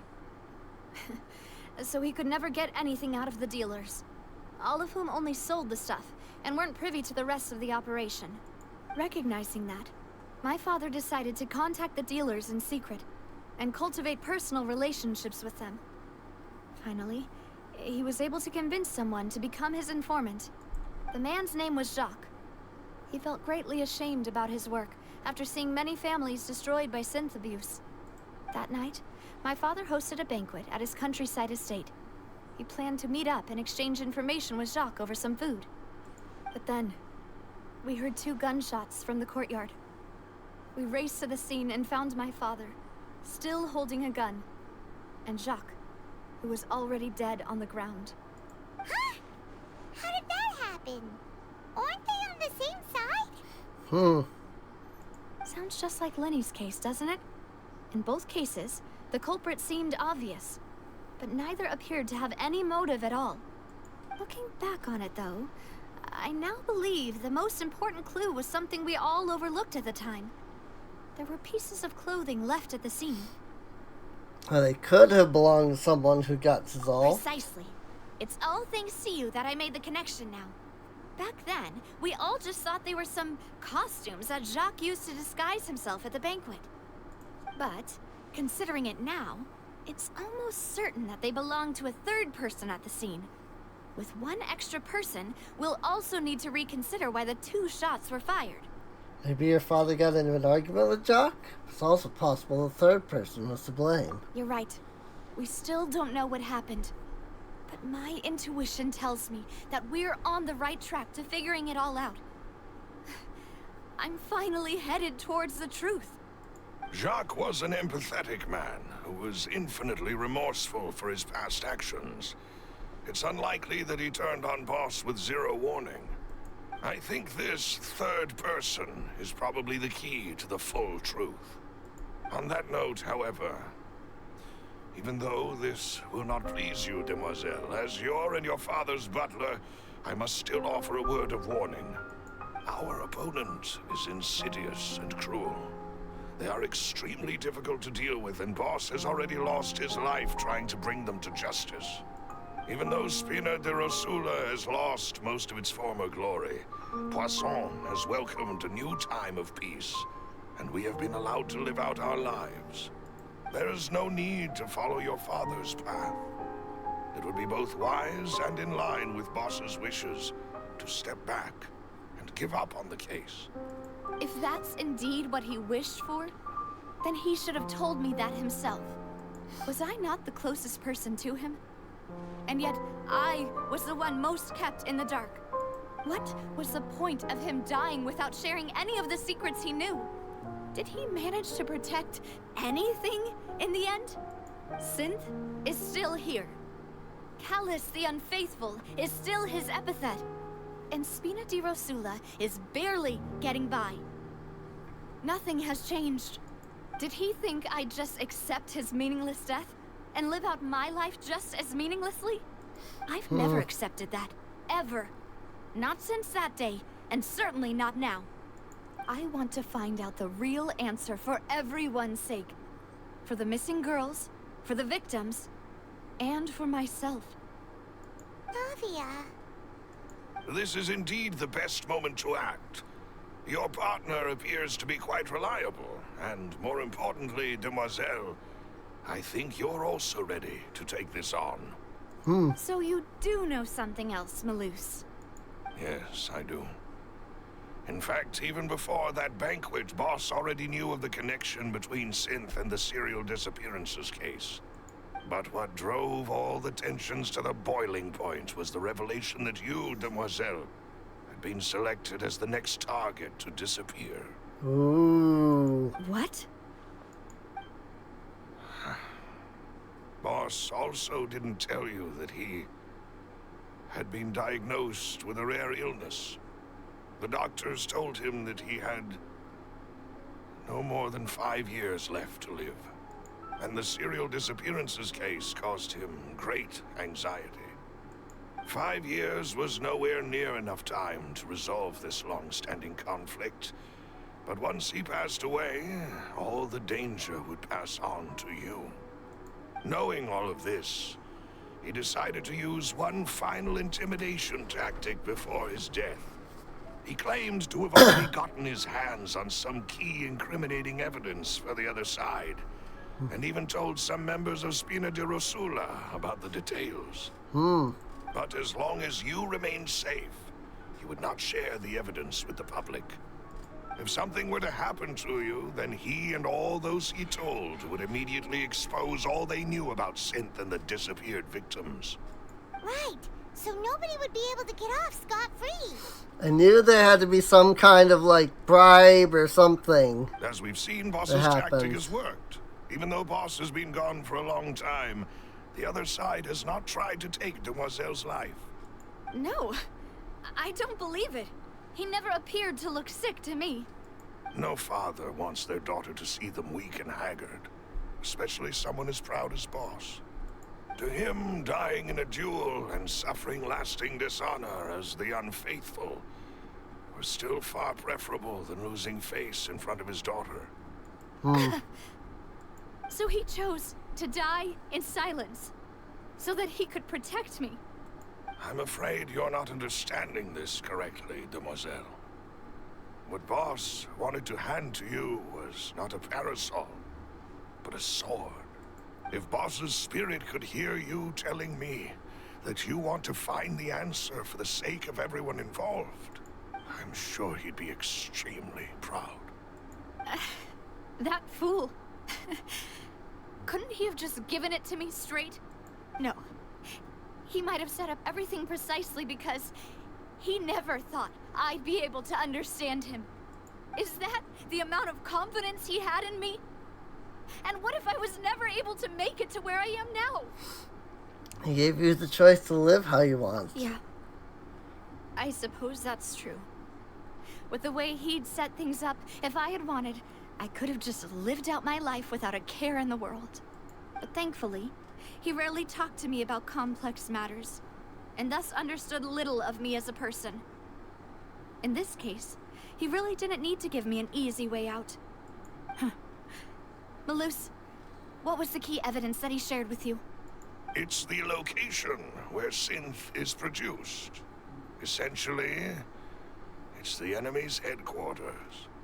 When he was threatening the enemy, Boss didn't share the specifics of the incriminating evidence he found. But if you want to use it against the enemy, you'll still have to take several things into consideration. Why? If we know where the place is, can't we just go storming in? You mustn't forget that we're fighting against a mysterious and dangerous organization that's been in operation for decades. There's no telling what might be lying in wait at their headquarters. We also have no idea what kind of evidence we may be able to find inside, nor what people we may be able to capture. But a single visit to their headquarters would be tantamount to a formal declaration of war. The worst case would be that we leave empty-handed, but also open ourselves up to full retaliation. Then, in that case, why not work with the Fontaine authorities? Well, you saw one of them dissolve during Mr. Linney's case. We have no idea just how thoroughly they may have been infiltrated. Huh. That's true. Seems my father really had no choice. But things are different now. It should be a lot easier to prove the other side's guilt now that we've connected Synth with the disappearances case. You sound like you've put a lot of thought into this, Malus. I am the butler, after all. I live but to serve the boss and Demoiselle's will. I've always been willing to take on any kind of risk for your sake. But considering my relative lack of ability, I've spent my time keeping secrets, performing basic investigations, and waiting for the right time to come. Thank you for all of that, Malus. Have you discovered anything new in the past few years? Let me think. One conclusion I came to was that the enemy must be quite familiar with Spina di Rosula, or at least have an informant planted here. When I announced orders to the organization's members on Demoiselle's behalf, I used to deliberately keep a few people in the dark and observe the reactions of the synth vendors. If the vendors didn't change their plans, then the individuals informed of our orders must be innocent. If the vendors packed up and fled, however, then someone must have given them the news. After several rounds of testing and investigative tracing, I've narrowed the suspect list down to 3 people. The first is Florent, Spina di Rosula's senior advisor. Huh? Florent? Yes, surprising, isn't it? He was one of the people Boss trusted the most, which also means that he was someone who understood Boss really well. Thanks to his position within Boss's innermost circle, he always knew our upcoming plans and could thus avoid capture this whole time. There's someone else like him too. Marcel, the head of Confrérie of Cabrières. Uncle Marcel. Uncle Marcel. What is this Confrérie? It's a guild in Poisson. The boss helped it to grow to its current size and prominence. In the beginning, they were only reselling some daily goods, but now they're one of the richest guilds around, with a lot of business connections in the city. So, they're like a sister organization of Spina di Rosula? Yes, you can say that. When we were fighting against the synth dealers, they provided us with plenty of support. It's a bit difficult to imagine someone using their own money to hunt down themselves. The final suspect is Thierry, the man responsible for coordinating information between Spina di Rosula and the guards.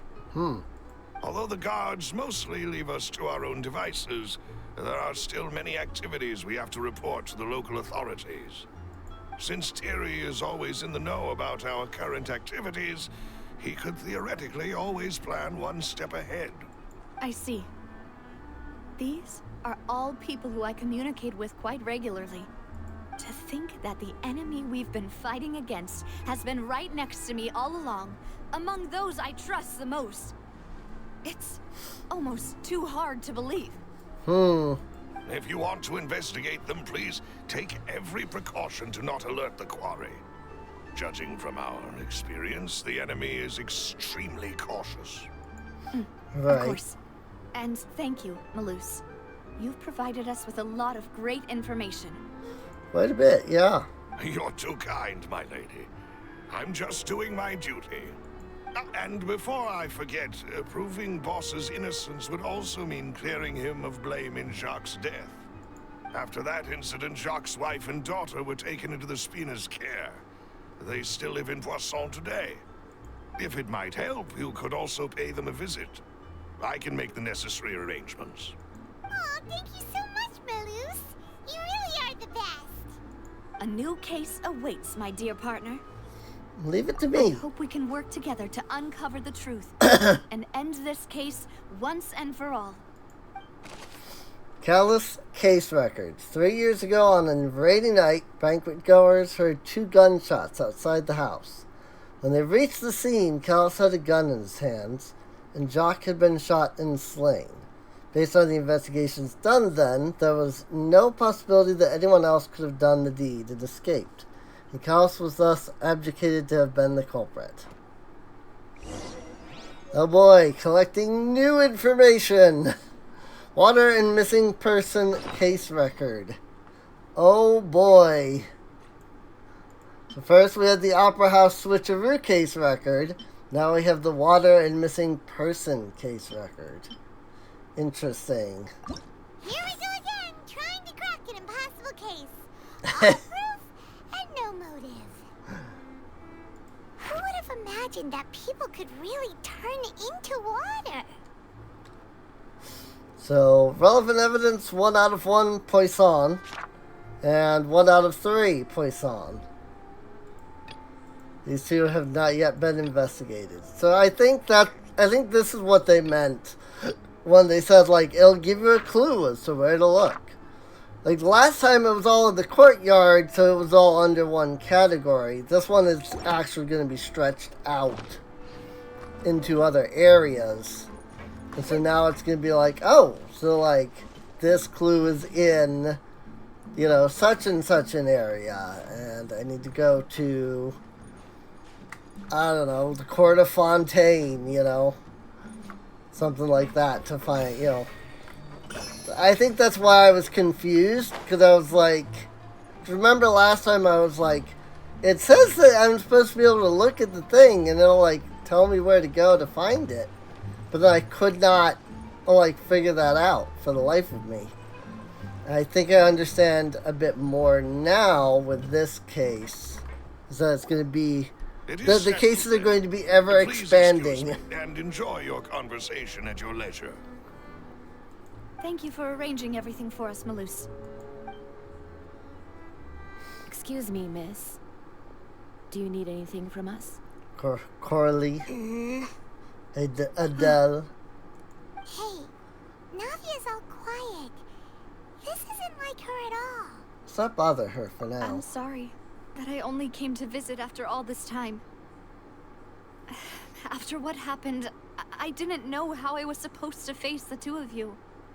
Ah, if it's about that, there's no need to apologize.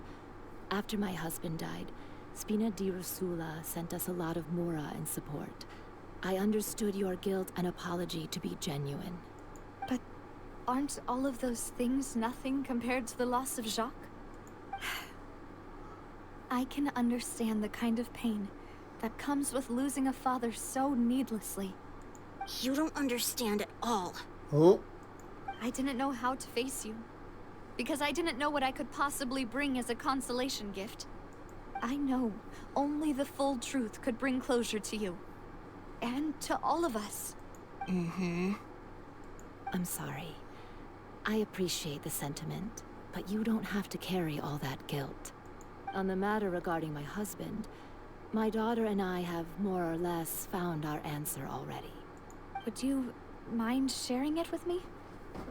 I really can't believe that my father could ever bring himself to shoot Jacques.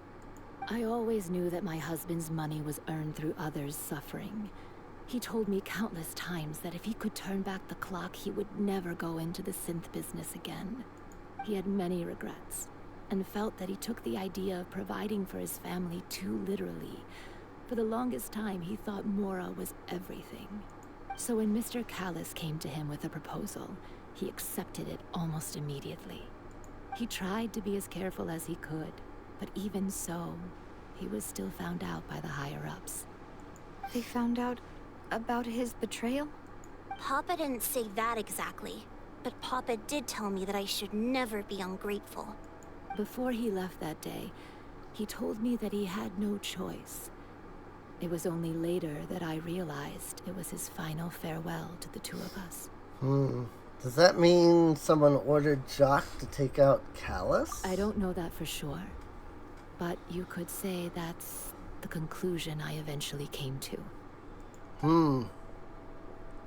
Which is why I'm the one who should feel guilty. Callis had always taken great care of us, both when he was still alive and after he passed away. Even if he fired the shot that killed my husband, it was likely in self-defense. It is impossible for me to hate him for what he had done. But Mama, why is Papa still the bad guy if he did the right thing? Papa always wanted to be a good man, so why did he have to do a bad thing in the end? Well, things aren't always as they seem. You still feel like your papa was a good man, right? Yeah, Papa was a really good man. The best in the whole world. Then you should hold on to that. If a good man had to do a bad thing, then he must have had his reasons. Regardless of whether he left you a parasol or a sword. He must have done so to give you a better life. Oh. Thank you for everything you've told me. I will definitely find the truth. The current state of things is not something I'm willing to just sit back and accept. Thank you. I'm very grateful to hear this from you. Even though your personality is quite different from your father's, your determination when you speak is really similar. You really think so? That's nice. The first time anyone said that to me. Testimony from Jacques' family. Jacques' family believes that he had struggled greatly with the order to kill Callis. Did Callis act in self-defense, or was there more to the incident? Are you okay, Navia? I'm fine. Don't worry. Let's investigate the 3 suspects next. Florence should be nearby, and we should be able to find Thierry and Uncle Marcel in the city. I'll get myself together on the way, so please don't worry. So, I'm wondering if Jacques killed the other guy via the water, right? And then shot himself.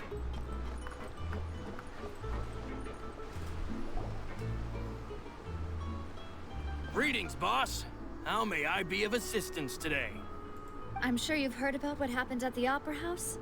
Someone got turned into water right in front of us. Yeah, I've heard. With something that dramatic, I'm sure journalists will milk it for all it's worth. And it'll be all the talk for the next several weeks. It also reminded me, on the day that the incident happened with my father, it was raining outside, and we found some clothes left at the scene. After my partner here put the dots together for me, I feel like we should try to reopen his case. Can you do me a favor and try to recall what happened that night? Let me think. Mr. Callis was feeling pretty upbeat that day. So he was drinking and bantering away with us at the table. After that, he told us that he wanted to go get some fresh air. So we let him go without thinking much of it. Who knew that we would hear 2 gunshots ring out right after? My first reaction was that Mr. Callus's life was in danger. So, I grabbed my holster and made a mad dash toward the scene. But when I got there, it was already too late. Mr. Callus was standing over a dead body with a gun in his hands. All we could do was look back and forth at each other, not knowing what to say. So you also remember 2 gunshots then? Indeed. The guard said that the first shot didn't hit anyone, while the second killed Jacques. But I've never really bought that explanation. Okay, so so the person that got turned into water definitely got shot then. Reason being, Mr. Callus had left his gun on the table. I even made sure to confirm that before running to the scene. But according to the guards, that doesn't mean he couldn't have had other guns on his person. About the clothes left at the scene that you mentioned, do you think there was a third person there who was turned into water? It's very possible. At least from our perspective, my father had no reason to kill. So he would also have no reason to bring an extra gun with him. The gun he was holding probably belonged to Jacques, or a third person on the scene. Right. Yeah, that makes a lot of sense. So you're saying Mr. Callus ended up with the gun because he seized it from one of the other guys? But hold on. If that's what had happened, then why didn't he share the truth with any of us? He didn't even want to face the Oratrice machine, and chose instead to prove his honor in a duel. Did he lose all faith in the courts after seeing someone dissolve right in front of his eyes? About that, Malus told me a thing or two. So, I think I can understand why he committed to the duel.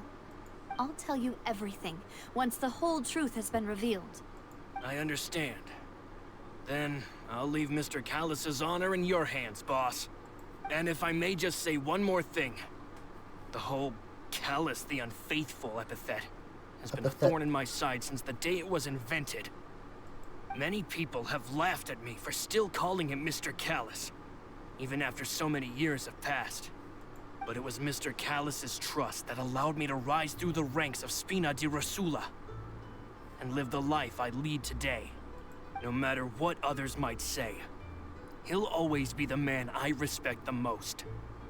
And he'll always be my boss. Don't worry. I will definitely find the truth. You and all our other comrades at the Spina deserve to know the truth as well. Florent, the advisor to the Spina di Rosula, claimed that he was very grateful to Callus for his kindness. He was also present at the banquet on the day of the case and could provide evidence that Callus did not carry a gun with him when he went out.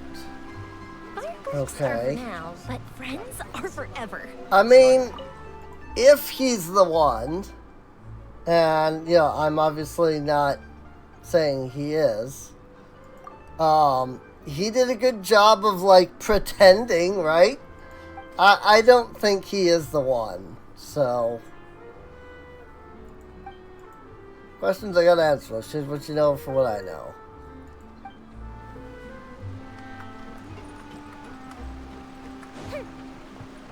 So, he sounds pretty genuine. He sounds like he really, you know, it is genuinely like, hey, you know, this was a terrible thing and, you know, I want something to be done about it. If he were in on it, I think that would not be the case. So, at least not so heavily. Thierry! Hey, Thierry! It's me! Oh, now, what brings you here, Miss Navia? I've heard that you made quite the name for yourself at the Opera House. Oh, so you've got news of that already. Oh, okay. Hey, I'm also a member of the Guards, you know. The way you make it sound, people would think I was sent off to Poisson because I had done something wrong. Are you sure there isn't a little bit of truth in that? Under normal circumstances, shouldn't you have been called back to the city already? I mean, Where I work is really up to me. Let's just say I enjoy the ambiance of Poisson. Callus did a fantastic job running the town, building Spina di Rosula from the ground up and clearing many obstructions in my way. It would be next to impossible for me to find a similarly easy but high-paying job in the city. Anyway, enough chit-chat. Are these two friends of yours? You, here for some formal business? Yes. These two are my partners. What happened at the Opera House made us realize that Linny's case and my father's may be related. We're trying to reinvestigate the details of my father's old case. Ah, I get it. You think there might be more to the case now that we know people can be dissolved into water, right? I was also flabbergasted when I first heard of it. If you want to go through the original files from your father's case, I can help you look for them. That'd be much appreciated. Thank you. Actually, I have another question. Do you have the authority to dispatch Gardamex? Of course. Without them, I couldn't possibly handle Poisson on my own. Why do you ask? We definitely can't use them to forcefully get more evidence for your father's case. Well, you see, just recently, we were attacked by a horde of unnumbered Gardamex in the city. So, if you hypothetically wanted to do something against me, all you would need to do was get rid of the mecha serial numbers and send them after me. Then you think too highly of my abilities. Dispatching mecha is very different from controlling them. If I had to make an analogy, when you order a dish, the chef will make it for you. You can ask the chef to cook, but not to massage your shoulders or carry your baggage. If you try to make unreasonable demands, the chef would just think you're out of your mind and ignore you completely. The same goes for me and my Gardamex. Removing a serial number is also not as easy as you might think. There are a lot of complex steps to it, and it's almost impossible to keep it a secret. So I can promise you, those mecha were definitely private units. They're certainly not cheap. So, whoever their owner is must be super rich, powerful, or both. Now that you mention it, though, being in the synth business would definitely be profitable enough to afford this. Makes sense. Oh, then you're officially in the clear, Thierry. Oh, thank you for the vote of confidence, Navia. Jokes aside, I'd like to wish you all the best with your investigation. I'll be staying in the city for a little while, so just come find me if you need any support from the guards. Thierry is the person responsible for official contact between the Spina di Rosula and the guards. According to him, only the sufficiently rich can privately own large numbers of guard mechs.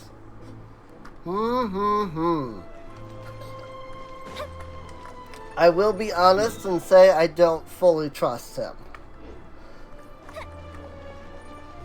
He did not give me the, this is somebody I can trust vibes that I got from the first guy, whose name completely escapes me for some reason. So, not saying that I have any reason not to trust him, just saying that I don't know that I do trust him yet. Hello, how may I help you? Kalkagni. I'm here to see Marcel. Could you please let him know? You can just say Navia's looking for him. Sure, I will let him know right away. Conferry of Cabaret staff. Navia, hello. Sorry What's to up? keep you waiting. I'm not as young as I used to be, so my legs are giving out a bit. Oh, it's all right, Uncle Marcel. There's no need to stress. I just wanted to talk to you briefly about what happened in the Opera House. I'm sure you saw everything too, right? Yes, I've never seen anything so strange. Oh, you were at the Opera House too? That's right. I went there with Navia to see the magic show. Who knew it would turn into a whole murder mystery? I also witnessed your marvelous sleuthing work. Quite impressive. To beat the Hydro Archon at her own game on her own turf, I can already imagine everyone in Fontaine discussing your exploits over a few glasses of wine. Oh, Paimon doesn't want to become the talk of drunkards. Right? Apologies. It's just how Fontaine is as a nation. Everyone loves drama and theatrics. Uncle Marcel, you've also noticed that other thing, right? The fact that humans can dissolve in water? Yes. I was reminded of your father's case right away. Is that what you're investigating now? Exactly. I still don't have much solid proof, but I can sense that the other side has already begun to act. Oh, and what makes you say that? We were attacked on Araneus by some unnumbered Gardamex. And there was also an attempt to get me to drink water from the Primordial Sea. If not for the vigilance of my partner, I probably wouldn't even be here talking to you right now. Oh, you're giving us too much credit. Wasn't it you who protected us? Alas, it seems things are heating up again. The peace that Callus sought so dearly will soon become a thing of the past. But rest assured, Navia, Poisson will always remain a safe haven for you. If you're scared, you can always return there. If anyone dares to lay their hands on you there, the Confrérie of Cabrières will use its funds to the last Mora to bring them to justice. Thank you, Uncle Marcel. But I don't intend to go into hiding. I'm going to strike while the iron's hot. Do you have any new thoughts on my father's case? About that. Sorry, my age is catching up with me, so it'll take me a while to recall my memory. The Confrérie was responsible for that banquet, so I was out and about the whole time making sure things were running smoothly. I didn't even have the time to drink with the guests. Then I heard the sound of a gunshot, and the rest was history. Oh, it's okay. One no need to push yourself. gunshot. We'll ask around some more. See if there are any valuable clues elsewhere. Sounds good. Just let me know if you ever need Mora. All my wealth comes from Callus's patronage and support. I'll spend however much it takes to clear his name. Marcel is the leader of the Confrérie of Cabrières and was the organizer of the banquet years prior. The Confrérie and the Spina di Rosula have always maintained a close working relationship. Though his recollection of the events of the case is quite foggy, he is willing to defend Navia.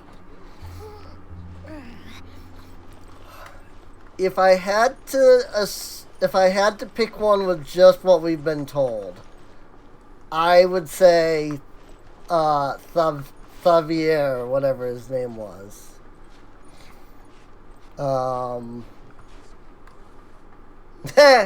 We've talked to all three suspects, purely based on their conversations with me.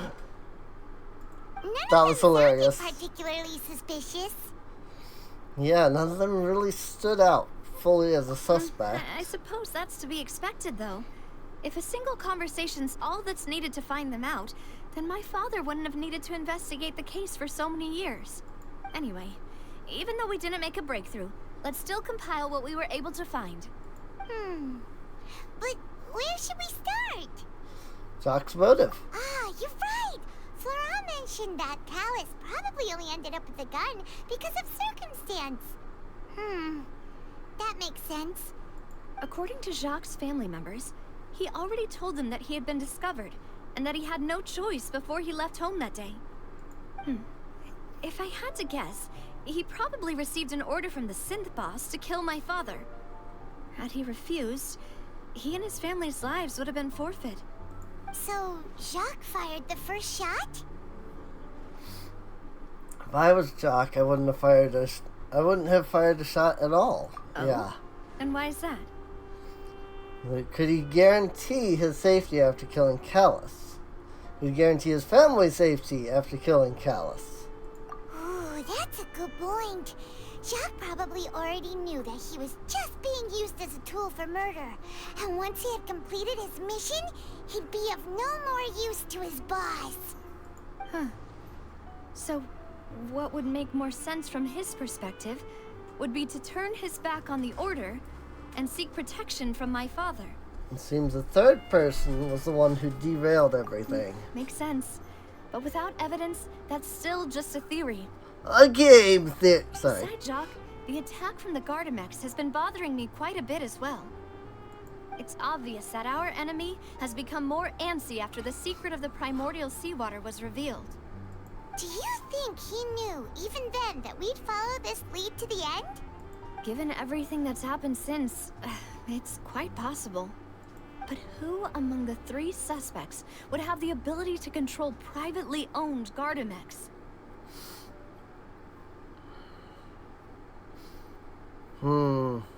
Thierry, you say? Thierry. Huh.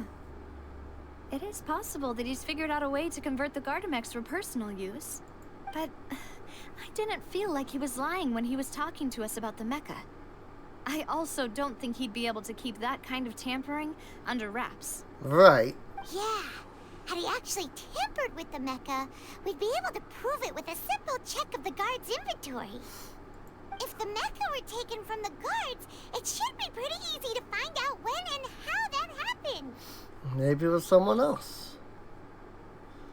Flora? Flora? It is true that he was closest to my father, and thus had the best chance of learning about his dealings with Jacques. But as Spina di Rosula's advisor, his work mostly deals with personnel and security, so he shouldn't have much means when it comes to finances. So you're saying he's too broke to afford a mecha army?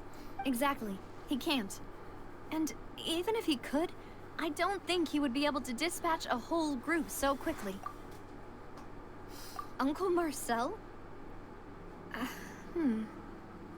My father did really trust him. And they worked together on a large number of projects. Maybe that's how he got to know Jacques. And with funds from the Confrérie, he could also afford a large number of Gardamex. It's still really hard for me to imagine, though. After all, Uncle Marcel has been around since I was just a child. Also, wouldn't this mean he has been spending a whole lot of mora and energy to fight his own synth business? Who could it be? I think...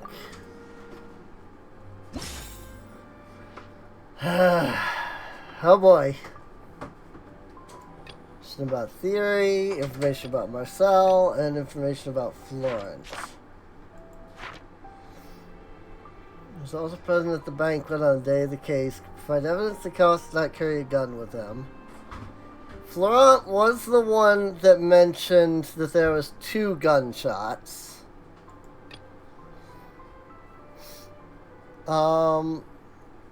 Sufficiently rich can privately own large numbers of guard mechs.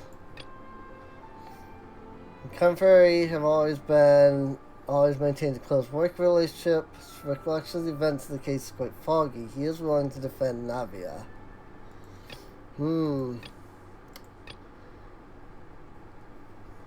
Because here's what I'm thinking, and this could be completely wrong. Yes, only the sufficiently rich could privately own large number of guard mechs. But what if,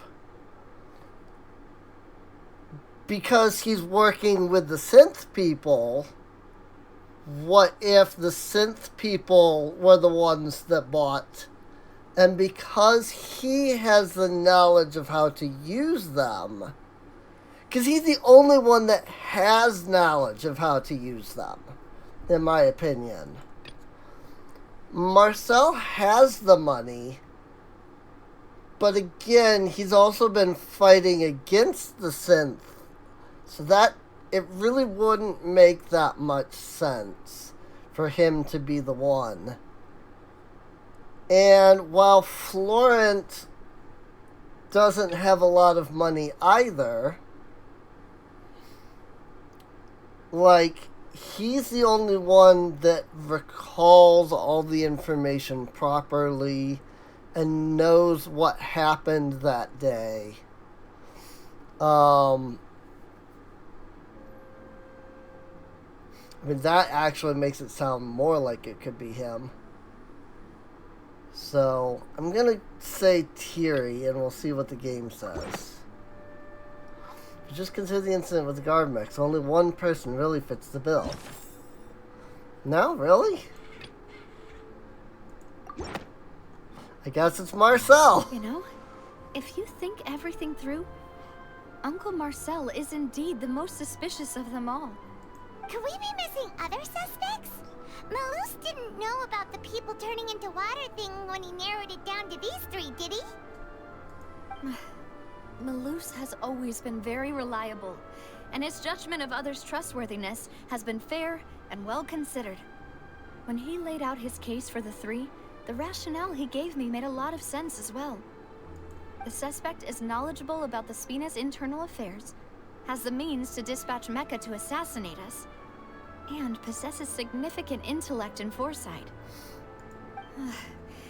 Even if I don't want to believe it, I'm starting to see how things could all tie back to Uncle Marcel. He is someone who's very close to you, after all. Well, we still have another trump card on top of all the theorizing and speculating. The synth production base. Yes. Malus did say that charging straight in there would be extremely risky. But we don't have any other options right now. We need far more solid proof before we can hope to go charging in on our enemy. Navia, here you are. Oh, I've been looking for you. Huh? Aren't you the guy from the guards? Did something happen? Yeah. News came from Irenaeus just after you left. We've got another trial on our hands. Oh? Wasn't that place built specifically for holding trials? What's so newsworthy about this one? I know. But they said the person they're putting on trial is a Fatui harbinger called Tartaglia. I mean, let him go to trial and get rid of him. Like, get him out of here. Get him out of here. What? Is that someone you know? Unfortunately. We know him. Maybe even a little too well. I hate his guts so much. He's been accused of being the true culprit behind the serial disappearances case. It's absurd, don't you think? Yes. I don't... How? None of our investigations really, had I have anything to do save with Child's him. butt. That's what I thought was strange about it, so I came to tell you the news right away. If the charge against him stands, then it'll be next to impossible to get the guards to support any of our planned investigations. Right. Because they'll think they've already found the culprit. Yeah. And it'll be a lot harder then to clear Mr. Callus's name. Freaking let him die, I don't care. Well, partner, what do you think we should do? We still haven't found any conclusive evidence. Let's split up. Huh? Split up? What do you mean? You can go to Irenaeus, while I'll go investigate that place. I'm confident in my combat abilities, after all. Just as expected of my partner. Since this is a trial about the serial disappearances case, the culprit's attention will be focused on Irenaeus, leaving his home base wide open. You're right. This is our best opportunity. All right then, let's do this. I'll stall them at the Opera House and charge Marcel as the true culprit. I won't have any chance of making that charge stick though, unless we find more evidence. It'll be up to you to make it back in time and hand the decisive evidence to me. Leave it to me. We'll help you, just like you helped us in Lenny's trial. Demoiselle, please allow us to accompany you. I'm ready. Ah, Malus, Silver. When did you two get here? Oh, look. I haven't seen a bot in a long time. Whoops. Nope, that's not the button I want. I want to remove them.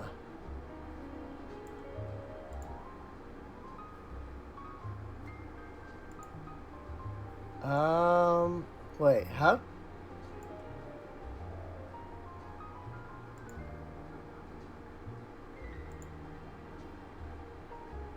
Did you not do that on the OBS thing?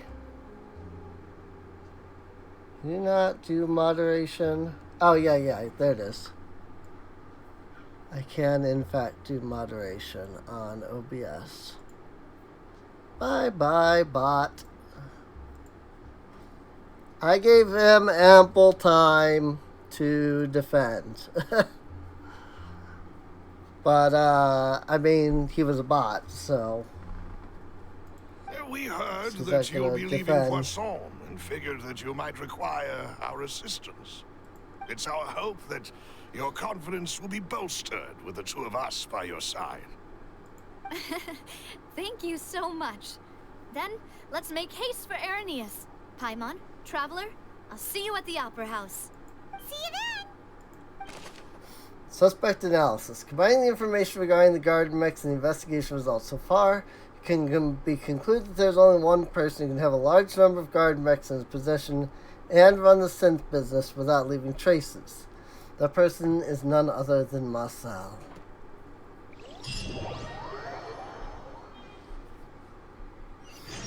Now that Navia has set out for Irenaeus, we should also get going.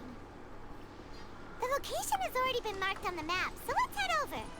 To the place Malus mentioned. Really? It's just right here next to freaking... I mean, it's probably like a domain. Huh.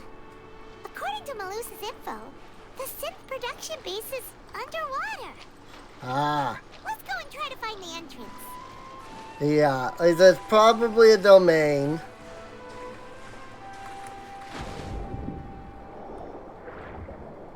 I'm like, really? It's not right at the edge of Fontaine itself?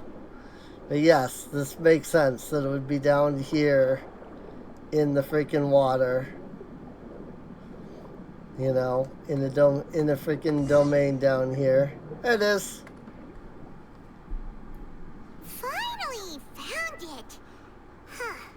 So this is the entrance that leads to the synth production base. It sure doesn't seem out of the ordinary at all. I don't want to stand out. I'm sure what we find inside will be extraordinary. You're right. An important place like this is bound to have a ton of protective measures and mechanisms. Navia's probably arguing up a storm right now to stall for us.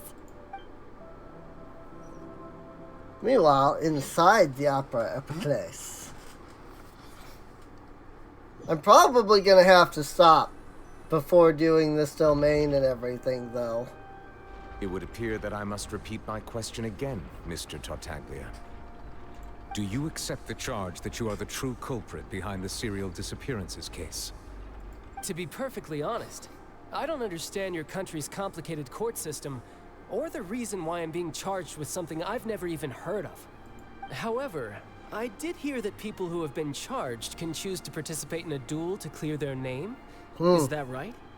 In which case, as long as I accept the charge, I can have an all-out fight with that champion duelist Clorend, right? Oh boy. I've got to admit, that's one of the most enticing offers I've ever received. When I privately sparred with her last time, she was obviously holding back. Real disappointing. Hey! Don't you understand? You're currently the prime suspect for a major case. This isn't the place for you to be looking for fights. Oh? Sounds like the Hydro Archon wants to lecture me on the ways of the Opera House. Then why don't you duel me too? I'm the kind of student that learns best in the heat of battle. Freaking Tartaglia. No. That's not what I meant. Alas, it would appear that communication with the defendant is going poorly, and we have made very little progress. In that case, let me explain everything from the very beginning again. The goal of this trial is to determine the culprit behind the serial disappearances case. That case had nothing to do with him. You've got the wrong man. Huh? What's going on?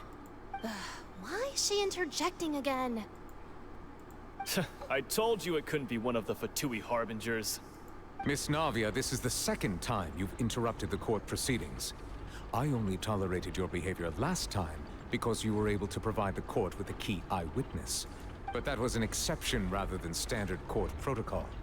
I can very well charge you with contempt of court for your interjections. Oh, please. Did you ever think I had any respect for this place's pointless theatrics? We can put that discussion aside for now. I'm not here to argue with you. I'm here to charge the true culprit behind the serial disappearances case. And if my charges prove true, then Tartaglia here will be proven innocent by default, correct? Oh, A young lady has charged in and offered to clear my name. How fascinating. Well, I'd gotten half bored to death by all these rules and procedures anyway, so I'll take you up on that offer. So, Your Honor, is there nothing else for me to do now? You may take a seat for now in the audience, but that doesn't mean the suspicions against you have been lifted. Now then, Miss Navia, who is the person you would like to charge instead? Can we just get rid of him? Like, really? That person is... That person is Marcel. Yeah. Select the one that's Marcel. The head of Confrérie of Cabriere. Huh? What confrérie? Never heard of them in my life. I've heard of them, but weren't they Spina di Rosula's sister organization? Oh, is this going to be a friends to enemies type situation? Please let me remind you, Miss Navia, that charging someone is an incredibly serious matter. Committing to the charge also means taking on the legal responsibilities associated with it. And if the charge fails, depending on the circumstances, you may also be charged with the crime of making a false accusation. Knowing this, do you still wish to charge this man? Yes, I do. In that case, I declare the charge to be valid. Miss Navia and attorneys, please take your places on the court. Members of the guards, please contact Mr. Marcel right away so that he may stand trial. After some time, a shocked and confused Marcel is brought to the stands. Mr. Marcel, you will not require an attorney. Is that correct? Apologies. It all just happened so quickly. I still haven't figured out what's going on. I think an attorney won't be necessary. This is probably just a misunderstanding between me and Navia. Very well. In that case, since both sides have now arrived, Miss Navia, please present your charges. I would like to take everyone back to 3 years ago, to the case of Callus the Unfaithful.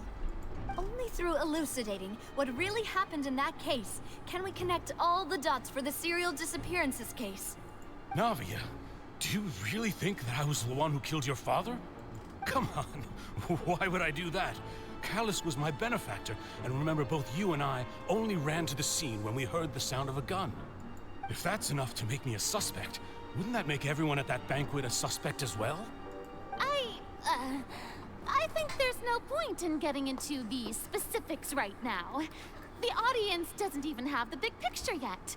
Even I'm struggling to remember some details of that case. Exactly correct, Your Honor. I must refresh everyone's memory about that case before I can explain my charge and reasoning. I see. In which case, I will recount the findings about that case as originally recorded by Maison Gardiennage. Okay. On the day of the murder, Spina di Rosula hosted a large banquet in a countryside estate owned by the Confrérie of Cabriere. So I guess I'm not doing a domain. That's fine. During the banquet, all attending guests heard 2 gunshots from the courtyard. When the guests arrived at the scene, they found the primary suspect, Callus, holding a gun, while his acquaintance, Jacques, lay dead from a gunshot wound. The guards' investigation did not recover any other firearms from the scene. As a result, they concluded that the suspect's first shot must have missed, while the second must have taken Jacques' life. The suspect did not dispute this conclusion, and also declined to defend himself in court. Instead, he chose to prove his innocence through a duel. Callus was defeated by champion duelist Clarand in the ensuing duel, and soon succumbed to the injuries. These are the known facts about the case. Let me guess, it's gonna be these 3 again. Do I even need to look at the first one this time? One with the motive to kill was Jacques, not my father. And even so, Jacques still had no reason to pull the trigger. In truth, the third person shot Jacques first, and was shot in turn by my father when my father seized the gun from him. After that, the true culprit turned the third person into water, erasing all traces of him from the scene. Thank you for the summary, Your Honor. Of course, the guard's conclusion appeared quite sensible to us at the time. However, we should revisit the case now that we've gained new information about the abilities of water from the primordial sea. Navia. The day of the murder, Spina di Rasula hosted a large banquet in the countryside estate owned by the Confrérie of Cabiet, however you say it. During the banquet, all attending guests heard 2 gunshots from the courtyard. According to the investigations, Callus, who had a motive to kill, murdered Jock for his betrayal. So, I was going to say, is there anything about the fact that he only heard 1? But no, that's not being listed. Callus did not carry a gun. Caesar Callus, who had a motive to kill, murdered Jock for his betrayal. Except he didn't have a motive. When the guests arrived at the scene, they found the primary suspect, Callus, holding a gun. While his acquaintance, Jock, lay dead from a gunshot wound. Based on the investigations done then, there's no possibility that anyone else could have done the deed and escaped. Callus was thus abdicated to have been the culprit. After conducting a reinvestigation, it is now certain that Callus did not bring a gun with him. Moreover, details of the case point towards the possible existence of a third person. Guards' investigation did not recover any other firearms from the scene. As a result, they concluded the suspect's first shot must have missed, while the second must have taken Jock's life. This deduction is based on circumstances where there is no third person on the scene, but it turns out there's a method that can cleverly cover up the killer's tracks. Right.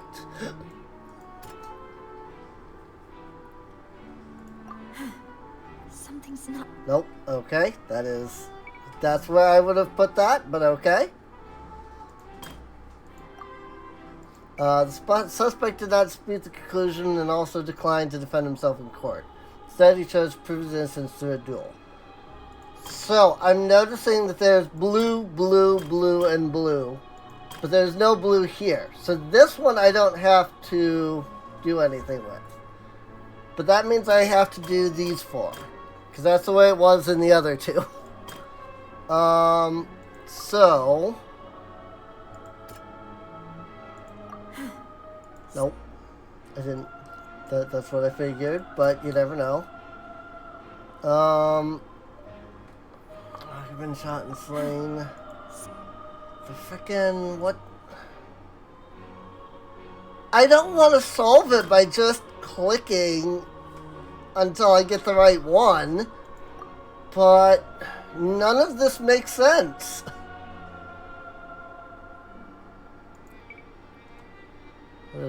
Callus had a motive to kill, but we know that he didn't carry a gun. Like, he had no motive to kill. He wasn't carrying a gun. I'm sorry, that makes sense to me.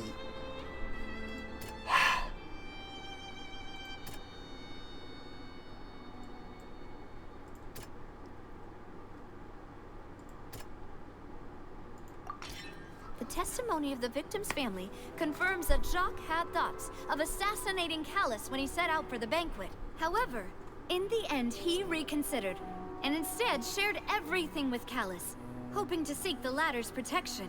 Unfortunately for Jacques, the true culprit had already considered this possibility, and had sent out another assassin. Okay. I'm glad that that's the one that went there, even though I would not at all think that. That was literally just me picking one at random.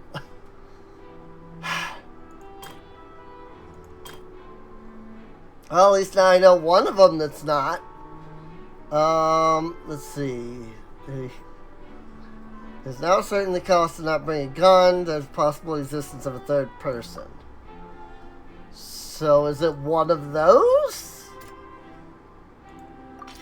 Yes. This assassin Maybe first shot Jacques, then turned to shoot Callus, only for Callus to wrestle the gun from him and kill him instead. Maybe maybe the blue words are hints to what I'm supposed to be using. I'm thinking more along the lines of like, these are what I'm trying to like refute. Except that can't be right because Confrérie of Cabiet, that's why I use this one. Because it's literally freaking Marcel. The clue the suspect's first shot must have missed, while second must have taken Jack's life. This is based on circumstances. There is no third person on the scene.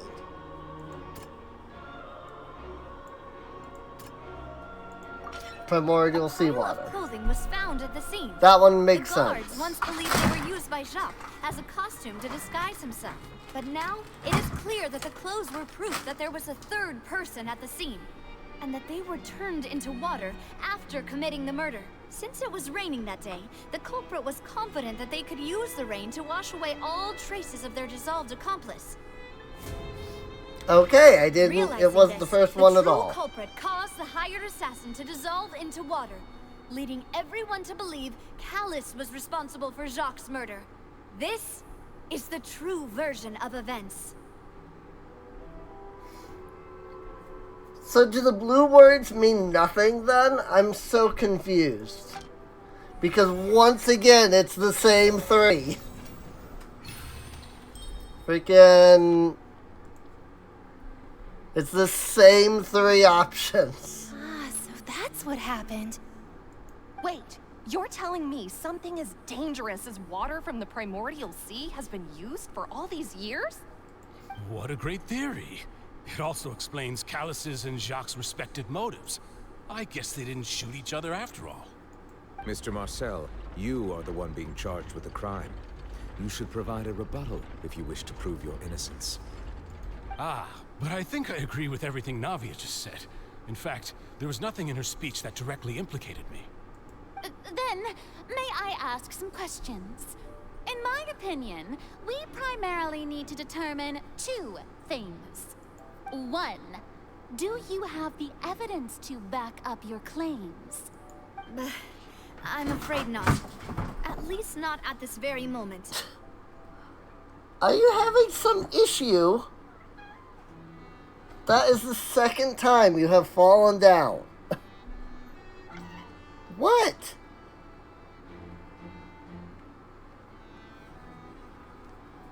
That is the second time you have fallen down in the same spot. Where are you trying to go? What is wrong, kitty cat?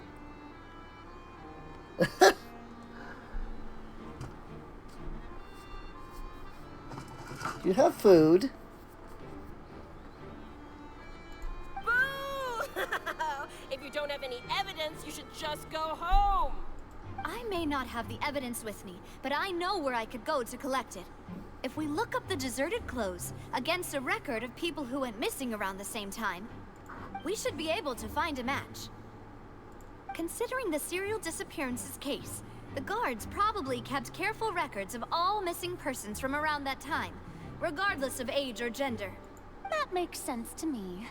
Monsieur Neuvillette, I would consider this to be a reasonable investigative direction. Why do I feel like Farina's acting a little differently today? Maybe she's scared of embarrassing herself again? Alternatively, she's become more diligent after charging an innocent citizen in the last trial. My second question has to do with the ensuing duel. If the truth is indeed as you described, then why didn't Mr. Callus explain himself in court? If he had testified that a person had been dissolved, he could have at least mounted a defense. I thought about this too, and the answer is actually pretty simple. He felt there were things that were more important to him. The dissolving power of water from the primordial sea is an important secret for the true culprit of the serial disappearances case. My father could have exposed it for all to see, but he chose to take it to the grave. At that time, Spina di Rosula was in dire straits, and his reputation had already been shattered. He had no guarantee that going forward with the truth would allow the culprit to be brought to justice. What was certain, however, was that it would paint a gigantic target on my back. Boss once told me that Demoiselle had already been selected as the next target of the serial disappearances case. What? If the secret had gotten out, the culprit would have fought an all-out war with Espina right there and then. I wouldn't have been the only one in danger. all of us would have stood to lose our lives. Of course, the guards might eventually figure out the truth of the matter and determine that we were in the right. But what good would that do? How can a hollow verdict protect anyone? Had this opera house ever given my father any kind of confidence in its brand of justice, Spina di Rosula would have had no reason to exist. But by staying silent, we retain the ability to deter our opponents and continue the stalemate. I was able to become Spina di Rosula's president, which made me harder to target, as well as giving me more time to grow and learn. And once I have figured out the truth and stepped up to the challenge, I will do what this opera house cannot, and restore my father's truth and honor back to him. So, you mean to say, your father intended to die in the duelist's ring? That's right. Do you have any proof? Of course. All you need is to ask his opponent, Clarand. Oh. I don't need your apology, your guilt, or your support from the shadows. You don't have to do anything for my sake.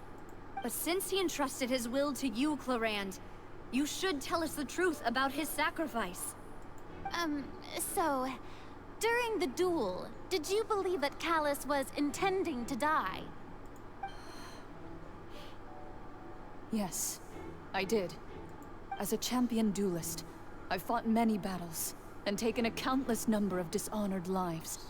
In my line of work, I've seen all kinds of people give their all for the faintest hope to continue living. Some were determined, others passionate, and some even manic and twisted. Just one look and I can tell if a duelist is hoping to live or if they're looking to die. I hereby swear on my name and honor as a champion duelist that Mr. Callus never intended to leave the ring alive. There it is. Since that's your testimony, I have no more questions. It appears there really are good grounds to reopen this case. I concur. However, Miss Navia, you still have not explained the link between your father's case and the serial disappearances case. Right? What she said was fascinating, but kind of beside the point. Wait, weren't they just talking about the serial disappearances case? Of course, Your Honor. The two cases are connected via a matter of timing. In my father's case, the culprit intended to kill both Jacques and Callus. As a result, they planned to act after hearing 2 gunshots. And, at the end of Linny's trial, the culprit also only dissolved the victim in front of everyone because they realized they were at risk of being identified. The culprit could only time their actions so precisely if they were already at the scene. Coincidentally, Marcel attended both the banquet and the trial. So that's why you suspected me. Even after hearing your reasoning, I still can't help but find it a little preposterous. I'm used to it, though. You've always been an impulsive and sentimental child, Navia. It's one of your most endearing traits. No need to appeal to pathos.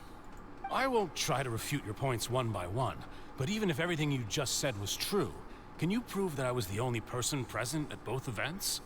On top of that, does a person have to be physically present to control the timing? Can't someone remotely monitor the place? Don't know what she can say to that. I know that even with that, you might still think you can reduce the list of suspects with some further investigations, until I'm the only one left on the list. Alas, who won't feel at least a little hurt by an accusation of murder from a girl you see as your own daughter? But if I were to dismiss this completely, you'd also think I'm not being considerate of your feelings. Ah well, let Uncle Marcel teach you another lesson. Do you know what the biggest flaw in your reasoning is? I suppose you're gonna tell me anyways. It's timing again. I'm a businessman by trade. From that standpoint, there's no reason for me to kidnap young women. It's a high-risk action with nothing to gain. In addition, I left my home in Snezhnaya when I was young to come to Poisson and work in some trade. My business only thrived when I received Callus's patronage. But the disappearances began before I ever stepped foot in Fontaine. I do apologize, Demoiselle. This was my mistake. No, it's not your fault. I'm sure he had come prepared. Is there anything else you'd like to say?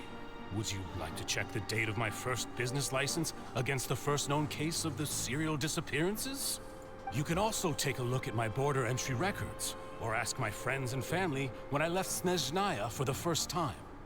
Could those records and testimonies do something to appease the unspeakable anguish in your heart? Seems like she got the wrong guy. At this rate, Navia will be convicted for falsely accusing him. I think you've done a superb job of dissecting your father's feelings as he neared the end of his life. But aren't you going against all of his wishes and expectations right now? He wished for you to become more rational, collected, and conscientious, instead of dwelling only on your own feelings. Once you've learned to be more considerate of others' feelings, and to stop rushing headlong into things, you'd have met most of his expectations. This isn't just about me, and it never has been. The biggest difference between me and the rest of the victims is that I still have the ability to search for the truth, while that same agency has long been taken from them. The people whose families were destroyed by synth abuse, the people who lost their loved ones to the serial disappearances, and the people who suffered tragic ends due to their sense of justice. Many people's images are flashing before my eyes. I'm sure some are coming to those of you in the audience as well. And whose image do you see, Marcel? Is it a man named Vacher? Vacher. Oh, so you do know that name. I'm merely surprised you'd suddenly say the name of someone I've never even heard of. Sure. I was waiting for you to say that. A little while earlier, at the entrance to the synth production base,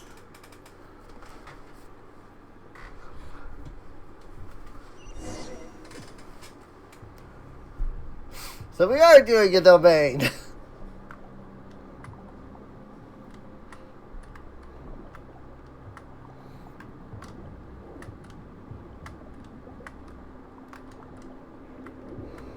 All right.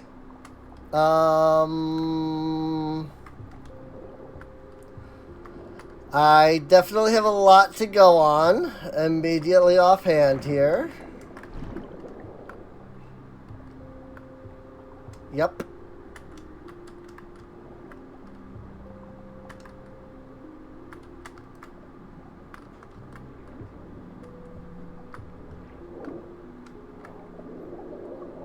Up. That makes a lot more sense, actually. I'm going, I don't really get how this whole place is underwater, but sure. Got it. Going up. Party setup. Nice. That's actually a nice, neat way of handling that. I'm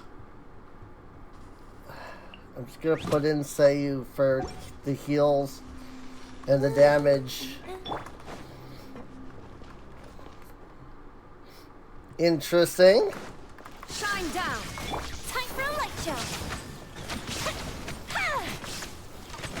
I really do feel bad, though, that poor A just constantly is summoned, push button, never use beyond that. Whoa, the floor is going up.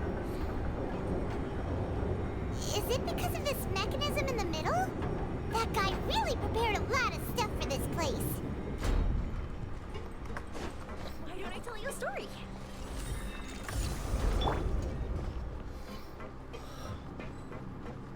Door of Resurrection activated. Paimon thinks we need to go up, but Paimon doesn't see a way. Let's take a look around. Maybe we'll find a hidden mechanism that'll show us the way up. Nice. It's a domain that's going to utilize, like, the mechanics of the underwater stuff, huh? I mean, that's kind of cool. What the frick? That's a statue, for sure.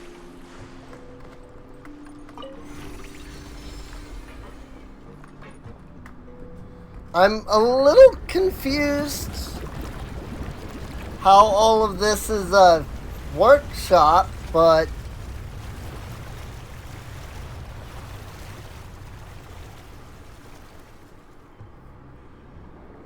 the water level is rising. Now we can swim to the top. But this is still a ways away from where we need to go.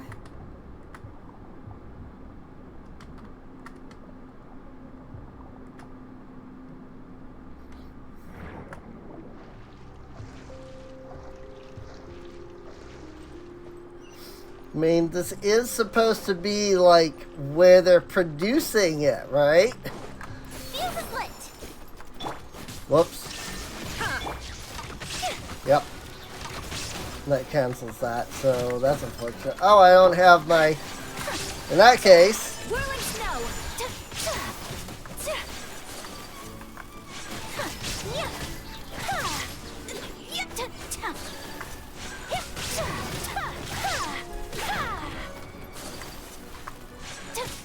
I like that these turrets barely do anything. Take flight.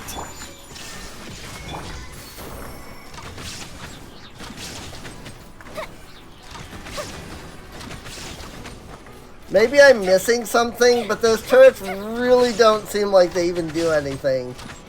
Like, I did see them shoot for like a split second. Come on out. Illusion shattered.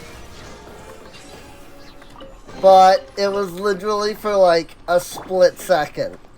They like shot twice at me, and then that was it.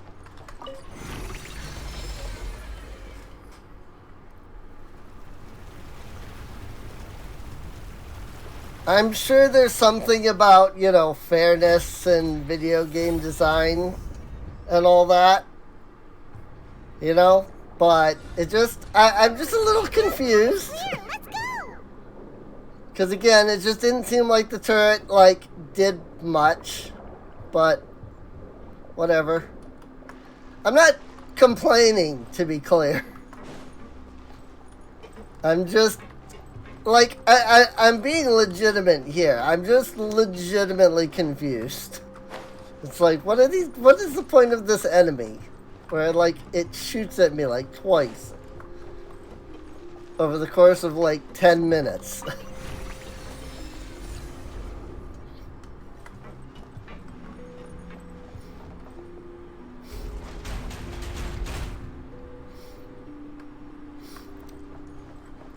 The real question I have, though, is where are they getting the water of the primordial sea? There is no escape.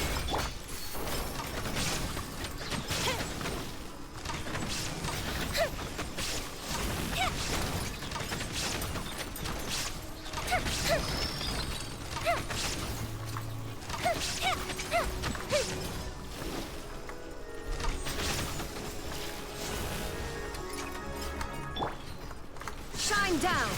Now you shall perish. Like, the worst thing about, like, A's freaking, like, elemental burst is like, oh, I hit the freaking elemental burst button, but,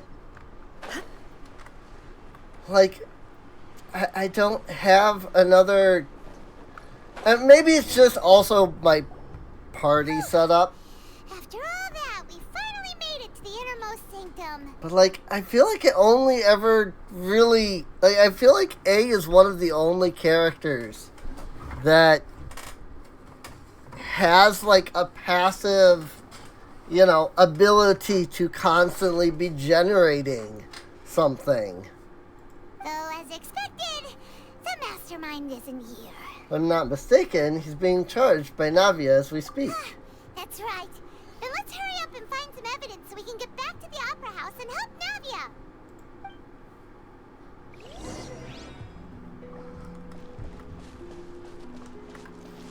Oh, what?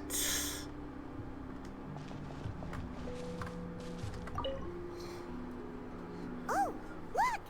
There's an important-looking basin over here, and it's full of water.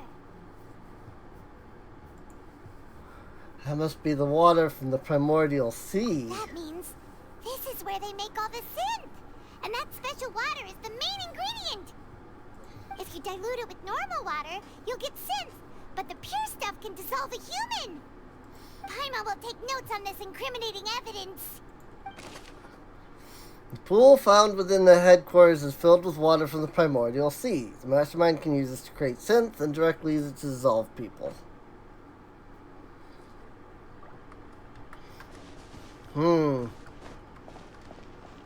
That is a pool of water. I mean,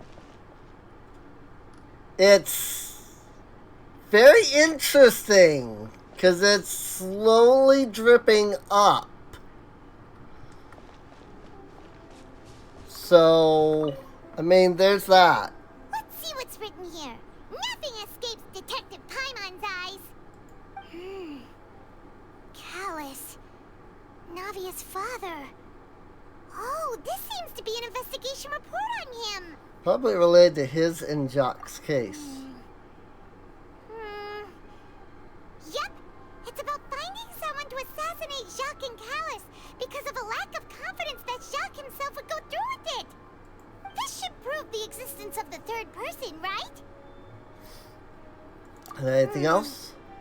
We still have not determined the exact content of the key information Callus has passed on to certain members of his organization. The old dog's a real menace to deal with. Even if he abides by the promise he's made to us, he will still have the upper hand. He can act whenever he wants to make our lives miserable. The only option left is to remove him from the picture entirely. I concur. Let's send someone to kill him. He won't declare war as long as we don't touch Navia. Oh, seems like we've got a bunch of correspondence between the higher-ups. Planned this well in advance. They're all just so evil. Callus investigation report. Clues concerning the Callus case that were found inside the bookshelf. Mastermind did not believe that Jacques would do the deed and thus sent a third party to ensure Callus's death. Content of the file also define the culprit's motive to some extent. Nothing so far that directly implies. What's all this? Aw, it's a bunch of really cute things. Pink accessories, a hair tie, a necklace, even a makeup box. What? It's a name too. Paimon sees it too, but why are all these cute things labeled with different girls' names? Probably belong to the victims. Huh? You mean the girls from the serial disappearances? They were brought here? And then they were turned into water. And all the boxes of things. These names. That means... Oh, this is terrible. Missing persons' possessions. You discovered objects with the containers labeled with the names of those who owned them within the depths of the headquarters.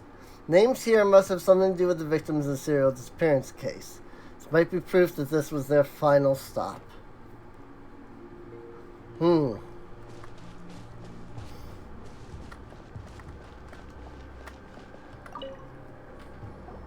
What's this over here?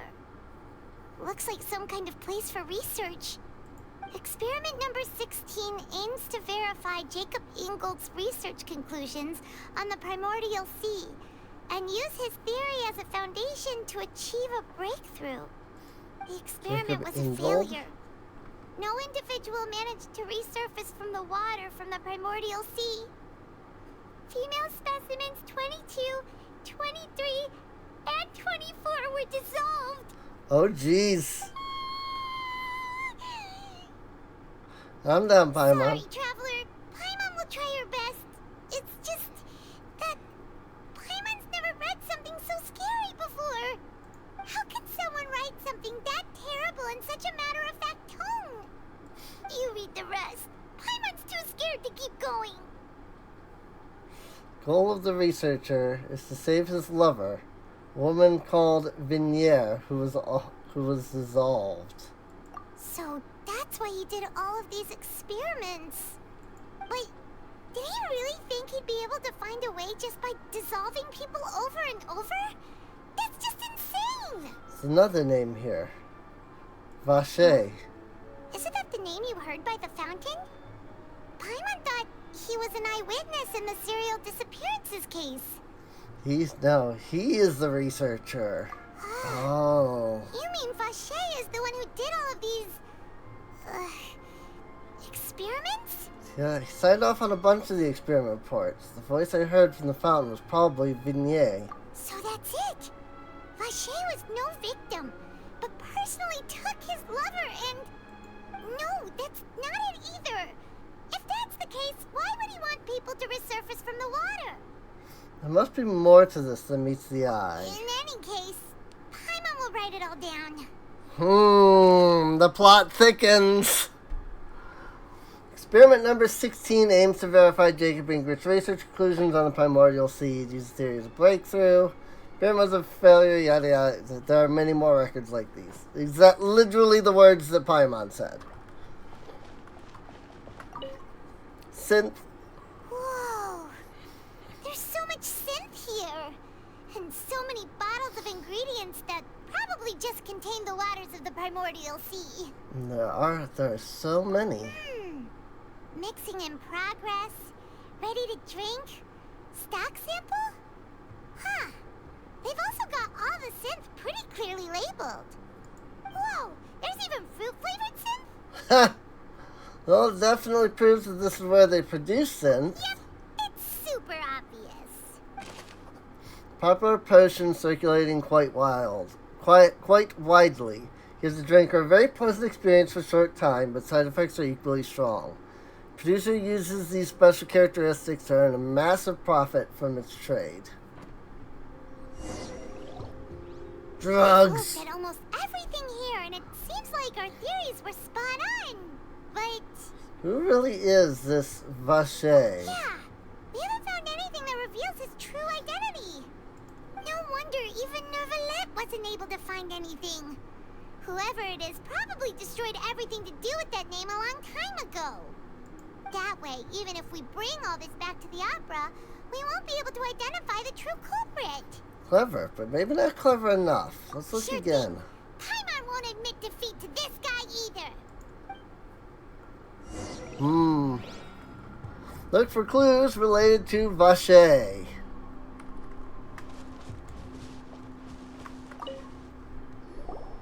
You take that side and Paimon will take this side. Check everything carefully. We'll find something for sure. After some time... Nothing at all. And Paimon can't even find snacks either.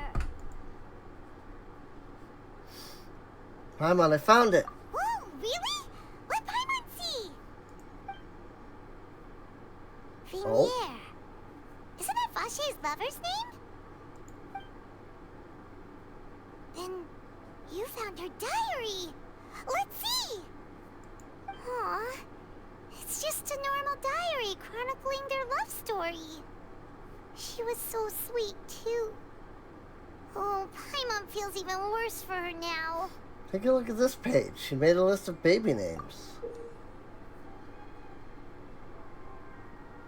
So many! A whole page's worth! But they're all crossed out. Was she unhappy with all of them? The final name she decided on was Marcel. Marcel. Wait, but Marcel's pretty old. Has this case been going on for so long that he's Vache and Vignier's grown son? Figured it out. Hey! Paimon still hasn't figured it out yet. Vignier's notebook. A notebook belonging to a lady named Vignier. She records many stories of her time with her lover Vache. On one of these pages, she prepared many names for their future child. The name she settled on in the end was Marcel. Obtaining the final piece of evidence, you race back to the Opera Epiclese. And whose image do you see, Marcel? Is it a man named Vache? Vache? Oh, So you do know that name? I'm merely surprised you'd suddenly say the name of someone I've never even heard of.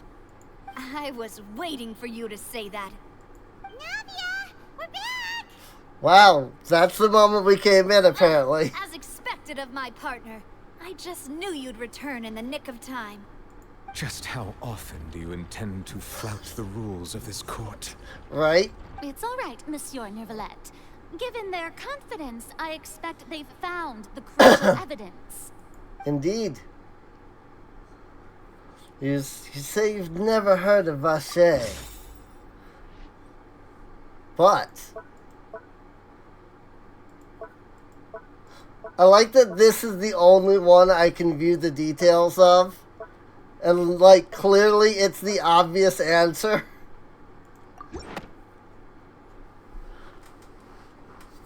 But the truth of it, Marcel, is that you've always been Vacher. What? Huh? We've investigated your lair and we already know everything. After your lover, Venier, was dissolved, you kept abducting young women to experiment on the hopes of bringing her back to you. You even created Marcel as a new identity and destroyed all records of your past as Vacher. So that's it. Even the villains in opera performances rarely go that far. And with that, Marcel's motive has now been established. This information regarding your past also dismantles your prior timing defense. Well, Marcel, do you know where you went wrong? You fixated your gaze on the lover that passed away, instead of paying attention to the living people around you. So, you never noticed how we changed, or how we grew as individuals. You also never understood Boss's real expectations for his daughter. Or our determination to see things through. Your determination. Mr. Marcel, please speak up now if you would like to defend yourself. Otherwise, the trial will move on to the next stage. Do you really think I wanted to do any of this? Pay attention to you? What for? Have you ever paid attention to me?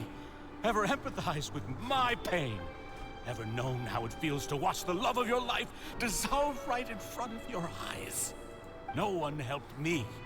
No one even believed me.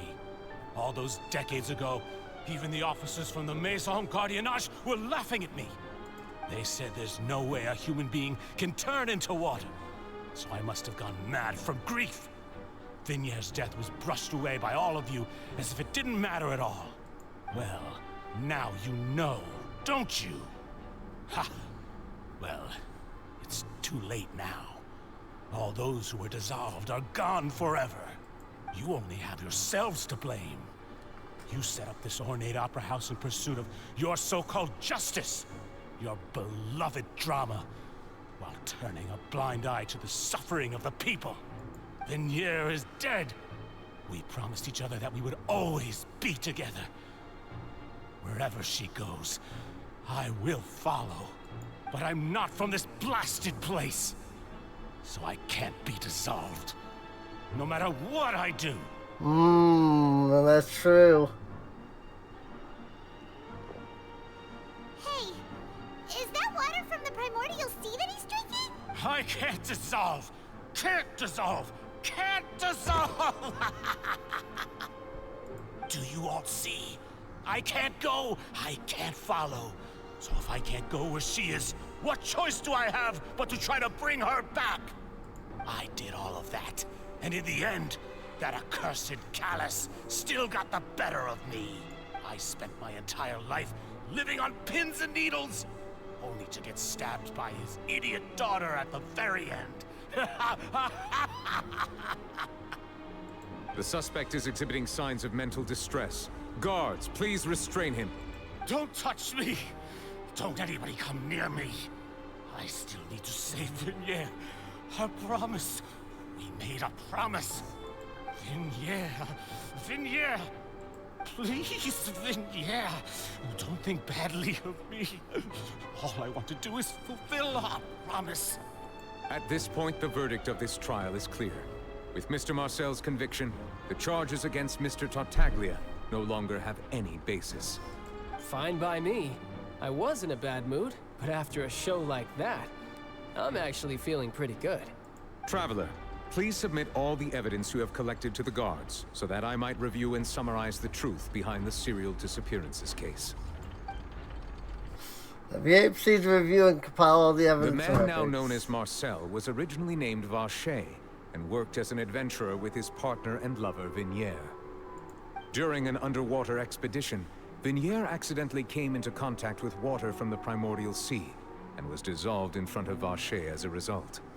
Vacher learned of the primordial water's existence through the work of others and began to kidnap young women for research, with the goal of discovering a method to restore Vignier back to life. To cover his tracks, he invented the new alias of Marcel and began to operate a business in Poisson. During the course of his research, Vacher discovered that a diluted concoction of water from the primordial sea can induce feelings of euphoria, and began to manufacture and market synth. However, as he accumulated wealth to fund his continued research and expanded the scope, he came into conflict with Spina di Rosula. After exchanging blows with Spina di Rosula for many years, Vacher decided to assassinate their president Callus at a banquet. Although the assassination did not go as Vacher expected, he was able to turn Callus into the murder suspect by dissolving the assassin he sent to the scene. And just recently, Vacher attempted to frame Linny as the culprit of the serial disappearances case, using a similar method. However, his attempt to frame Linny failed, and the power of water from the primordial sea became public knowledge. This case also exposed enough of Vacher's machinations that he was eventually successfully charged in court. Thus concludes the enigmatic history of the serial disappearances case, with the truth revealed to all. The Oratrice will now deliver the final verdict regarding the charges against Mr. Vacher.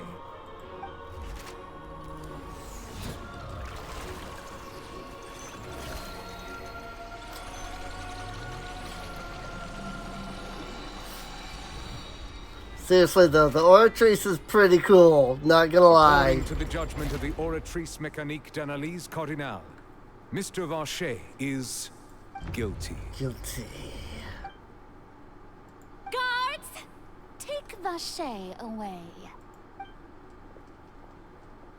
Good. It's what he deserves. With that, the serial disappearances case is over now. We really just witnessed history. Who would have thought the true culprit would be such a polite and well-spoken guy? Yippee! We helped Navia bring the bad guy to justice! He's hurt so many innocent people and now he's finally getting what he deserves. Huh? Are you okay? Of course not. Forget it was Marcel! Navia. Demoiselle, you were absolutely brilliant. It was Marcel! Basically her second father. Of course she's gonna be distraught. The day our late boss had always hoped for has finally come. You can rest easy now, knowing justice has been served. Yeah. It's finally over. It's all thanks to you guys. And my partner. See, Papa? Spina di Rosula's still doing well with me at the helm. Well now, hasn't this been a most delicious piece of drama? The villain has been caught, justice has been served, past wrongs have been righted, and it's a big ol' happy ending. Since it's been such a great show, I'll just let the false accusations against me slide. Either way, I've still got some business to attend to. So, if you'll excuse me... Please wait just one moment, Mr. Tartaglia. What now? None of this has anything to do with me.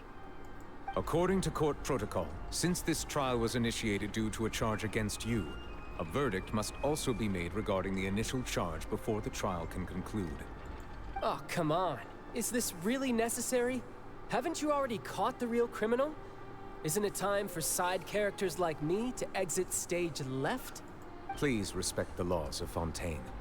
This has always been the rule. All right, but this sure is a lot of hassle. All I need to do is stand over there, right?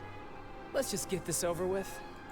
Through evidence presented in the public trial that was just held, it has been established that Mr. Tartaglia has no direct connection to the serial disappearances case.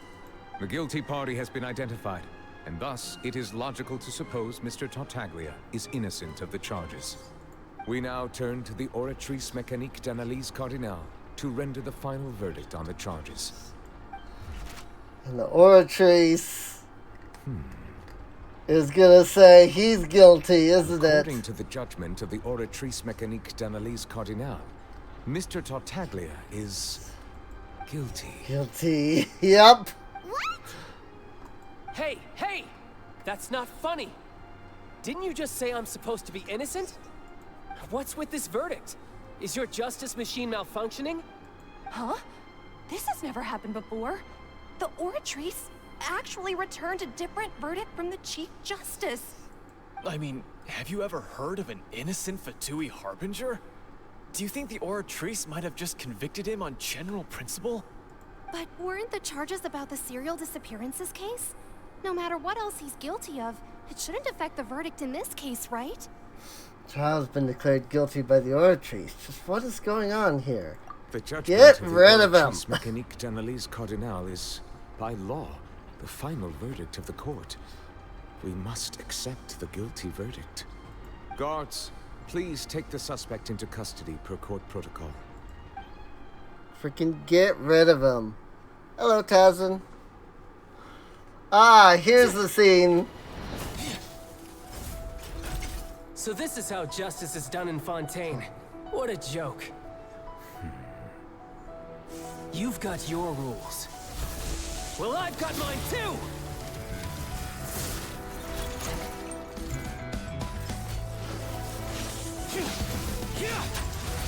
Okay, but like, why can't we use these abilities as his player character? It's so dumb.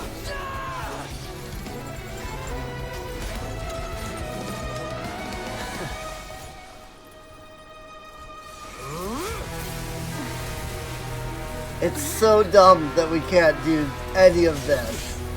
Like, fine, don't give me the big super form, but freaking... Ooh!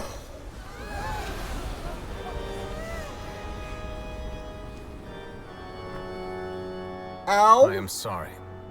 If you have been wronged, we will find the truth. But the rules of the court must be upheld.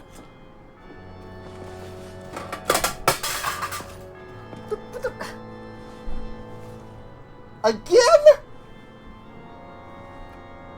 Really, Cat?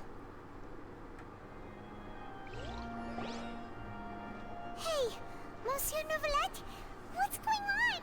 Shouldn't they have been cleared already? Apologies. This is also the first time I've encountered such a situation. However, according to the rules established at the conception of Fontaine's court system, the Oratrice's judgment is the final verdict of the court. All I do is follow court procedure. As for why the Oratrice arrived at the conclusion it did, you should probably ask someone more knowledgeable than me. Even the Chief Justice doesn't know. We have no choice but to ask the Archon herself. Why are you looking at me? I had nothing to do with it! I don't know what happened there either. Hey, stop staring at me! What does Lady Farina mean by that? She says she has no idea either, but that's impossible. Didn't she create the Oratrice herself? Yeah, so are the verdicts reliable or not? Can results like this really be called justice? My dearest citizens, did you really think we'd allow an incorrect verdict to be handed out in this court? Did you really believe that the judgment could be mistaken or be the result of some sort of random mishap? Don't tell me. You thought even I had been blindsided by the Oratrice's result. But the way she looked just now, it was pretty obvious she had no idea what was going on. However, given the state of things, I shall give you an explanation. everything that just took place, including my supposed shock and bafflement, was a part of an elaborate performance, with every action meant to stir up drama and excitement. And, of course, for every performance, there is a script. Everything has unfolded exactly as I expected from the very beginning. As the embodiment of the very concept of justice, the Oratrice shall never render an arbitrary judgment! If you thought Child had nothing to do with the serial disappearances case, it is only because you've been blinded by the superficial appearance of innocence. Everything he's done, not to mention the danger he poses, are beyond ordinary comprehension and completely unforgivable! All shall be revealed in time. You will come to understand my noble intentions, as well as the absolute correctness of the Oratrice's verdict. Now, having said that, although I hate to leave things hanging in suspense, it is now time for this performance to end. As the lead actress, I shall be the first to take my leave. Toodaloo! So she chose to make her escape after all, did she? Yes. So you're saying we shouldn't put much stock into what she just said? She probably just put on that performance to save face. As for the truth, it's unlikely that she actually has any idea. I had to pull the rug out from under her. However, please be assured that I will continue to investigate this case in a personal capacity. Just as I promised, if the judgment has been incorrect, we will do our utmost to clear his name. All right. Even though we feel pretty badly for him, we'll take your word for it for now. After all, he's done plenty of bad stuff. So he should have known he'd go to prison someday, right? I mean, he literally tried to destroy an entire city by summoning a god. Like, the frick. Like, it's... Yeah, yep, I play Genshin. And yeah, like, I understand why he's Hydro. He's Hydro because his vision is Hydro. It's not that they should make it that he can dual wield Electro. It's not that he needs to have access to his delusion. It's not none of that. They just needed to make him not be a playable character. There was no reason for him to be a playable character. The fact that he is a playable character breaks everything that the playable characters exist for. I even think that the Archons being playable characters is ridiculous. Like, why is it that when you play an Archon, they are so freaking weak? Like, especially Zhongli, who's a freaking dragon. And he's like one of the weakest characters in the game. Or at least he was. I've heard that he's been buffed. Every time they've done a trial, he dies in the first 5 freaking seconds. So I don't believe it at all. But freaking... the Archons should not be playable characters.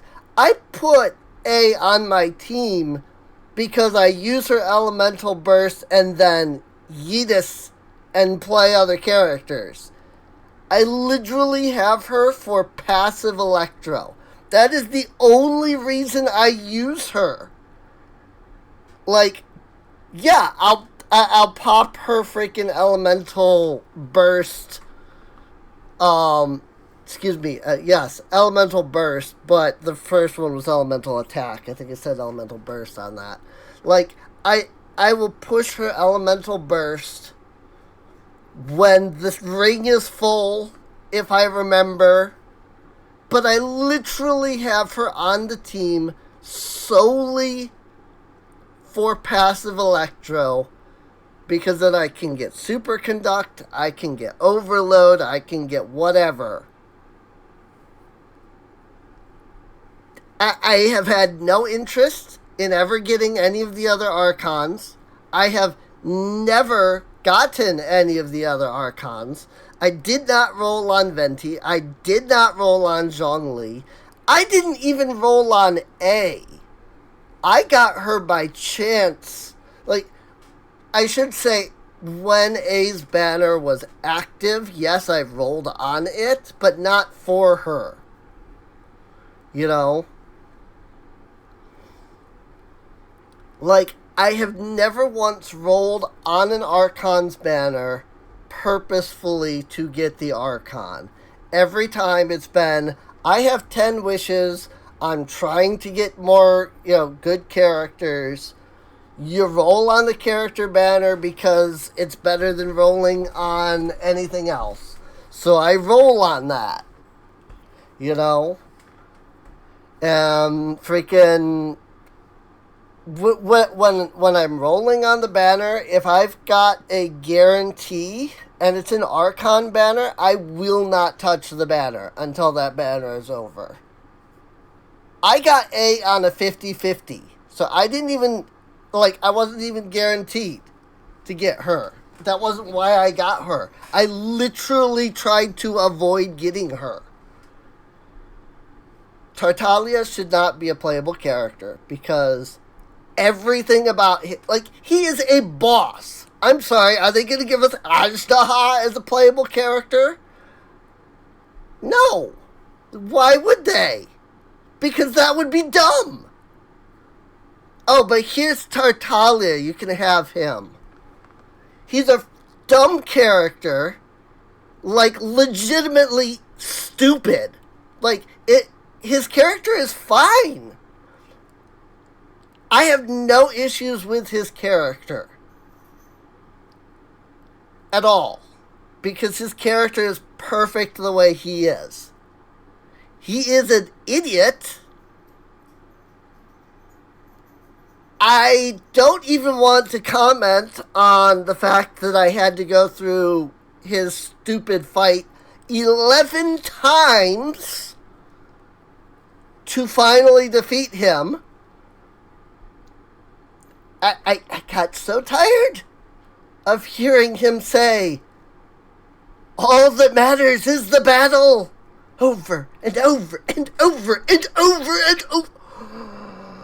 I was so livid. I was so mad. Oh, I was so mad. And then his story quest comes up, and it's like he's supposed to fight a group of Fatui. And all of the Fatui that you fight in that fight are either resistant to Hydro or don't react with Hydro. Which means that he is literally doing a fight that he is not meant to complete. The fight was not built for him. Instead, I died 5 times just on his fight, his tutorial, here's how to play the character fight. He is a stupid he is stupid, legitimately. His gear set, his skill set, whatever, as a playable character is laughable at best, worthless, useless. He is legitimately the worst character in the game. I don't care what people have done to build him to be whatever. I don't care that if you put whatever artifacts on him and you do this and you do that, all of a sudden, hey, Tartaglia is this great I don't care about any of that. Because that isn't the character. That is attaching a bunch of stuff to a character to make up for their weaknesses. Tartaglia, as a base character with his base skills and his base stats is garbage. Worthless, useless garbage. He is not meant to be a playable character. If Tartaglia gets to be a playable character, then all of the Fatui Harbingers should be playable characters. Where's my Dotor? Where's my freaking whatever her name was in Inazuma? Not Dotor, Doctor, or whatever the frick his name is. Where... I don't even like the fact that freaking stupid whatever his name is from freaking Sumeru is a playable character. I haven't even figured out where to get that storyline, by the way. I haven't found it. I've done all of the Sumeru storylines, and I still haven't found that. I don't know what I don't know. Freaking, I hate that either of them are playable characters. If they're going to be playable characters, they need to be playable as harbingers. They need to have their delusions.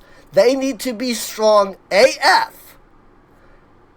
And they need to have their visions. They need to have access to everything, and they need to be stupidly strong. The Archons, nothing should be able to kill them. Flat out. If Archons are playable, they need to be strong as frick. Stupidly strong. Because that's who they are. I hate that Tartaglia and what's-his-face from Sumeru are playable.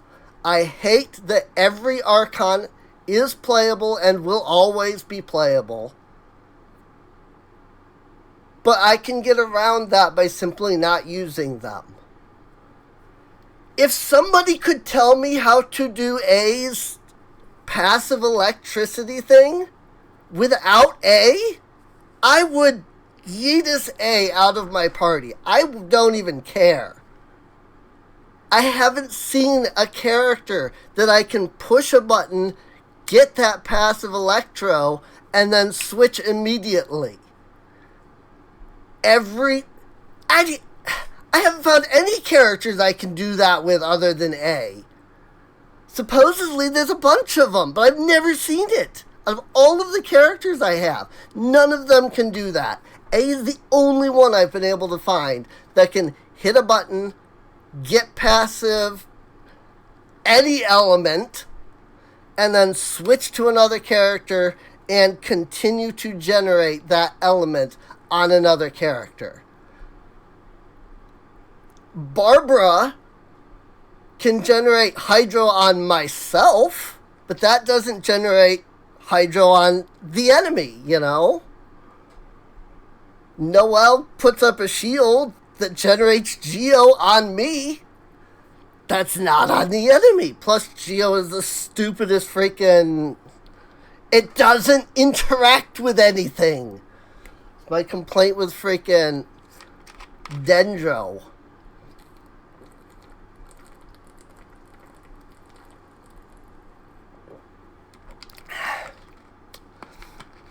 And somebody said, I had somebody say once, Dendro is one of the most reactive elements. Yes, it has 7 reactions. 3 of them are with Pyro, and 3 of them are with Electro. The third one is, 3 of them are Hydro, 3 of them are Electro, and 1 is Pyro. Where's any interaction with Cryo? Where's any interaction with Geo? Where's any interaction with... They focused on 2 elements. They're like, hey, Electro. Hey, Hydro. That's good enough. Yeah, Animo can interact with literally anything. It's Swirl. Freaking Swirl literally is take the element and interact with it and spread it and do big damage. Anemo can interact with literally anything.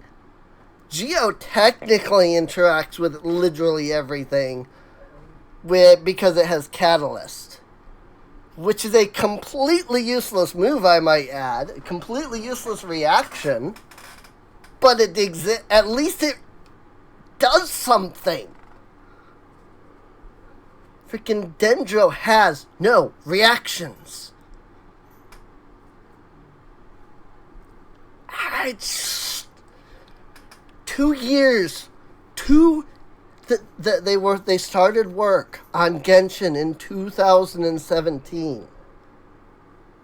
They finally released Dendro in 2022.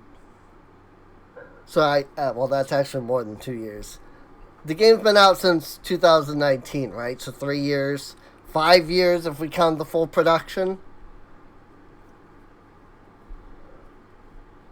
5 years. 5 years they had to figure out Dendro. And that was the best they gave us. I don't have a Dendro character on my team. Because if I'm going to have Dendro, I need passive Dendro generation.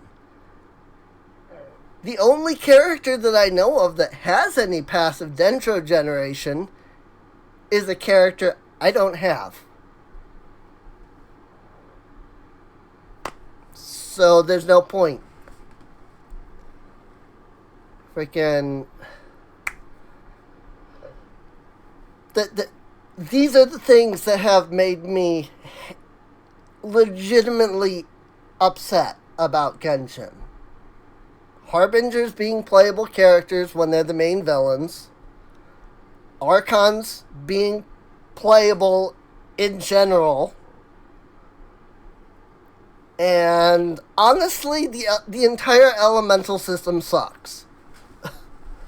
I get that the idea is that you're supposed to play a character, do something with their element, switch to a different character, do something with their element, switch to a third character, do something with the... That's so stupidly complex and obnoxious. I'm not gonna play like that. That's ridiculous. Co-op is great, because you can get 4 people, if you're lucky. You can get 4 people with 4 different elements. Again, if you're lucky. Most of the time, people just bring whatever. I had a group earlier today who brought Nahida and 3 Pyros.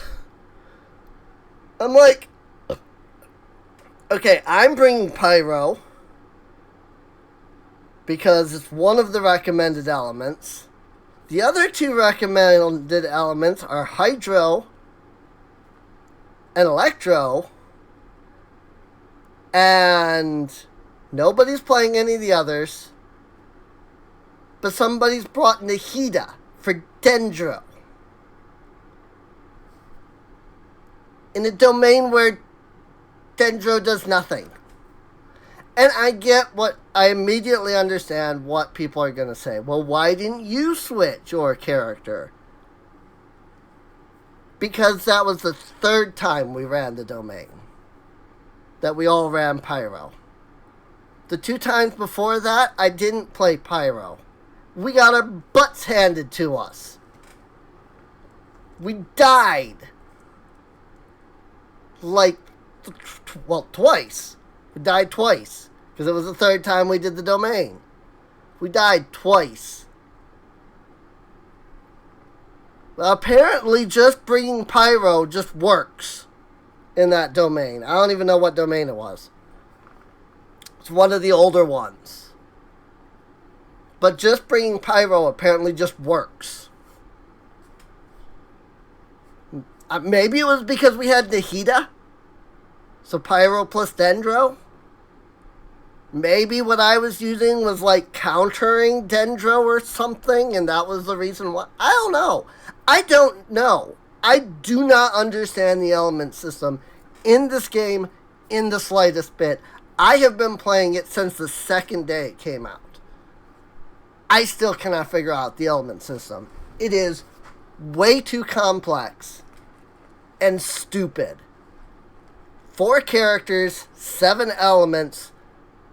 You're always having to switch somebody out every other puzzle, every other thing, every other domain, every other something. Because you're running along on the overworld. Here's a Geo puzzle. So now I gotta pull out my Geo character.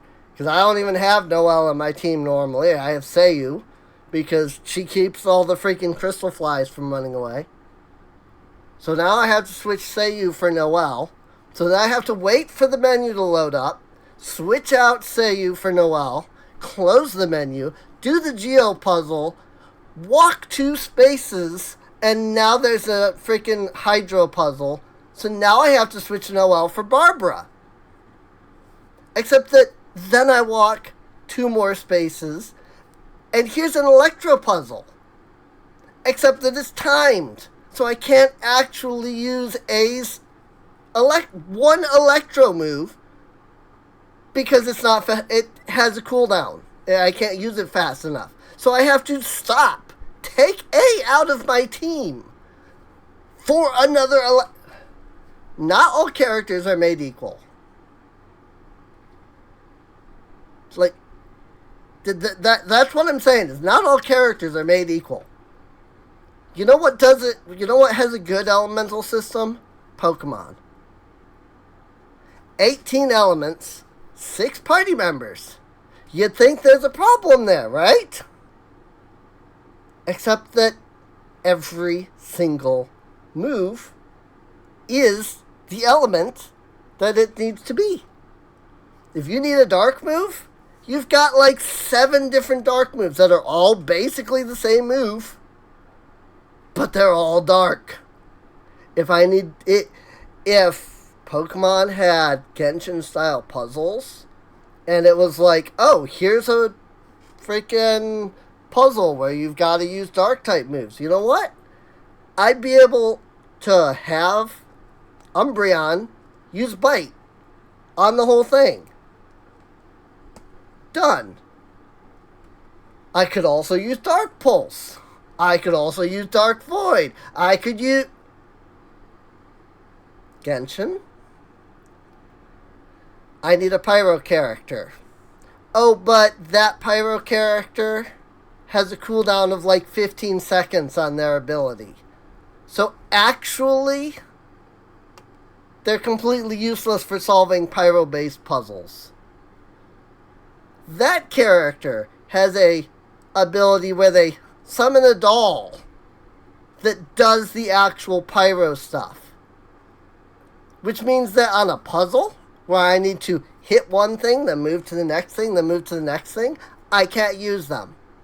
Because I summon Gwubba, who sits there and uses Pyro on the one monument, and I gotta wait freaking 10 seconds or something like that to be able to summon him again.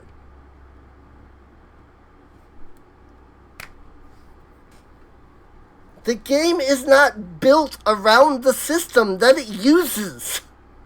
And I hate it. I hate this game so much.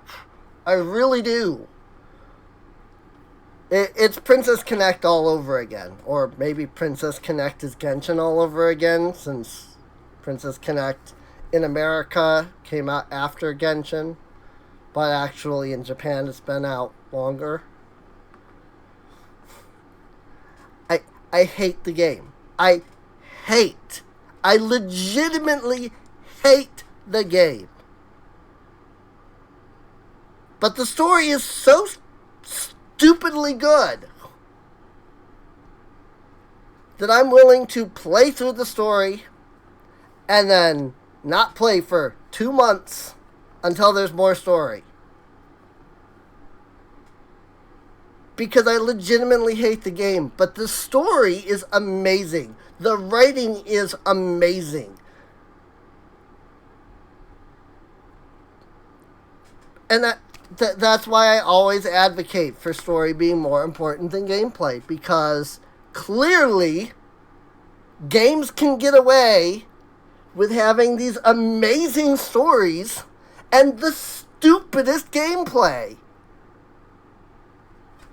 But if you have a game that has no freaking story and horrible gameplay, nobody's going to play it.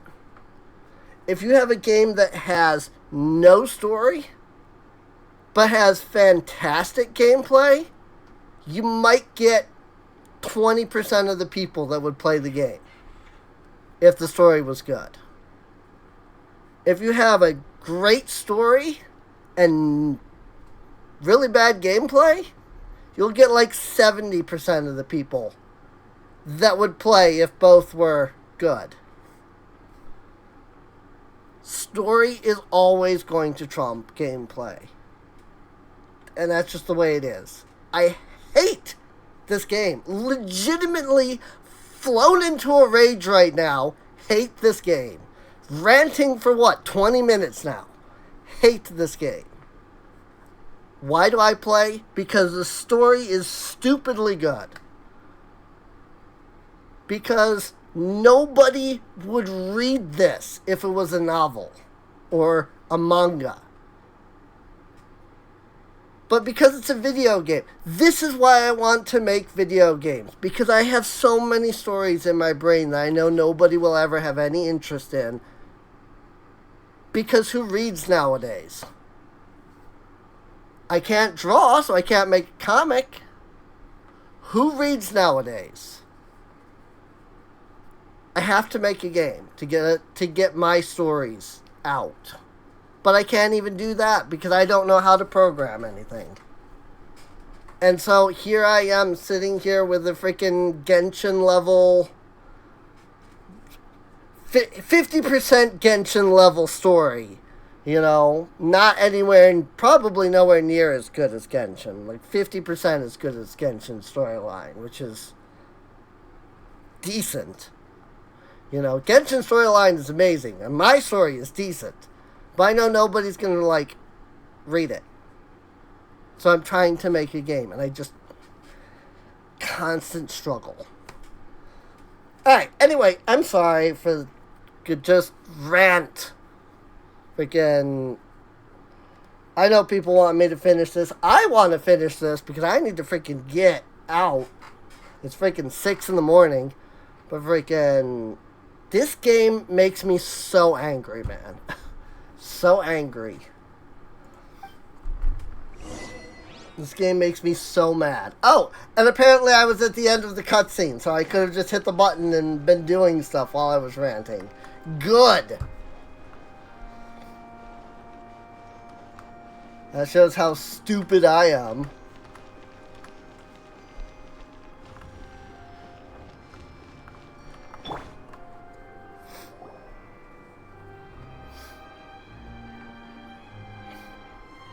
Hey, what are you doing? Quick, stop him!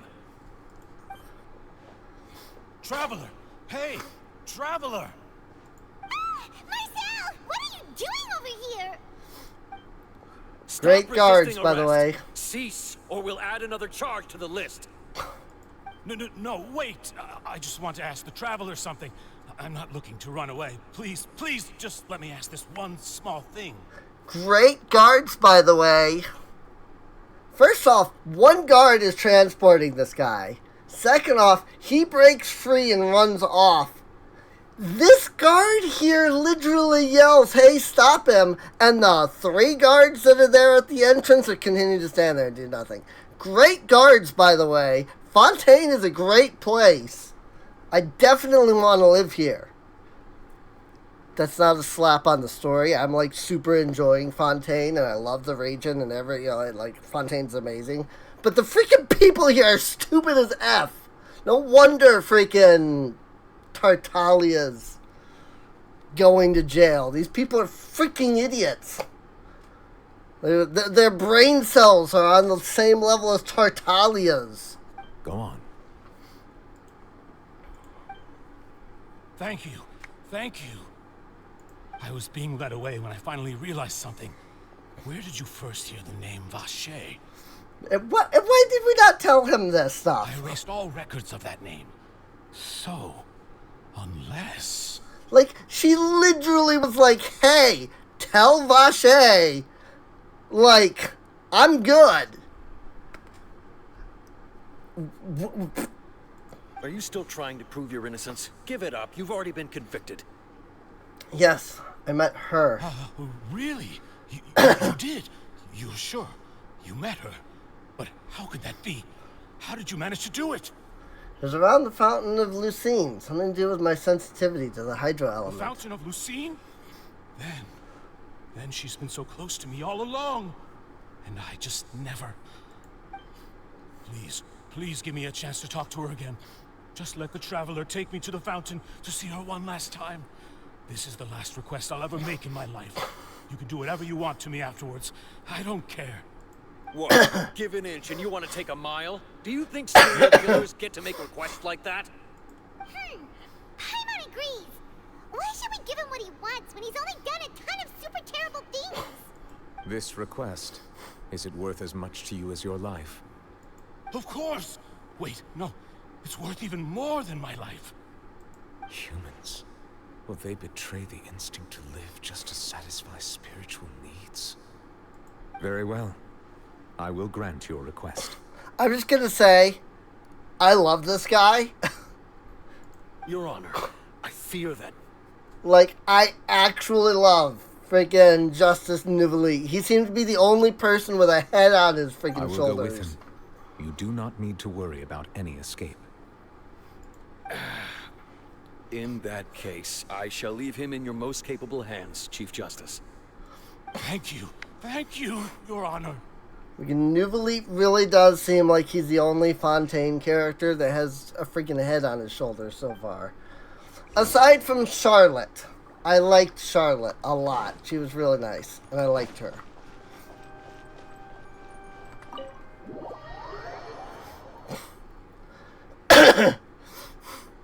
Yeah, the one of the biggest gripes I have is their illusion of choice system. It's like, oh, well, you have a choice here. You can pick between this option or this option.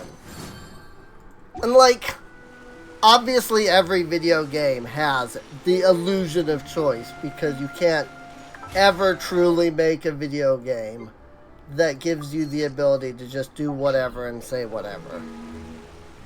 But, like, you say one thing and then Paimon's like, no, that's not right, and then says the correct option.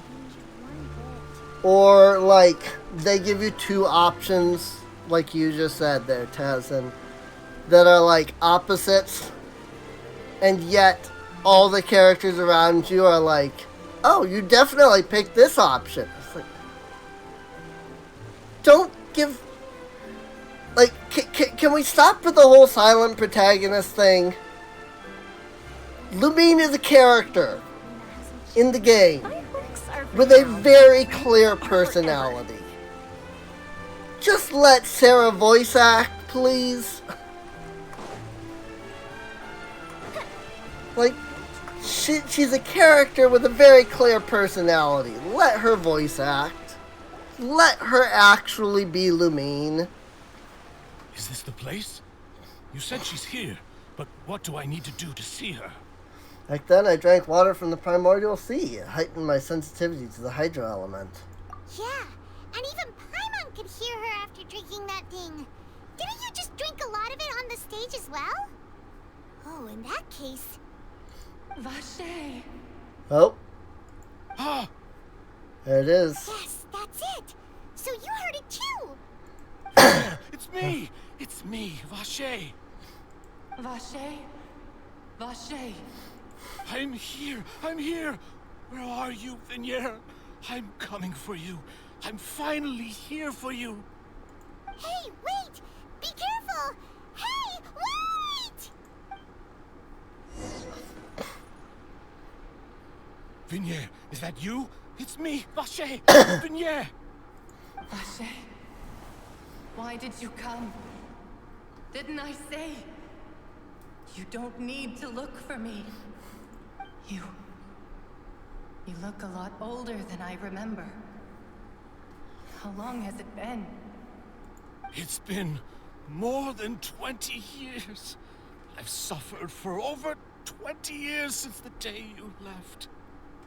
All this time, only the thought of bringing you back has kept me alive. Nothing else mattered to me. I must be dreaming. Who would have thought I'd get the chance to tell you all of my feelings like this? Vignere, you are my everything. I really don't know how I could live without you. But Vache, if you ask me, this world would be better off without you. Oh. Smack! What are you saying? If not for you, I would have finished my law degree and probably become a top-tier attorney one day. Oh, snap! If not for you, I would have continued to pursue my love of the arts. The works would have been displayed in the Palais Mermonia itself. If not for you, I would at least have been able to take care of my mother. And she would not have grown old and died alone, with nothing but the tears on her cheeks. It's all because of your selfishness, Vache. It's all because of you. Oh, snap! You... Wait, you are not Vignere. Who are you? You're right. I am not Vignere. I am the sacrifices.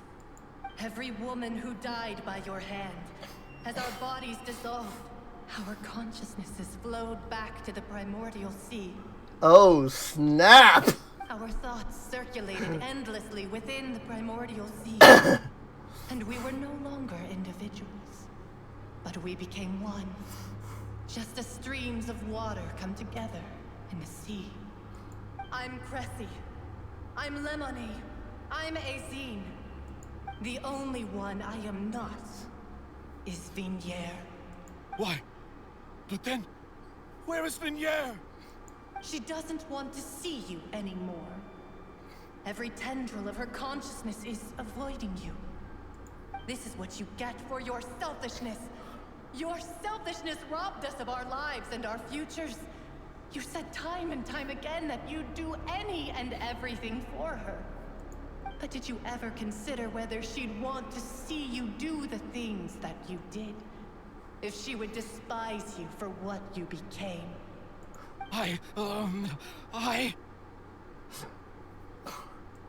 You are a liar, a heartless murderer, and a cowardly narcissist. Alright, see you, Desmond. The only thing you are not is Vignere's beloved. From the moment your first victim died and her consciousness merged with Vignere's, she has had nothing but pure hatred for you. Oh, snap! It's like I didn't meet Vignere back then there. Must have been... And they must have wanted me to lure Marcel here from the very beginning. No! Yeah, she can't hate me. Let me see her, please. Have mercy. You still don't understand. When I said don't look for me, it came from the real Vignere. She really doesn't want to see you anymore. But on top of that, she also said that because it's her final drop of pity for you. She said that because she knew that if you did come here, we would show snap. no mercy to you. Vache. Vache? Vache. Vache. Vache. Oh, snap! Oh!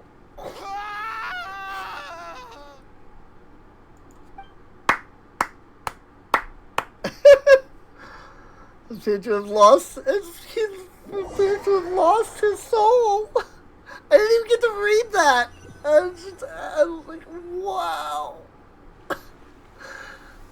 Oh my god, I loved that. Like, this is what I'm saying. This game. Finally, we have some time to do shopping.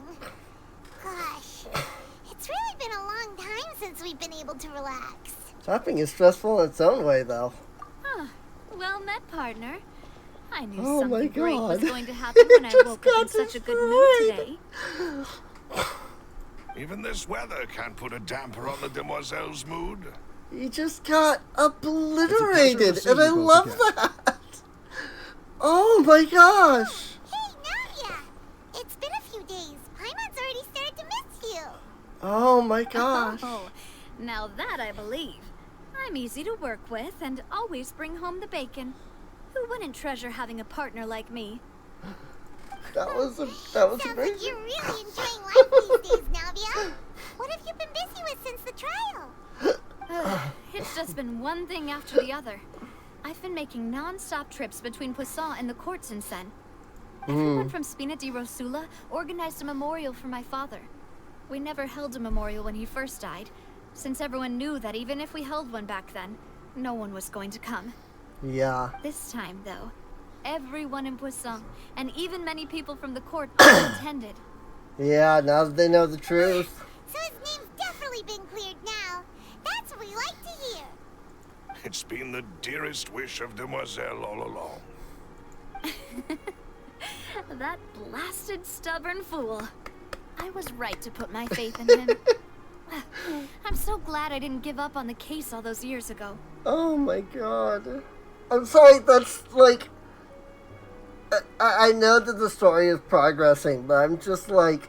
I am just living on the high that gave me. Oh my god. He got destroyed. Like, that was... I could not have asked for a better outcome than that. That was amazing. I loved that. Like, that was so good, dude. This is why I hate this game so much. But the story is so freaking good. I can't stop. Like, it's why I can stop when when there's no story. Because I hate the game.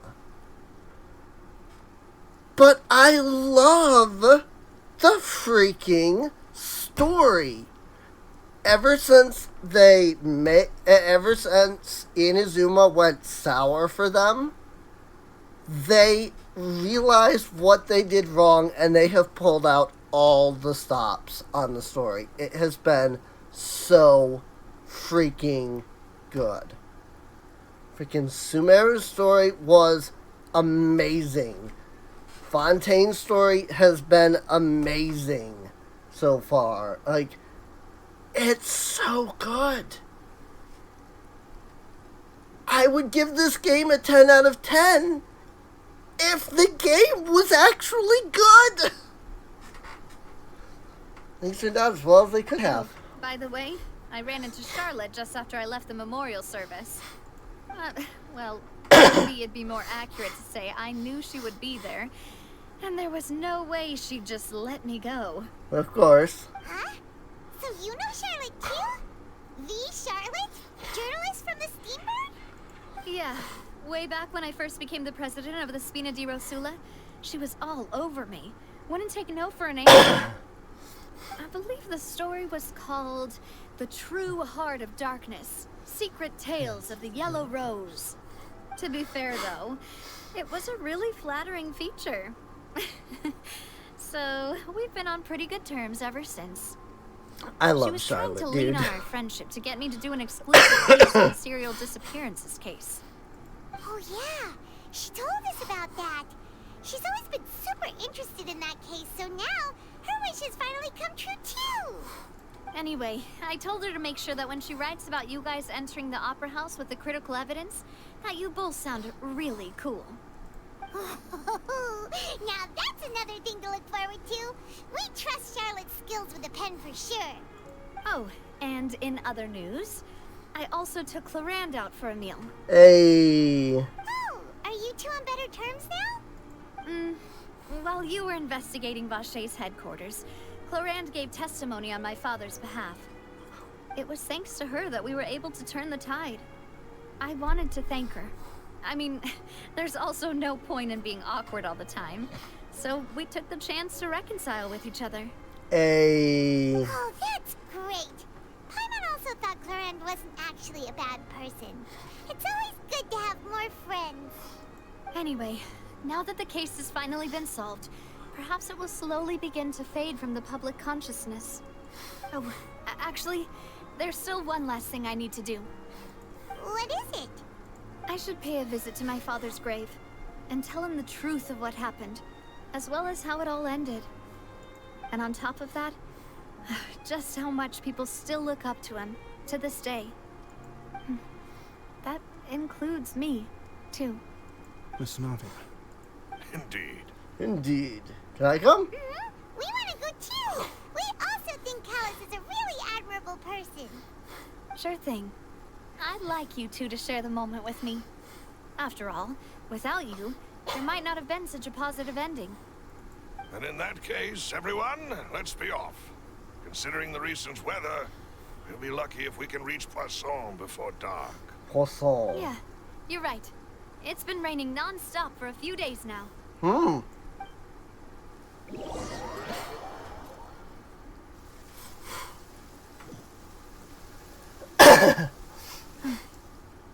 This is where my father's grave is. To be perfectly honest, even I haven't been back here for a long time. Huh? There's someone there already. Wait. That figure. It can't be. Isn't that Dervalette? Why would the Chief Justice be here? Huh? Navia?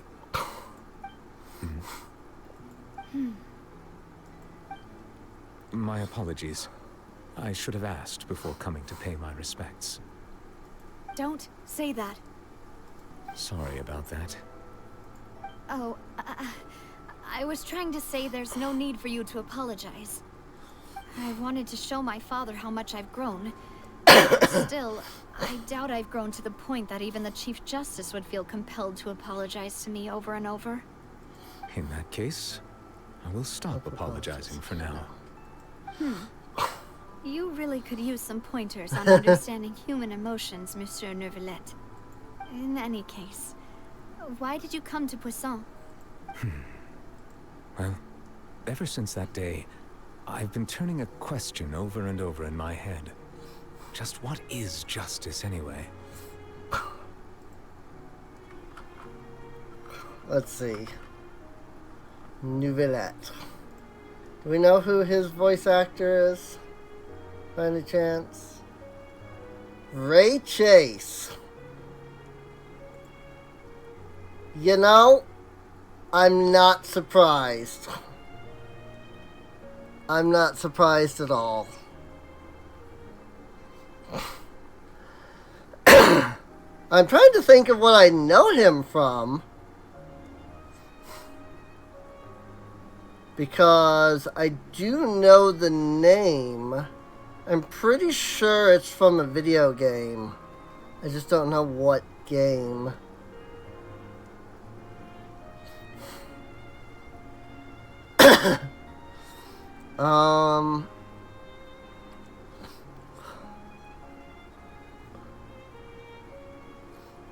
Yeah. Sorry, I'm just curious because I know this guy, but I don't actually know this guy. Maybe I just have heard him mentioned before.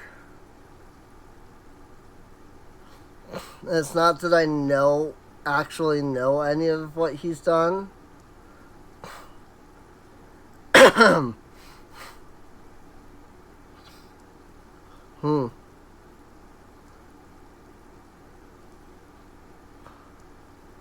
Well, he is Sire Denathrius. And while Shadowlands was terrible, and I played 1 month of it, I did play it.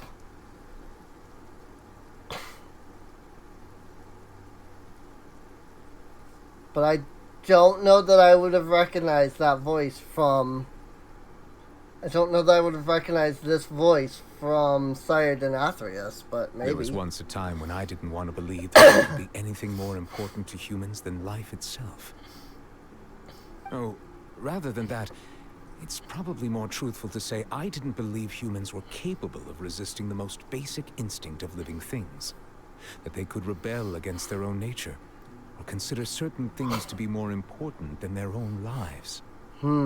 Which is also why I didn't stop your father from beginning that fateful duel.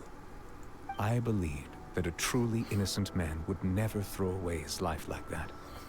That there was nothing, should have been nothing more important than one's own continued survival. But Mr. Callus proved me utterly and decisively wrong. If not for his sacrifice, the serial disappearances case would have remained unsolved to this day. Mr. Callus made the choice he did for his daughter, for his associates, and for many people completely unrelated to him. And in the end, from a certain perspective, one could say that he did it all for the sake of justice. A justice that's higher than life itself. So, you asked me why I came here. I just wanted to say my apologies to Mr. Callus in person. I should have noticed all of this much sooner. This regret has filled me with a sadness that has haunted me for days. That high and mighty chair in the Opera Epiclese indeed insulates one from many important things. Spina di Rosula, thank you so much for your hard work and perseverance. I'm sorry for being mad at you before. So, you're actually one of those types that's cold on the outside, but pretty thoughtful on the inside, huh? That reminds me of Silver, one of my guys. Sorry about that. Self-expression is not one of my strong suits. Didn't I just say you don't need to apologize? So Navia and Neuvillette seem to have made their peace as well. Yeah, that's great. Let's not disturb them for now. We can wait till after they're done. Following Navia and Neuvillette, you also pay your respects to Callus.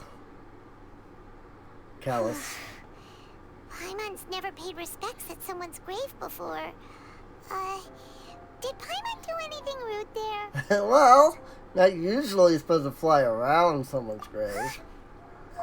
Paimon didn't know that was a thing. But Paimon doesn't know what she would do if she can't fly. Oh no. Paimon hopes Miss Navia won't be too mad. She took it seriously. Anyway, Neuvillette is still hanging around there. It's not often that we can catch him alone like this, so why don't we go talk to him for a bit? If we can't talk to Lady Farina, we can at least talk to him, right? Talk to Neuvillette.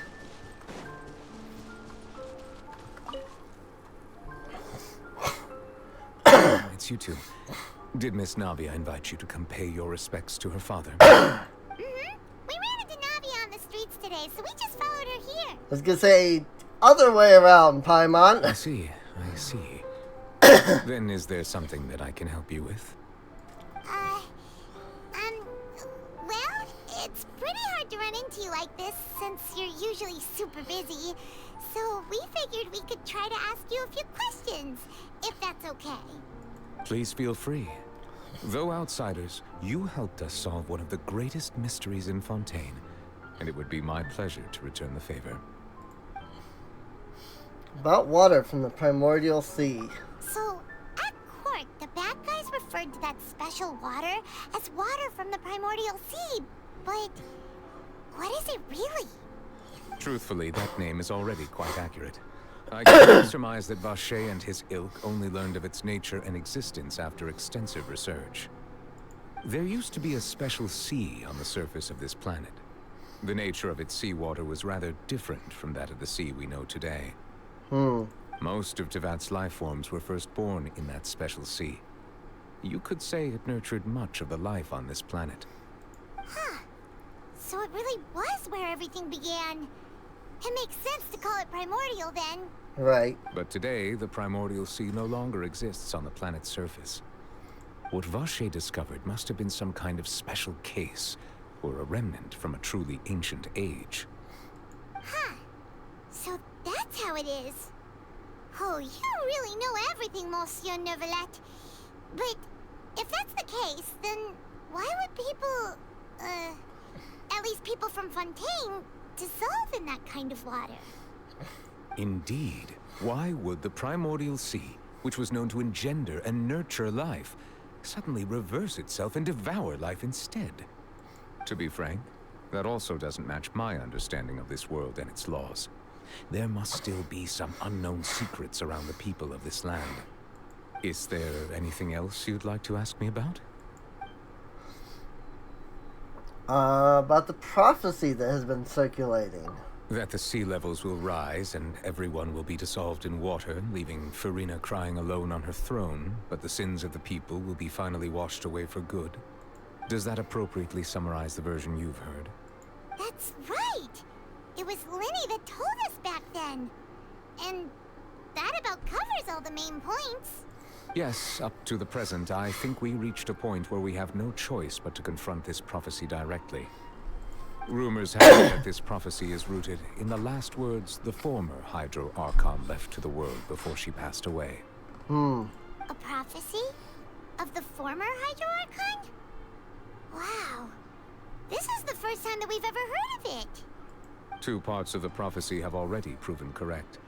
The rising sea levels and the ability of the people of Fontaine to be dissolved. We should be more vigilant and stay on the watch for further signs.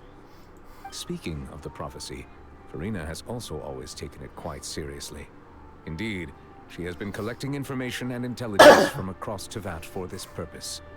If the rumors were true, then perhaps this prophecy is the conundrum left to Farina by her predecessor. But with Farina being the way she is, can we really trust her to solve it? Is there anything else you'd like to ask me about? He doesn't even answer that question. About Child. Freaking just get rid of him. My investigation has still not reached its conclusion. Just freaking... Look. I understand that the game is going to make us, like, prove Child had nothing to do with this, and he's not guilty, and something, yada yada. Turns out justice is not what everybody thinks, and yada.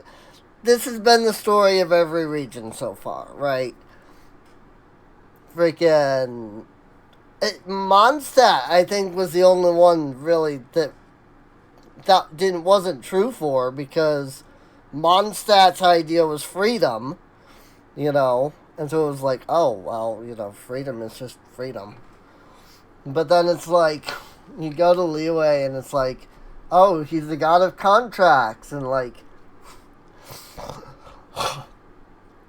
you know, he's like this big top dude and whatnot, and then it's just like, oh, but maybe that's not like the way to live, and also like it's the contract to end all contracts and whatnot. And then Inazuma's like, oh, but eternity, everything must stay, you know, everything must be eternal, stay in this one bubble of time for all of eternity. And then we learned that no, actually, progress is important. You can't live in a moment in an eternity. And then freaking we went to Sumeru, where it's like, oh, but knowledge is like the important thing. And then we learned that, like, well, yes, knowledge is important, but freaking those who misuse knowledge can misuse knowledge, like, can, like, truly fuck up everything, you know? So, like, the idea here is, oh, justice, and, like, but is justice truly justice? And, you know, like, that's gonna be the plot. We're gonna end up saving Child because, oh, justice isn't justice. I don't care. I don't care. He's an idiot character. He's annoying as frick. He literally summoned a god to destroy all of Liyue. And then nothing happened with that. Or, nothing happened to Child because of that. Despite the fact that, he should be on some wanted list. The moment he shows his face anywhere, people should be running to try and freaking kidnap, because, I'm sorry, you don't summon a god to destroy a city. And then that city is still ambassadorial diplomacy and what? No, that's not. No. No. I'm sorry. The equivalent of that would be a country dropping a bomb on the United States. Do you really think President Biden is going to be like, well, they may have tried to kill us, but unfortunately, we can't do it. No, I'm sorry. The stupid dude from Russia came over here and was living over here and then, did something horrible. We wouldn't be like, oh, but ambassador. No. He'd be grabbed and freaking thrown in jail and probably worse. I'm sorry. Child should not be alive right now. He should not be alive. He should not be a playable character. I'm not going to get back into that rant. But he should not be alive. First off, he should not be alive. And therefore, by not being alive, he should not be a playable character. However, I still believe the judgment of the Oratrice was not rendered arbitrarily. But you also said you thought he was innocent. For many years, I have been quite aware that the Oratrice does not simply mechanically repeat the verdict that I give on each case. As a divinely created mechanism, the people's unified faith in the concept of justice is integrated into it. Not only can it produce the incredible power of indemnitium, but it likely also possesses other traits, such as self-awareness. Which is all to say, I've been prepared for a situation like this for a long time. So when Lenny told us that he heard a human voice from the room where the Oratrice's core is stored... Could have been the Oratrice itself. I was not aware such a thing had occurred. Perhaps that could serve to prove my conjecture. I will add that to the list of items to investigate. In any case, I am inclined to believe that the Oratrice does have a methodology all its own. We just do not have enough information. Based on Farina's reaction, I doubt even she had any idea what was going on. She managed to bluff her way through it, though. Their time-tested twin tricks of bravado and drama. While we do intend to get to the bottom of this, for now, we regret to say that the Fatui Harbinger will just have to bide his time in the fortress of Meripede. If we did incorrectly convict him of crimes he did not commit, we will most certainly compensate him to the fullest extent allowed by the law. If you ask Paimon, the only compensation he'll want is a no-holds-barred fight with you.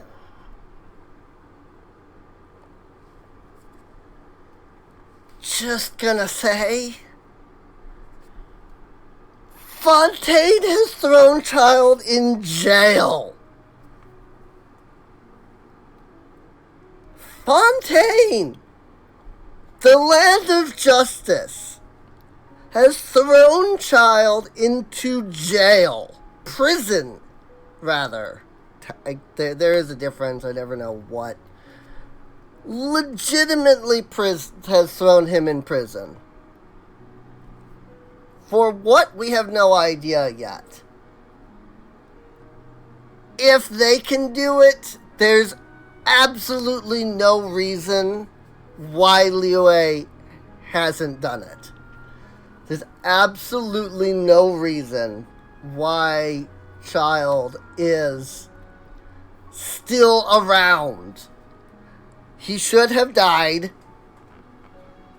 Yes, maybe we wouldn't have killed him in that fight because, we didn't kill him. But there's absolutely no reason why he's still alive today. After literally summoning a god to destroy Liyue. There's no reason why Childe is running around free, especially not in Liyue. His story should not have been in Liyue. I hate him so much. I legitimately think he is the worst character in this game. Is there anything else you'd like to ask me about? Legitimately the worst character Your in the sibling. entire game. Another blonde-haired traveler. I'm sorry, but I've never seen anyone who matches that description. I mean, that was 500 years ago. I mean, we don't even know if he was alive at that time. If he ever stepped foot in Fontaine, I'm sure he followed our laws to the letter and had no reason to appear on the stage of the opera Epicles. Is there anything else you'd like to ask me about? Was the opera Epicles even around 500 years ago? I have no more questions. Very well. It was my honor to provide you with what answers I could. I very much enjoyed conversing with you. It will soon be time for me to leave this blissful tranquility behind and return to Palais Memornia. You really are super busy, Monsieur Neuvillette. Paimon thought you only came here to pay your respects today because you had the day off. Crime and villainy do not have the day off, and so justice must work around the clock as well. This is merely the nature of a justice's work. All right. You've got a point. Huh? Paimon just noticed that the rain has stopped. It hasn't been raining for, like, ever. Since the start of this cutscene.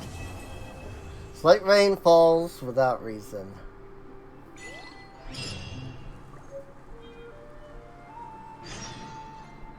Like, it hasn't been raining since the start of this. Another Horizon adventure. Talk to Catherine. Woo! Finally. Too late to freaking do it now. I'm gonna have my commissions are gonna still be in Sumer today. This means I can switch over to Fontaine. I don't know if I want to switch over to Fontaine, but I won't know until I switch over to Fontaine. So, it's Catherine again. This one must be a puppet too. Perhaps there shouldn't be another possibility. I can help you with. I'm just taking a look. See, if you've run into any guild-related issues, you come and ask me. Provide the utmost service for you and answer all answerable questions. Then we thank you for your contributions to the guild adventure. We wish you smooth travels. Woo! I can now do freaking daily commissions in Fontaine. Woo! They will be changed tomorrow. Woo! We'll see if I regret that choice. I definitely did when freaking Inazuma came out. So far, this region has been good, and I really liked Sumeru's commissions. So here's hoping that it just continues in an upward spiral of being better and better commissions, because that would be nice. I do understand that it's probably hard to constantly make the story and the commissions and all that good, but, you know, still, it would be nice. I'm okay with you just copying the commissions from one region to another, as long as it's not Liyue or Inazuma that we're copying from. freaking Liyue and Inazuma have the worst commissions. Freaking, they really do. Trickling purity. Movement speed of rising waters bubble will be decreased by 30%. If picking up a source water droplet will restore 2 energy to the traveler. Acquires the talent Spoutless Waters. Ah, right. Which of course I have, because I'm not freaking... Like, Can you even, like, be here at low level?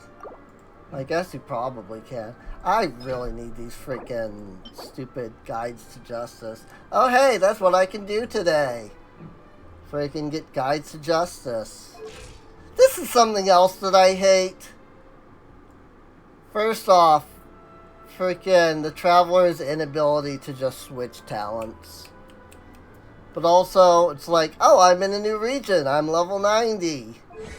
I have to level all of my skills all over again. Technically, I have to change...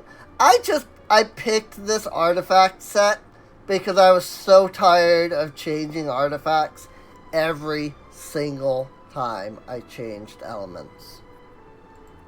Same with this weapon. I picked this weapon because I was tired of changing weapons every time.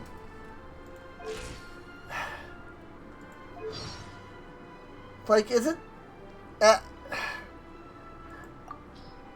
I'm sure it's difficult to make one character that can use all of the things and, like, make something that isn't something that only they can wield, you know?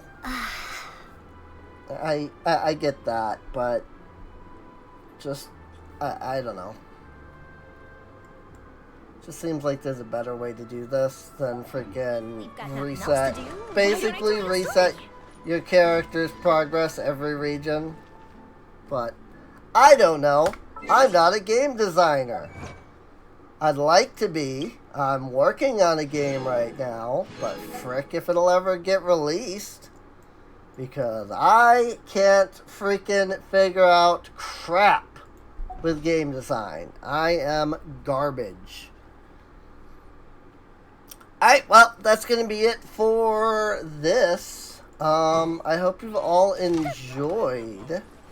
If you did, feel free to subscribe if you're watching on YouTube, or if you're watching on Twitch and you want to give me money and then not have Twitch give it to me.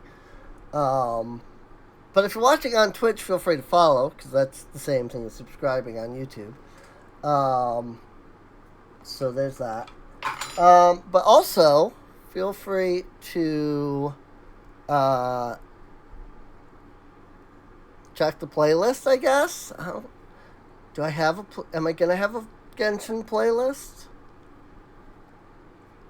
I expected this to be like 5 streams. It was 2. So I have no idea what I've done. I'll figure that out maybe tomorrow. Also, I've really... This is another thing.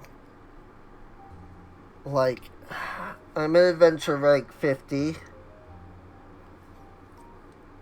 If they keep going the way they've been going, Snezhnaya is going to be adventure rank 50.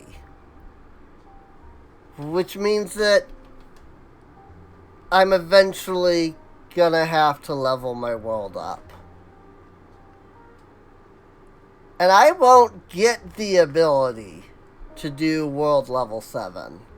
Probably won't even get the ability to do world level 8. Unless I lower my world level. I'm probably going to go all the way up to the max of 9.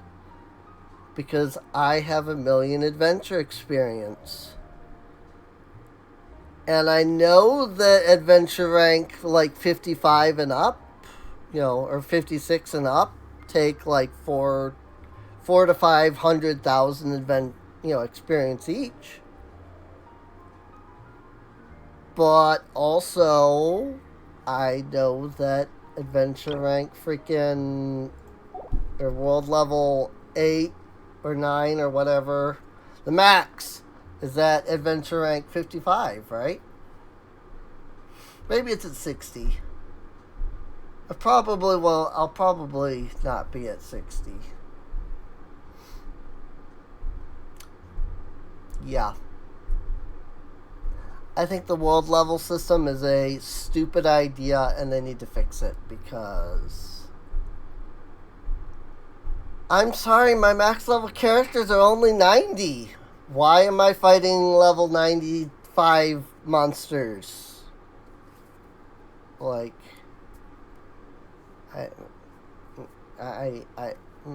maybe I'm confused, but aren't, like, goblins and stuff, you know, your generic monsters usually lower level than you? Even in, like, D&D and stuff, like, they're usually low level. So, like, maybe the hilly trolls? Just a thought from MiHoYo. Maybe instead of putting everything at the same level, maybe make the weak enemies weak and the decently strong enemies decently strong. And then the strong enemies can actually be strong. The bosses can be stronger because they're bosses, because that makes sense. But maybe the easy little pathetic enemies that I should be able to, you know, take out in a couple of shots that only give 15 experience shouldn't be 5 levels higher than me. Maybe that's just my opinion. Maybe I'm the stupid one. I hate this game. I hate everything. I hate every single design principle of this game. The element system, the adventure rank system, the world level, the way characters play hurts. This game hurts to play. Legitimately hurts. Freaking... You know what? Fontaine's story was great. Maybe I'm the one that was stupid and thought, you know, the entry about the guy who has the ability to summon a bunch of mechs could possibly be the bad guy. Because the organization he's working for is paying for that, you know? I didn't realize that I was looking for the top dog of the whole organization, and not that I was just looking for the informant of the organization, like the game told me I was looking for. I apologize that I did not realize that when the game tells me I'm looking for the informant and who answers to his higher ups, I maybe didn't realize that what I was actually looking for was the top dog, president of the company, you know, I mean... Just seems like that. It just seems a little odd to me.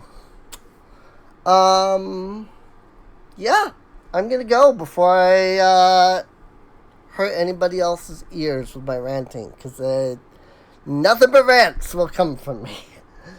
Now that I'm done with the story, nothing but rants is gonna come from me if I continue to stream this game. So, actually. Yeah, because I don't have anything else to stream of this game. Because, like, oh no, I can unlock Lenny.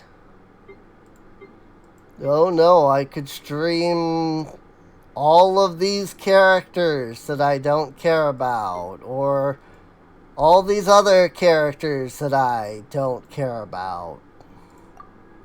You know? I could definitely stream all of this that I don't care about. Team Bird's Tales of Humanity column is hiring assistants. If you're interested, please report to Euphrasia for more detail. Ooh. Wonder what that's about. That sounds interesting.